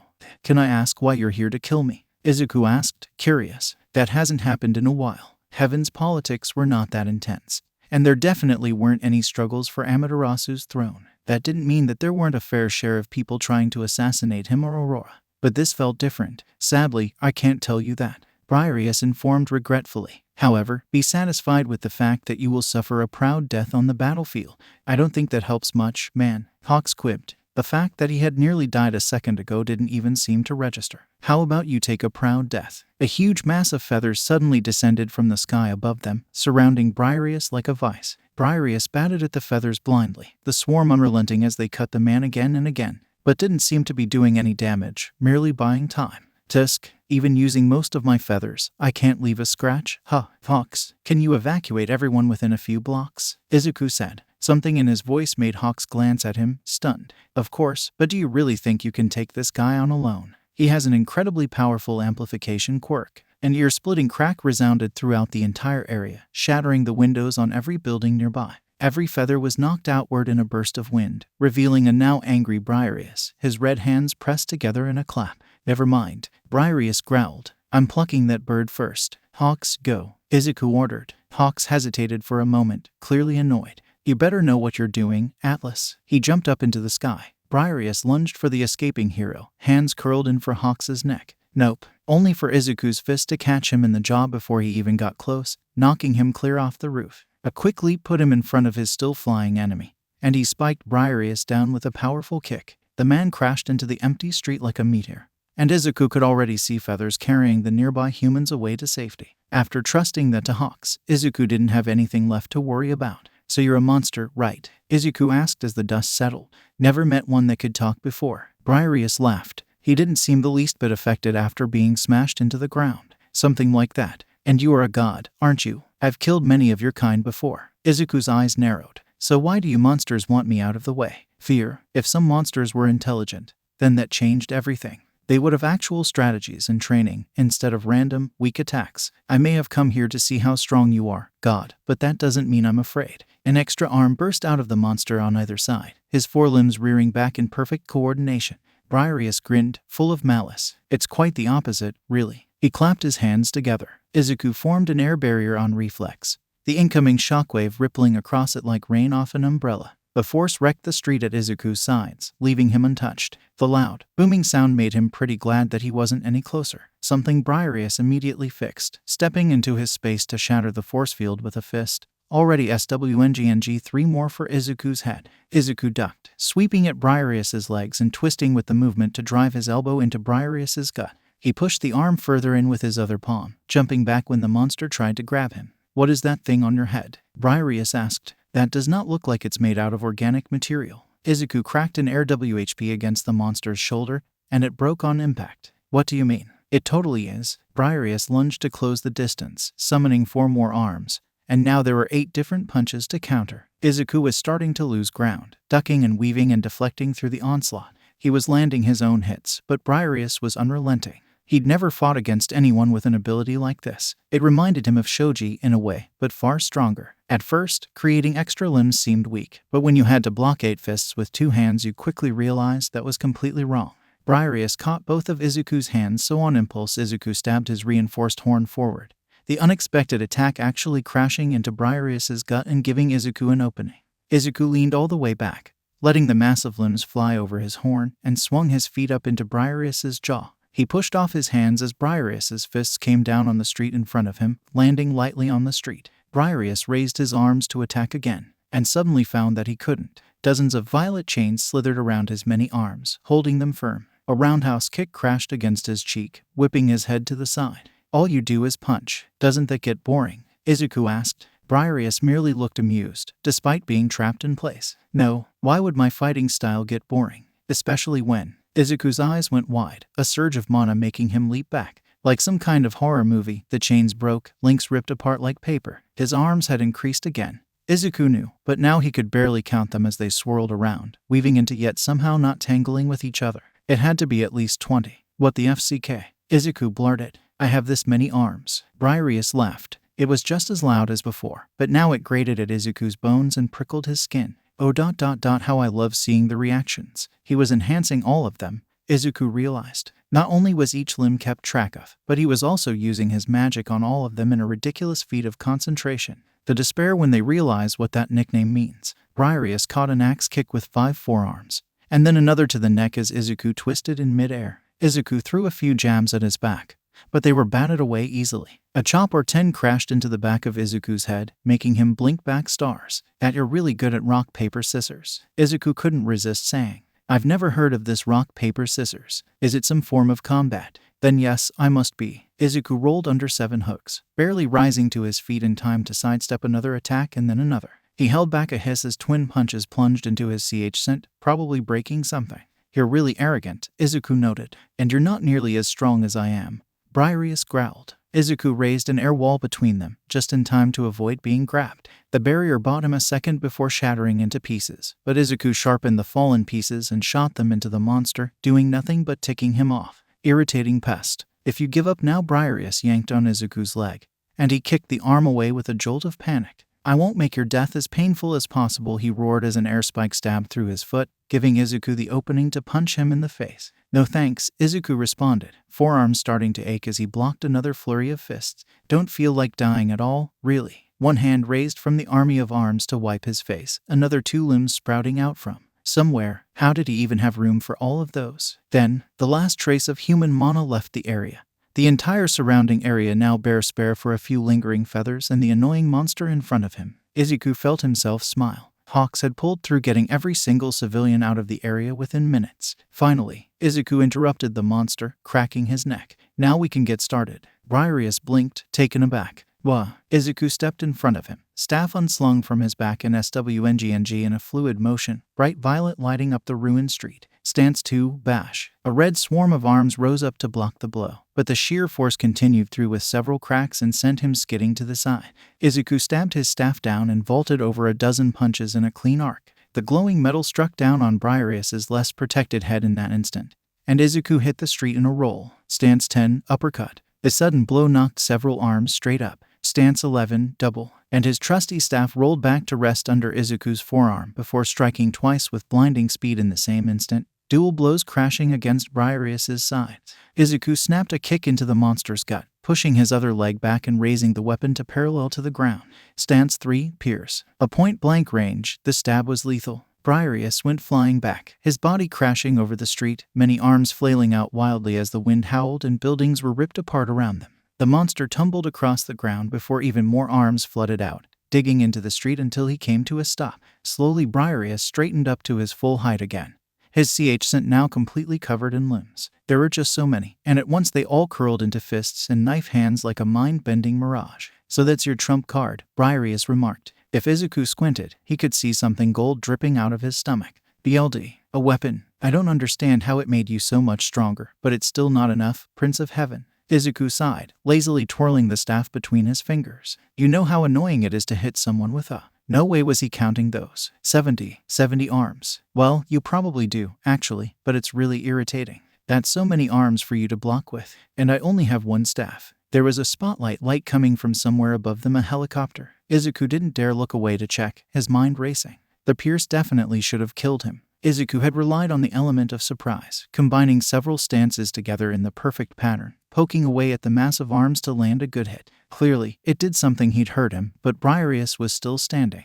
Brius PP his head to the side. I've never met an opponent like you before. Usually, they're screaming in terror by now. Izuku actually was, just internally. You have been a strong opponent. Brius nodded. In respect, it's only fair if you die to my full strength. Oh, don't worry about that. You really don't have to. The massive arms got even larger, and now Izuku really wanted to throw up as he raised his staff, reinforcing it to its limit. Do that. I, Brius the 100-handed one, acknowledge you, Izuku, Prince of Heaven. Meet your end at my many hands. Why did the monster have to be so dramatic? Izuku barely had the energy left to talk. Brius wasn't any quicker now. If anything, he was a little slower. But that didn't matter when he was swng 100 fists forward at once, an inevitable wave of red death. There was no room to dodge. Izuku spun the staff, faster and faster and faster until it was a blur of violet in his hands, its outline a near solid circle that made the air sing. Stance 4, shield. Izuku grit his teeth as the barrage crashed down on him. Only a moment later, a fierce tsunami. Enhanced blow after blow P&D against his staff, each hit a painful jolt against his tired arms. The wind blew back his hair wildly,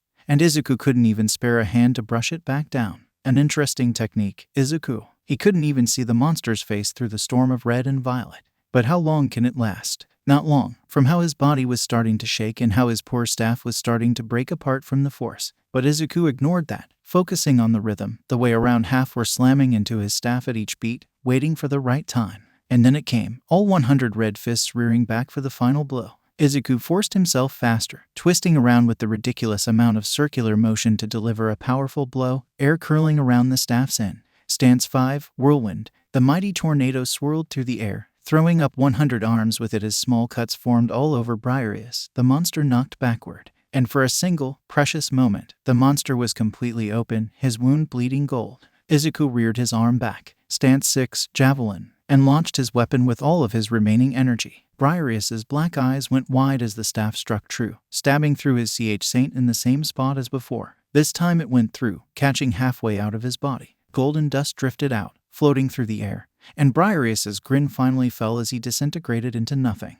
Gotcha. Izuku's voice felt heavy, just like his eyelids. He really needed a nap. Izuku turned to walk home, his now significantly more ruined staff sheathed on his back, his perfectly intact horn sitting firmly on his totally messed up hair, the destroyed block around him completely empty, and a news helicopter buzzing somewhere above, probably recording. He'd deal with that last thing tomorrow. Izuku stepped into the living room, exhaustion weighing down his body and seeping through his cloak. Aurora was curled into the couch, her green blanket wrapped around her. Low voices drifted from the TV, the baking show and a tent that she loved so much. The dim glow lit up Aurora's purple hair and half-closed eyes. Izuku carefully unreinforced his horn and staff and placed them on the table before slumping down next to her. He leaned into her shoulder, feeling his muscles relax at the contact and his breathing even out. "You didn't have to stay up for me." Aurora let out a tired hum, readjusting her blanket so that it covered his legs too. "I know. I wanted to, though." Izuku smiled at the words, watching the contestant buzz around on screen. "What are they making?" "It's called carrot cake. I've never tried it before, but it seems pretty popular on Earth." Izuku furrowed his eyebrows. Why would you put carrots in a cake? He didn't know much about baking, but those two things didn't seem to go well together. He felt her shrug. "I have no idea, but it looks really good, doesn't it?" A contestant put the finishing touches on a massive, double-layered cake as Aurora talked, the white frosting shining in the perfect lighting. "This is your way of getting me to bake that?" "Huh," Izuku accused lightly. "That depends. Is it working?" "Yep." "Then, yeah, I want you to bake carrot cake for me," Aurora admitted. Izuku sighed in defeat. "Fine. Your wish is my command, princess." Aurora laughed, and the dark room got a few shades brighter. "Don't worry, my loyal subject. I'll assist you. I know you're terrible at baking." "Hey, I'm not that bad. You baked cookies for Akari once when she was 30. She thought they were rocks." Izuku winced. Kids could be very, very cruel. And that was like 2 centuries ago. "I've had lots of practice. Besides, you're not much better." "True. It seems that all those sweet years of stealing cake instead of trying to bake some ourselves has finally come back to bite us. Now that everyone's back, I wonder sometimes about things like that. Did any humans notice our impact on the planet while they were gone? I mean, I don't really wreck things much." Aurora let out an unprincess-like snort. "Now that's just a complete lie. But we've lived here a long time. Speaking of humans, what made you use that much power? I could feel it from here." Aurora's voice was still light, teasing, but now there was a hint of concern behind it.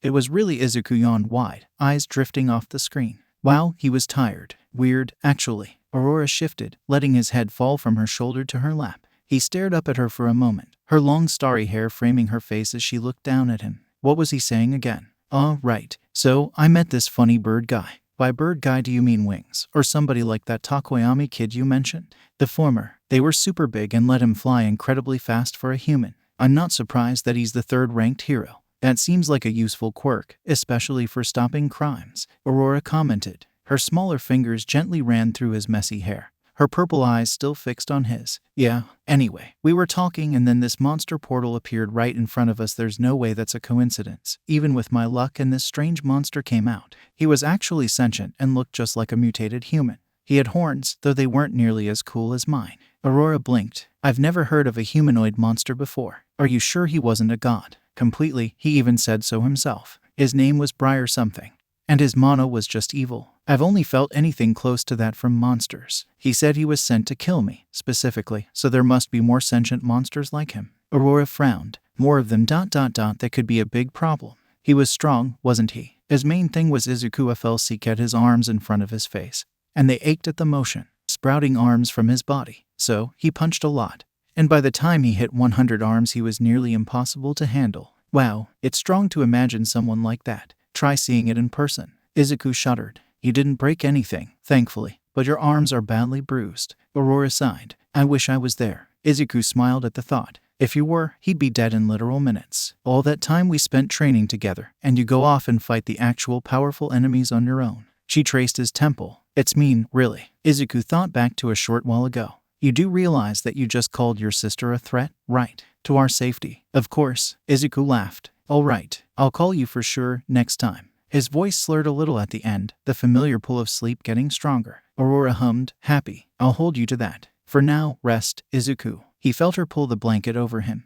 But wait, isn't it going to be uncomfortable for you if I sleep like this? A little, yeah, Aurora admitted. How about this? Then you owe me the lap pillow next time. Sure, Izuku agreed almost instantly. The very definition of a win-win situation. Wonderful. Now sleep, Izuku. Her voice came from above him, trying for stern yet instead sounding impossibly warm. And Izuku closed his eyes with a smile. Nezu's paws raced across the keyboard. He played the video footage a second time, caught between sharp alarm and pure fascination. Midoriya was easily one of the most interesting humans he'd ever encountered. Once he'd carefully confirmed the man wasn't a threat to his school, Nezu let him apply for a teaching position after witnessing his abilities. UA University usually didn't work like that. Nezu was the one scouting out heroes, not the other way around, but he made an exception this time, out of curiosity. Midoriya turned out to be ridiculously qualified to teach a course on combat, both in skill and pure power. His quirk was an enhancer that could overpower the symbol of peace, and his magic. Nezu's forced vacation had been enlightening on many accounts. But unfortunately, there were few magic users there for him to analyze. A world full of tech and information, yet lacking the one thing truly new for him to research. But Nezu knew the basics of mana, despite not having any aptitude for it himself. It was quite obvious that Midoriya's magic was far, far beyond the rest of humanity. All of Midoriya's techniques were reinforcement magic. When he manipulated the air, he was actually carefully and precisely flowing mana into the air itself to solidify parts of the area around him, and somehow repeating the process on a large scale. Meanwhile, the humans around him were throwing around sloppy fires. Midoriya's explanation was sound. At the time of their first meeting, if Midoriya drifted for 20 years, that was quite a long time for a human to change and grow. The 5-year drift PRD wasn't a fact, only an assumption based on his current evidence. Yet the more and more time passed, and every single recollection stated the same amount of time off-world that Nezu and the rest of his staff experienced, Midoriya's claim grew less and less plausible. It didn't take a genius to realize Midoriya was hiding something important.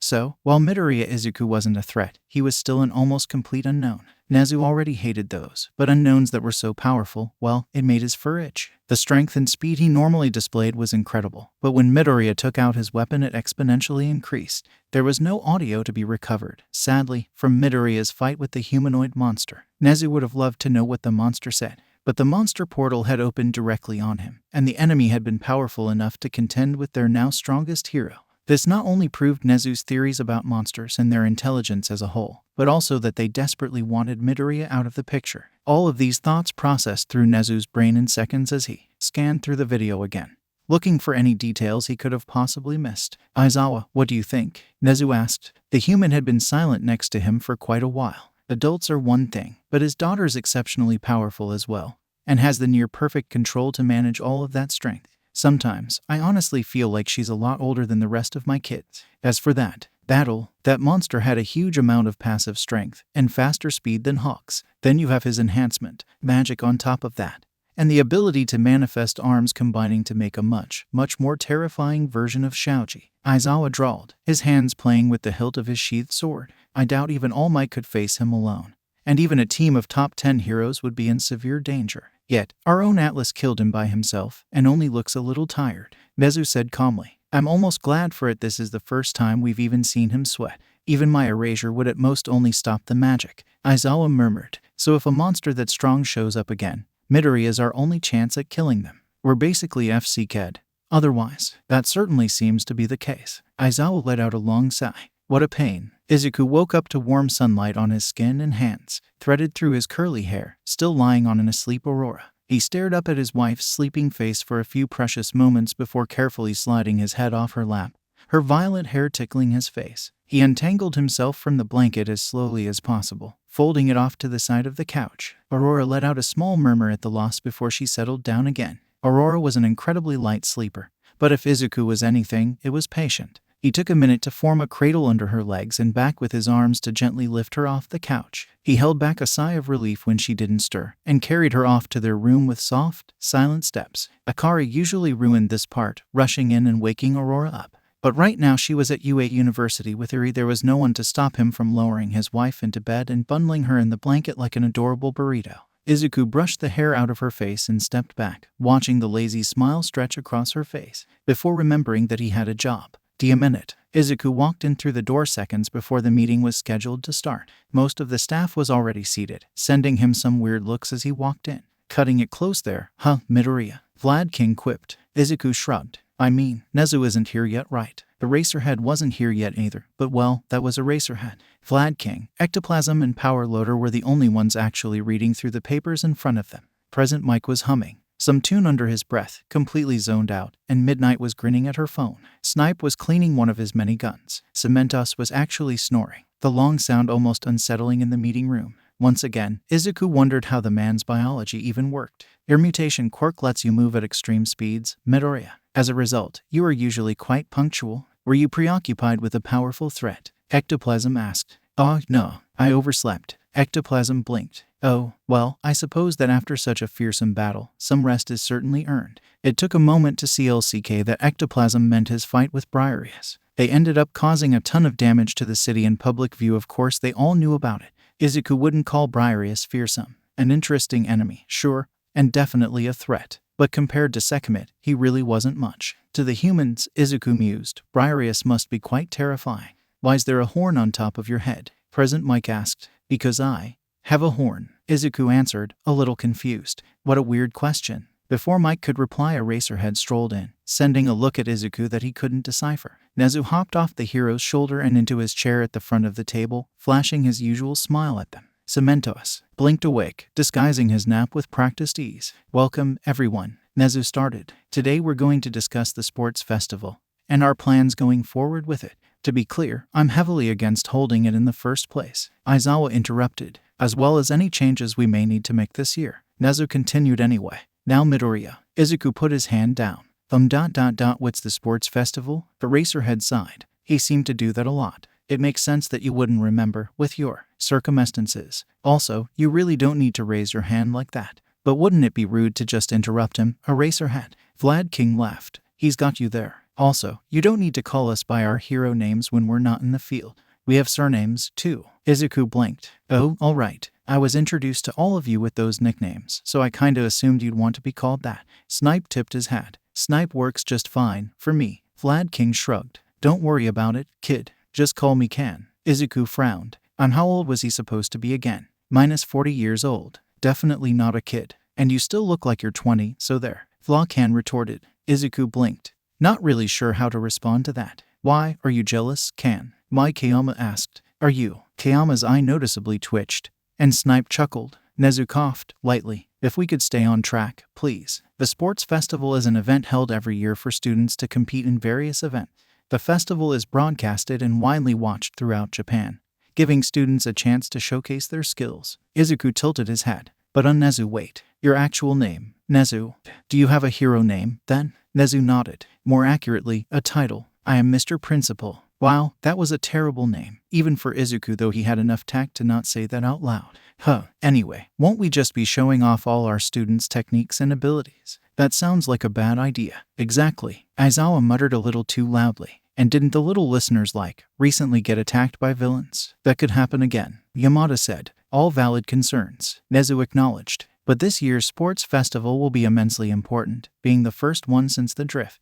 We will show Japan that the next generation of heroes is strong enough to fight enhanced villains and monsters. The safety of our audience and students will be well protected. With all might, Atlas. Nezu nodded at Izuku, and several other heroes on security, in addition to the ones attending. No one protested further, though Izuku noticed the creature didn't say anything about that first issue. "So we're going through with it, then," Cementos noted. What are we planning to change? Typically, we have 3 events, Nezu said, most likely for Izuku's benefit. The first one is where competitors do their best to stand out in the crowd and where we have the most eliminations. For example, a race. The second event is team-based and very entertaining to watch. We see creative planning and the intelligence of our students here, as well as their teamwork, of course. It's also pretty chaotic. Hey, Nezu, can I be an announcer? Mike asked. Obviously, you're always the... Mike pumped his fist like a kid getting exactly what he wanted for his birthday. Yes, on that note, Sekijiro and Shota, you'll both be in the box too as homeroom teachers. All right, sure. What a pain. What about the last event? Izuku asked. The third event is always a tournament, Nezu answered, with referees posted to moderate the fight and prevent any serious injuries. That's us, Kayama chirped. Ishiyama nodded beside her. Their quirks were quite good for the role, Izuku supposed. Nezu didn't even falter at being interrupted again. And a randomized bracket. Matches are simply decided by knockout or exiting the zone. We have a famous hero to give out medals for placing in the top 3 after. Neat. I think we should do something big. It's been a whole 5 years since we hosted the event.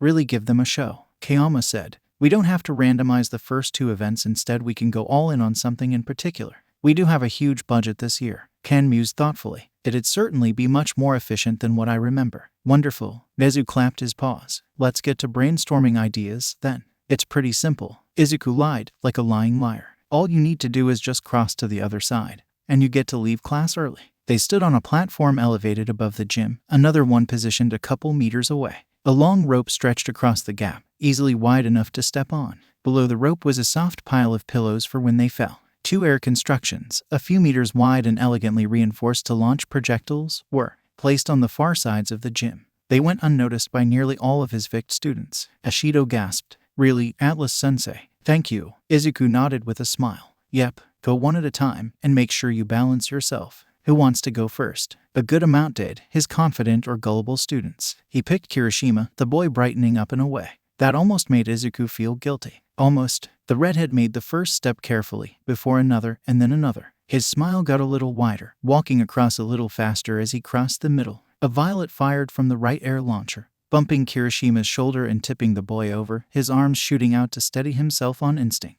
He wasn't fast enough and fell backward into the soft pillows. The class glared a hole into the back of Izuku's head. Izuku's smile grew wider. I forgot to mention. Today, we'll be testing your agility and reflexes with a fun variation on dodge. But on a tightrope. Oh God, what a mad banquet of darkness. At least we're going to land in pillows, I guess. Sensei, that really just sounds like an excuse to throw things at us. Shut up, Fuji, you have FC King wings. Wait, we can use our quirks, right? Izuku nodded. Yes, 0 quirks are allowed. Though I might go a little harder on some specific people, to be fair. The statement was directed at Akari, but it was Fuji who wilted like a dying flower, hugging himself with his wings. I take it back. I'm so sorry, Fuji. It's okay, Kaminari. I have come to terms with my fate. Izuku rolled his eyes. His kids were all so dramatic. All right, Kaminari, you're next. Nuo, Kaminari wailed. Kaminari's idea wasn't bad. He ducked under the first 2s, a light activation of his quirk in front of him making a sort of electric shield, and blocking the third.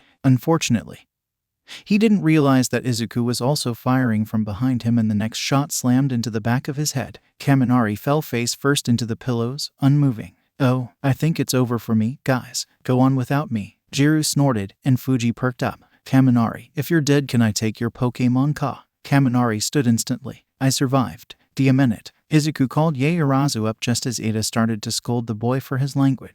He wanted her to go early and lacked time to come up with a proper solution. While brilliant plans were excellent when you had the time, her quirk usage needed to be far quicker and reflexive. Yaoyorozu made circular metal shields on both arms, walking forward in elegant steps. They took the impacts well, but each one nearly jolted Yaoyorozu out of her even pace. A pass the middle clipped her leg, making her wobble unsteadily. She adapted, throwing aside her shields to create a long bow staff. Held perpendicular to the rope, it helped her stay upright on the rope and easily deflect the S on either side. All she needed to do was watch her feet for low shots, and she crossed with an audible sigh of relief. Ada activated his recipro burst immediately, blazing forward in a flash of silver. A smart decision even if his quirk stalled afterward. He'd be done for the day. He slid down the rope in style, knees bent as S shot past him. Ada was getting better at processing high speeds, Izuku noticed, firing faster to keep up. One got through his guard, nailing him straight in the face and almost knocking off his glasses. Ada still kept his balance, somehow, screeching to a stop on the other side and stiffly bowing to the applause. "Thank you, everyone." Satu's quirk made him fall almost immediately, his quirk being terrible for balance. Koda wasn't very good on the rope either, and Izuku poked him with the lightest throw possible. Hiroshima asked to go again, and Izuku let him. The redhead grinned wide when he got across despite the increased number of attacks, using careful activations of hardening along his arms or legs just before impacts. Ashido went after her horn buddy. Her balance incredible as she leaned under shots and dodged through the rest. She did a smooth cartwheel in the middle of the gap. Shoji grew out all of his arms, keeping both sides even and still keeping a wide shield. He walked forward casually, not bothering to dodge, his entire upper body protected. Izuku aimed for his legs without remorse, and he toppled down like a falling tree. Toru took off her gloves, rendering herself completely invisible. She didn't seem to realize that still meant she needed to be dodging. So after seeing the rope bend at the exact same frequency, a lucky shot hit exactly where her face was. Fuji basically cheated, completely covering himself in his protective wings and flying straight forward. He got several boos from his fallen comrades. Asui made the mistake trying to leap across and got sniped mid-air. Was Izuku enjoying this too much? Probably. Jiru got far with a few smart blasts of sound yet wasn't fast enough to dodge a faster one. She got caught in the stomach and thrown straight off the rope. Beach, Langua. Jiru turned her glare on him, and Ida promptly stopped talking. Aoyama propelled himself across with his naval laser, a dazzling smile on his face. He couldn't see where he was going, though, and was instantly knocked down. Katsuki blasted straight forward, his eyes calculating, probably already knowing Izuku was going to be a lot harder on him than the other blonde. Twin S streaked out from either side, and he halted his momentum just in time to dodge. He moved in every direction using his quirk, not having to stay on the rope with his ridiculous mobility. Izuku adjusted the turrets to track him, watching the blonde weave through a storm of violet S, blasting away any that got too close. He really was quite skilled compared to the rest. That kind of control took time and practice. Katsuki aimed for the other side whenever he saw an opening, seeming to realize that he couldn't keep this up forever. His explosions got more powerful the more sweat he had, yet at the same time that meant he couldn't make the small, precise blasts for his dynamic style of movement. Flames burst from his feet like jets at the same time, keeping him above the pillows below. After a minute passed, Izuku threw in his chains, forming them out of the air around Katsuki. They lashed out like snakes and the blonde's jaw set, twisting his body just in time to escape. One latched around his ankle, and a well-timed explosion broke it off, obscuring Izuku's vision with smoke. At the same time, a burst of magic threw Katsuki onto the other platform. The blonde breathed, exhausted but victorious, and the students around him stared in awe. Hiroshima was in tears. "Becca bro, that was one of the manliest things I've ever seen. Shut the FCK up." Zero had been using the time to set up a web of tape on either side of him, catching each before they hit. Izuku's projectiles didn't weigh much, being literally mana in air, and as each one stuck to the tape they formed a makeshift shield. The living tape dispenser's abilities were great for capture, Izuku noted. He needed to teach Zero how to handle a weapon if the boy was going to fight monsters, though tape didn't have much attack value. There was a tap on his shoulder, and Izuku glanced to the side to see his daughter with a familiar, competitive grin. "Don't hold back on me, Dad, all right," Izuku hummed. "Wouldn't that be favoritism?" Akari rolled her eyes. "Oh come on, I saw you shoot at Bakugo for like 2 minutes. I haven't had a good challenge in a while." Izuku raised an eyebrow. "You know, I still remember you absolutely hating these training exercises as a kid. Where'd that little goddess go?" Akari laughed. "You completely corrupted her. Now I wake up early and train every day, and enjoy being pelted by magic dodges. It's all your fault, really. Actually, you're the one who asked me if I would. I'm next up on this tightrope thing, aren't I?" Akari interrupted. "Don't keep the rest of the class waiting." Izuku nodded with a smile, and the mounted launchers on either side of the gym tripled in size. Akari took her first 2 steps forward, full of ease as if she wasn't balanced on a narrow rope. But if you looked closer, her smile was fading into something more determined, tense. The skill of Class 1 varied immensely from student to student. This was especially true when you compared kids like Todoroki or Katsuki to Kaminari. Akari, though, had decades of experience over the rest of them. While she was at UA University for fun, she wasn't exactly learning much fighting against her human classmates. If she wanted a challenge, well, he'd give her one. On her 3rd step, 3 projectiles shot out from the turrets. They were the size of cannons, SDRKNG through the air at subsonic speed. Akari dived forward, the attack missing the next student in line by inches. Poor Ajiro flinched back, barely seeing the violet blur. What? Now near the center of the rope and away from the other students, she was far more open. Izuku didn't give her time to breathe, firing off more and more dodges that she gracefully weaved through. She twisted under a shot before rising up to bat away another with her palm.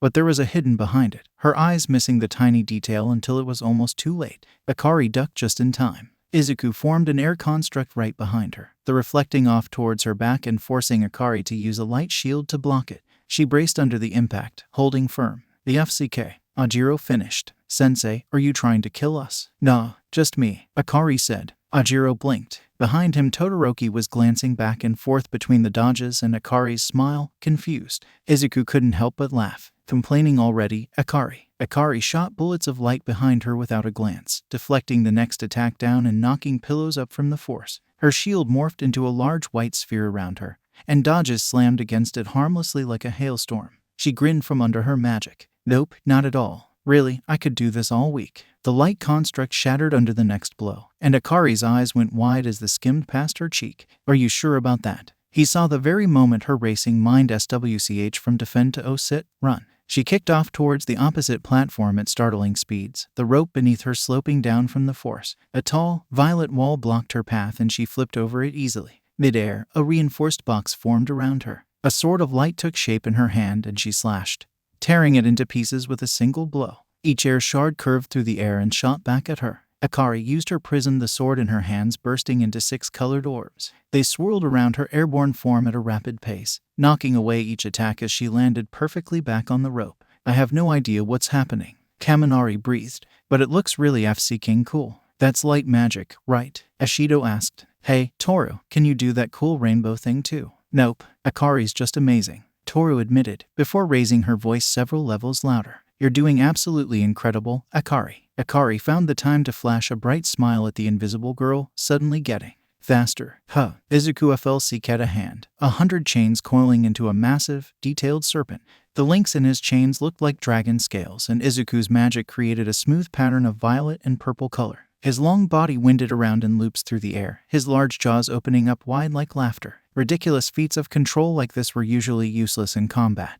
But sometimes, well, you just needed to be a little dramatic. And there wasn't a better word to describe Amethyst the Great in all of his glory. The human screams were definitely satisfying, too. Meanwhile, Akari only narrowed her eyes, red and blue morphing into a sword and shield. The rest of her lights knocked away the dodges still being fired at her as she lowered her center of gravity, ready. Amethyst the Great didn't disappoint, diving low and forcing her to duck under his huge form. He twisted back fast, striking a blow against her shield that nearly threw her off. Akari swung red at him on his next pass, but the blade glanced off his scales harmlessly. Holy Seit, is that a dragon? That's the manliest thing I've ever seen, sorry, Bakubro. Katsuki growled at him absent-mindedly, his fists clenching and unclenching as he stared at the fight in front of him. Nah, that's not a dragon, Fuji said. Dragons have wings, right? Akari backflipped over the mighty jaws, slashing down on Amethyst the Great's neck. The air construct hissed, actually damaged this time, and flew out of range. Asui tilted her head. A lot of dragons are wingless, Kiro. Takoyami nodded solemnly. The great creatures are recorded in many forms and types in our ancient history, seen differently from culture to culture. The mystical bee. Fumi agrees, basically. Dark Shadow cut him off. You are well informed, Takoyami-san. Ida praised. They can, Jiru asked. I mean, a lot of our legends have wingless dragons. But if the dragon doesn't have wings ... isn't it just a snake? A quick cartwheel got Akari out of the way as Amethyst the Great suddenly whipped his head around.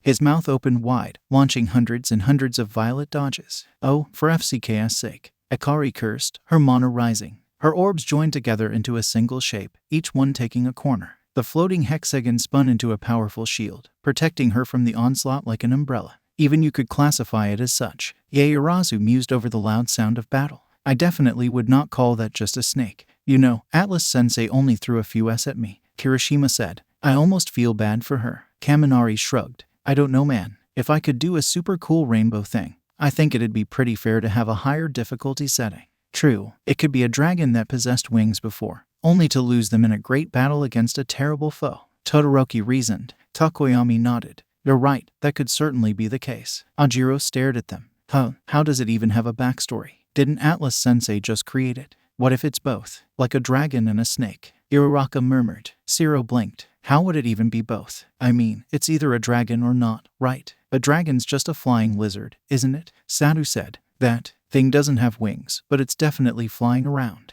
Kaminari squinted. I don't know, man. It really doesn't look like a lizard to me. Flying reptile, then, Satu amended. The magical hexagon shot forward, bashing against Amethyst the Great's floating, chain-like body and knocked him back. Akari didn't let up, the lights changing into blades to slice at him. The beast was on the defensive, now, flying out of her strikes but keeping up his barrage. Too big of an opening, and Akari would dash to the platform. Ashido clapped her hands. Come on, people, it's totally a snake. Trust me, just look at that long, snaky body. Mina, that's totally a badass dragon. Toru argued. You know, there's only one way to find out. Hey, Atlas-sensei, Kaminari called. Is that thing a dragon or like a really big snake? Izuku glanced over. Oh, Amethyst the Great. Yeah, he's a serpent. Appealing, isn't he? Huh, I knew it. Ashido cackled. Toru's uniform drooped. He's wonderfully shiny. Atlas-sensei, Aoyama praised. I should have known. Yaoyorozu muttered. It seems I need to study up on my creatures more. Ada nodded. Valuable knowledge, and not just for fighting monsters it seems. May I join you, Yaoyorozu-san? Of course, Ada. You don't need to show me such respect, though. Can I come? I don't know much about monsters, but some of them seem really cool. Hiroraka chimed in. Anjiro sighed. Am I the only one thinking about that name? Jiru cut him off to ask the more important question. Wait, Atlas-sensei. How the FCK are you making a huge moving, fighting creature with reinforcement magic? He'd been wondering when one of them would ask. Izuku shrugged. Practice. Decades and decades of it. It's like Cloudy, just bigger. That literally explained nothing, but okay. Izuku made Amethyst the Great curl around the rope as it rushed back towards Akari. She couldn't move left or right on the narrow surface, meaning she was forced to leap straight into the air. Amethyst the Great rose up to meet her and Akari acted fast, leaning back and kicking her legs up into his body and throwing him into the roof. She visibly focused, each of her colored orbs combining together in a shine of blinding light. There was a katana in her hand, white with a fell seekers of color in it like a contained rainbow, radiating power as she reinforced it with her remaining mana. Midair she gracefully flowed into one of Kensei's stances. Amethyst the Great had swung back by the time it ended, bearing down to crush her from above. An upward cut. Izuku couldn't hold back a smile as the near-perfect slash sliced clean through the great serpent like paper, the sheer force continuing on to rip open the durable roof and burst through the exposed clouds. The halves of Amethyst the Great fell apart into chains and dissolved into nothing as Akari flipped down, landing on her feet on the goal platform. The goddess wiped the sweat off her forehead with a grin, rolling back her shoulders as the katana in her hand disappeared. That was pretty fun. How'd I do? Akari asked. Most of the class simply stared at her in awe. Izuku grinned back at her. Amazing, Akari. You literally raised the roof. Akari glanced up. Oh, my bad. Izuku waved it off. UAS budget is ridiculous, don't worry about it. Toru caught the girl in a tight hug. That was so cool, Akari. You were moving so fast I could barely see you. Your appealing hair just went whoosh. And where'd you learn to use a sword like that? Yaoyorozu nodded, stars in her eyes. Your movements were quite smooth. I've never seen such fine swordsmanship before. Akari swept a hand through her hair with a smile. Thanks, guys. I learned how to use a sword from my uncle Kensei. He's weird, but like, super strong. No offense, Akari, but you're kinda overpowered. Like, that was some top 10 sit, Kaminari said, still staring up at the missing ceiling. I'll take that as a compliment. Following that show was probably strong. Takoyami, Todoroki, and Ajiro were impressive, but after seeing Akari, Izuku doubted Wano was as impressive as they would have been. Takoyami's dark shadow covered him like a cloak. The boy shouting out something about an abyss before pulling off the technique. The boy's movements were clumsy and untrained, but the augmented power behind them wasn't bad.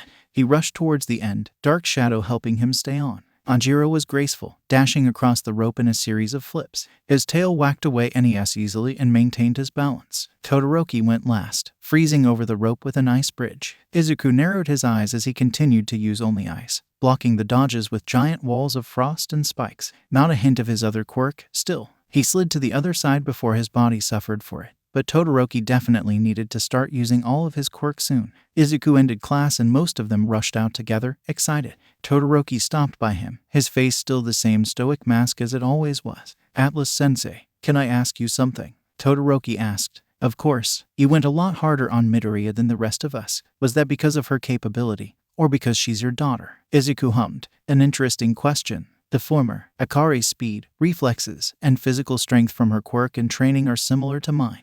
That's why in an exercise like this, she can go through a much more difficult challenge than the rest of the class, that is, if she wants to. Does that answer your question, Todoroki? Todoroki nodded and left without a word. I'm kinda worried about him, honestly. Akari whispered. I mean, there has to be a reason he limits and harms himself like that. Izuku sighed. Yeah, from the look on your face, I guess you have a plan for that. Akari smiled. Yep, that brings me to what I wanted to ask. For the sports festival, how much should I hold back? Izuku thought about it. None. Akari blinked. Obviously make sure you don't injure the other students, but besides that, Izuku shrugged. You wanted to be the best hero, right? So do the best you can, Akari.